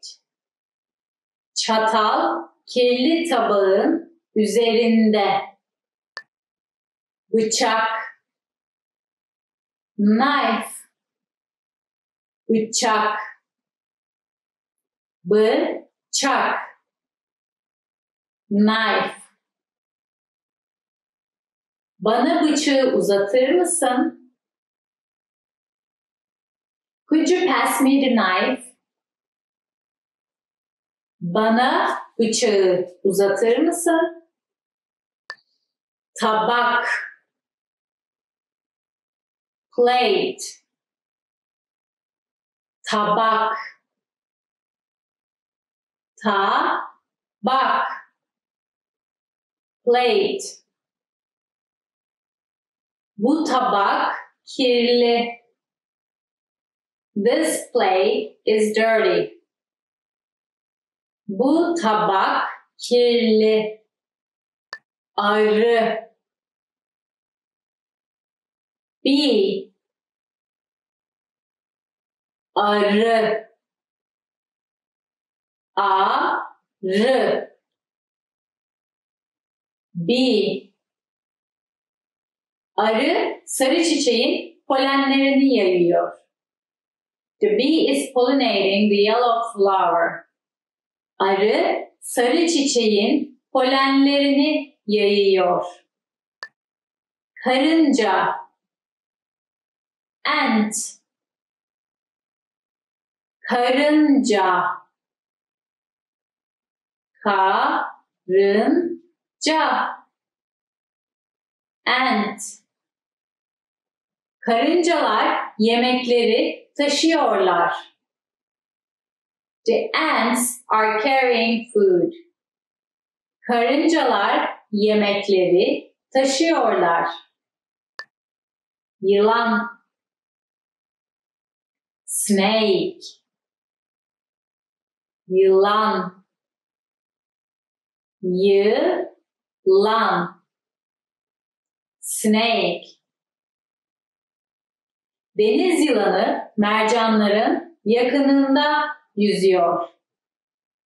The sea snake is swimming near the coral reef. Deniz yılanı mercanların yakınında yüzüyor. Süt, milk, süt, süt, milk. Süt, çocuklar ve yetişkinler için önemli bir kalsiyum kaynağıdır. Milk is an important source of calcium for kids and adults. Süt, çocuklar ve yetişkinler için önemli bir kalsiyum kaynağıdır. Tasarımcı, designer, tasarımcı, tasarımcı, designer. Tasarımcıların pek çok türü vardır ama ben bir moda tasarımcısıyım. There are many kinds of designers, but I'm a fashion designer. Tasarımcıların pek çok türü vardır. Ama ben bir moda tasarımcısıyım. Sanatçı. Artist. Sanatçı. Sanatçı. Artist. Sanatçı resim yapıyor. The artist is painting. Sanatçı resim yapıyor. Asker. Soldier. Asker. Asker. Soldier. Askerler pozisyona ilerliyorlar. The soldiers are moving into position. Askerler pozisyona ilerliyorlar. Girişimci. Entrepreneur. Girişimci. Girişimci. Entrepreneur. Girişimci bir iş partneriyle toplantı yapıyor. The entrepreneur is meeting with a business partner. Girişimci bir iş partneri ile toplantı yapıyor. Kısa öykü. Short story. Kısa öykü. Kısa öykü. Short story. Ben sadece kısa öyküler okurum. I only read short stories. Ben sadece kısa öyküler okurum. Dosya. Folder. Dosya. Dosya. Folder. Dokümanları dosyaya koydum. I put the documents in a folder. Dokümanları dosyaya koydum. Hastalık. Illness. Hastalık. Hastalık. Illness. Hastalık yüzünden çok fazla kilo kaybettim. I lost a lot of weight because of the illness. Hastalık yüzünden çok fazla kilo kaybettim. Nezle. Cold. Nezle. Nezle. Cold. Nezle oldum. I caught a cold. Nezle oldum. Yaralanma. Injury. Yaralanma. Yaralanma. Injury. Kızın küçük bir yaralanması var. The girl has a minor injury. Kızın küçük bir yaralanması var. İlaç. Medicine. İlaç. İlaç. Medicine. Doktor bana karın ağrım için ilaç verdi. The doctor gave me medicine for my stomach pain. Doktor bana karın ağrım için ilaç verdi. Ağrı. Pain. Ağrı. Ağrı. Pain. Kas ağrım var. I have muscle pain. Kas ağrım var. ateş, fever, ateş, ateş, fever. Onun 39 derece ateşi var. He has a fever of 102 degrees. Onun 39 derece ateşi var. Pencere, window, pencere, pencere, window. Pencere koltuğun manzarası çok güzel. The view from the window seat is lovely. Pencere koltuğunun manzarası çok güzel.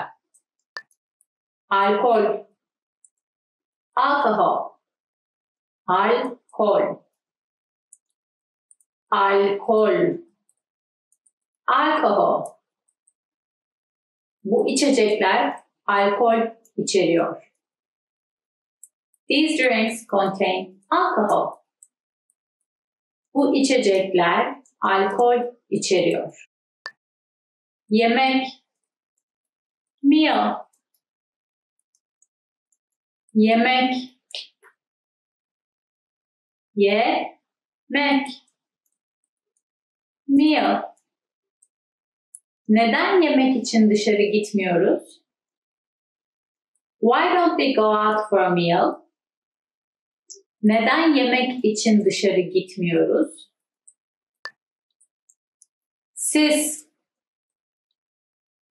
fog, sis, sis, fog. Şehir sis ile kaplı. The city is covered in fog. Şehir sis ile kaplı. Dolu, hail, dolu,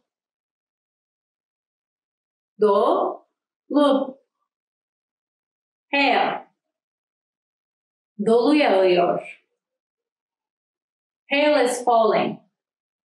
Dolu yağıyor. Fırtına, thunderstorm, fırtına, fırtına, thunderstorm. Fırtına karanlık ormanı aydınlatıyor. The thunderstorm is lighting up the dark forest. Fırtına karanlık ormanı aydınlatıyor. Akvaryum, akvaryum, akvaryum, akvaryum, akvaryum. Deniz analarını izlemek için akvaryuma gitmek istiyorum. I want to go to the aquarium to watch the jellyfish. Deniz analarını izlemek için akvaryuma gitmek istiyorum. Futbol, soccer, futbol, futbol, soccer. Futbol dünyanın en popüler sporu. Soccer is the world's most popular sport. Futbol dünyanın en popüler sporu. Hayvanat bahçesi, zoo, hayvanat bahçesi, hayvanat bahçesi, zoo. Hayvanat bahçesi ziyaretçileri zürafayı izliyorlar. The zoo visitors are watching the giraffe. Hayvanat bahçesi ziyaretçileri zürafayı izliyorlar. Bilet, fare, bilet, bilet, Fare. Otobüs bileti ne kadar? How much is the bus fare? Otobüs bileti ne kadar? Otobüs durağı. Bus stop. Otobüs durağı. Otobüs durağı. Bus stop. Otobüs durağı nerede? Where is the bus stop? Otobüs durağı nerede? Gram. Gram. Gram. Gram. Gram. Elmanın ağırlığı 157 gram. The apple weighs 157 grams. Elmanın ağırlığı 157 gram. Metre. Meter.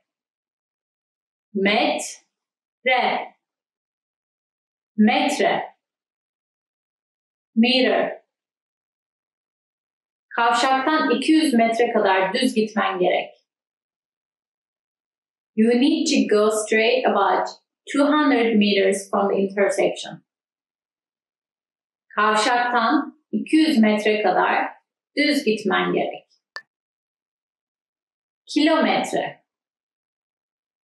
Kilometer.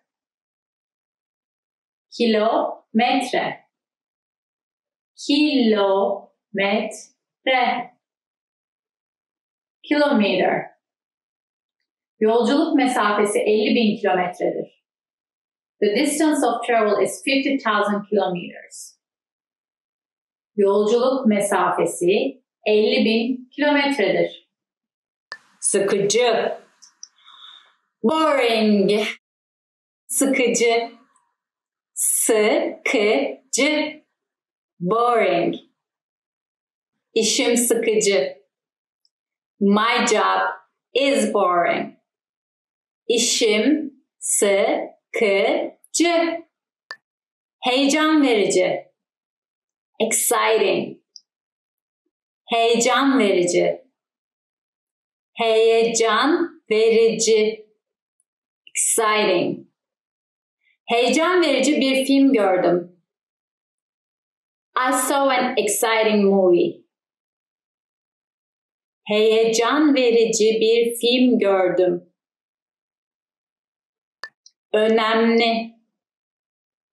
Important. Önemli.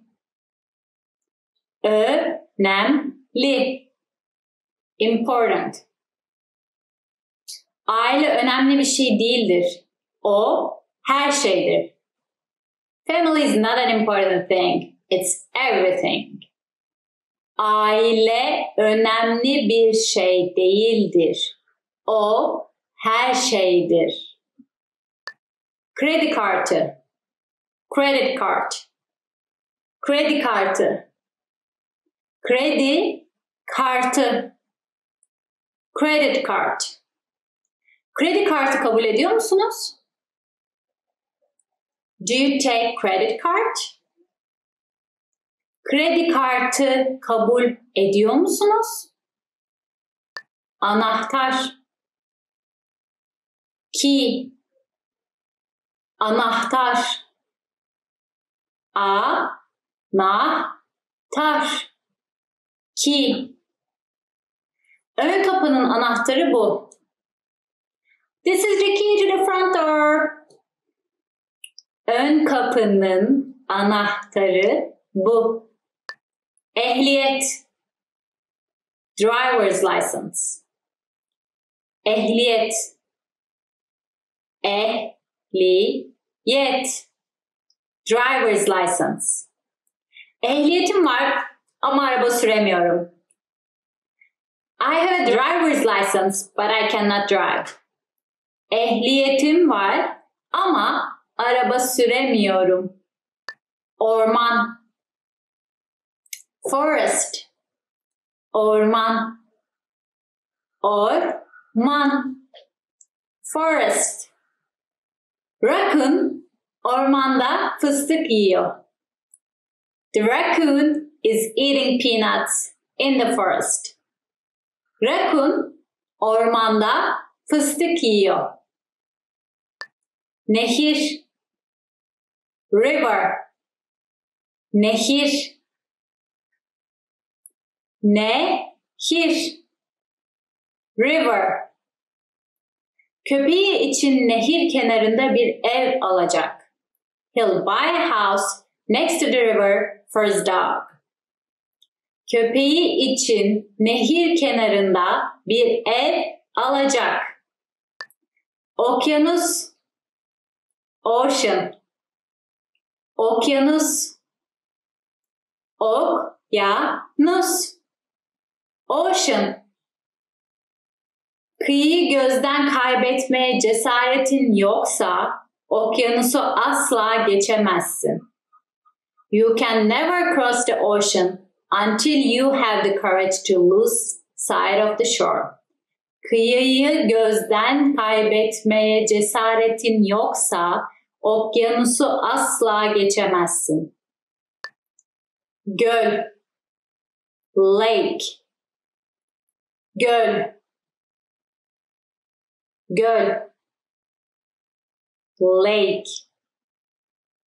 Dünyada gerçek anlamda az sayıda kapalı göl vardır. There are few truly anoric lakes on earth. Dünyada gerçek anlamda az sayıda kapalı göl vardır. Belge. Document. Belge. Belge. Document. Belge düzenleyici bir program üzerinde yazma pratiği yapın. Practice your writing in a document editor. Belge düzenleyici bir program üzerinde yazma pratiği yapın. Bilgisayar. Computer. Bilgisayar. Bilgisayar. Computer. Bilgisayarımı açarım. I turn on my computer. Bilgisayarımı açarım. Fax makinesi. Fax machine. Fax makinesi. Fax makinesi. Fax machine. Fax makinesini kullanmayı biliyor musun? Do you know how to use the fax machine? Fax makinesini kullanmayı biliyor musun? Yazıcı. Printer. Yazıcı. Yazıcı. Printer. Yazıcı fazla ses çıkarmıyor. The printer has a low noise level. Yazıcı fazla ses çıkarmıyor. Uçlu kalem. Mechanical pencil. Uçlu kalem. Uçlu kalem. Mechanical pencil. Bu uçlu kalemi nereden aldın? Where did you buy this mechanical pencil? Bu uçlu kalemi nereden aldın? Cetvel. Ruler. Cetvel. Cetvel. Ruler. Cetvelle bir çizgi çiz. Draw a line with a ruler. Cetvel ile bir çizgi çiz. Keçeli kalem. Marker. Keçeli kalem. Keçeli kalem. Marker. Keçeli kalemin mürekkebi az kalmış. The marker is running low on ink. Keçeli kalemin mürekkebi az kalmış. Banka, bank, banka, banka, bank. Bankalar genellikle kredi kartı vermek istiyor. Banks usually try to give credit cards.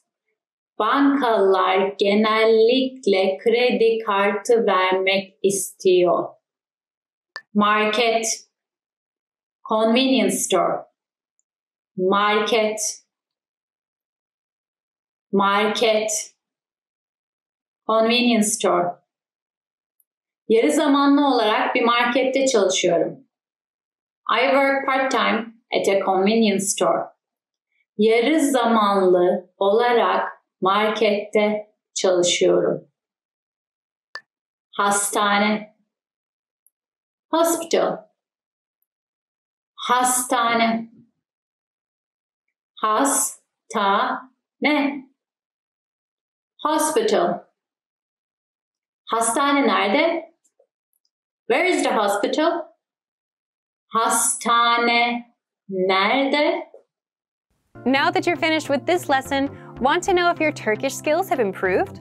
Take our free assessment test to assess your language, discover your true learning level, and get free access to a language course for your specific level. An easy-to-follow course where you learn the real language, the everyday conversations that you'll soon have, and absorb these practical conversations just by listening along, with quick audio and video lessons from real teachers. So click the link in the description and sign up for a free lifetime account to get assessed.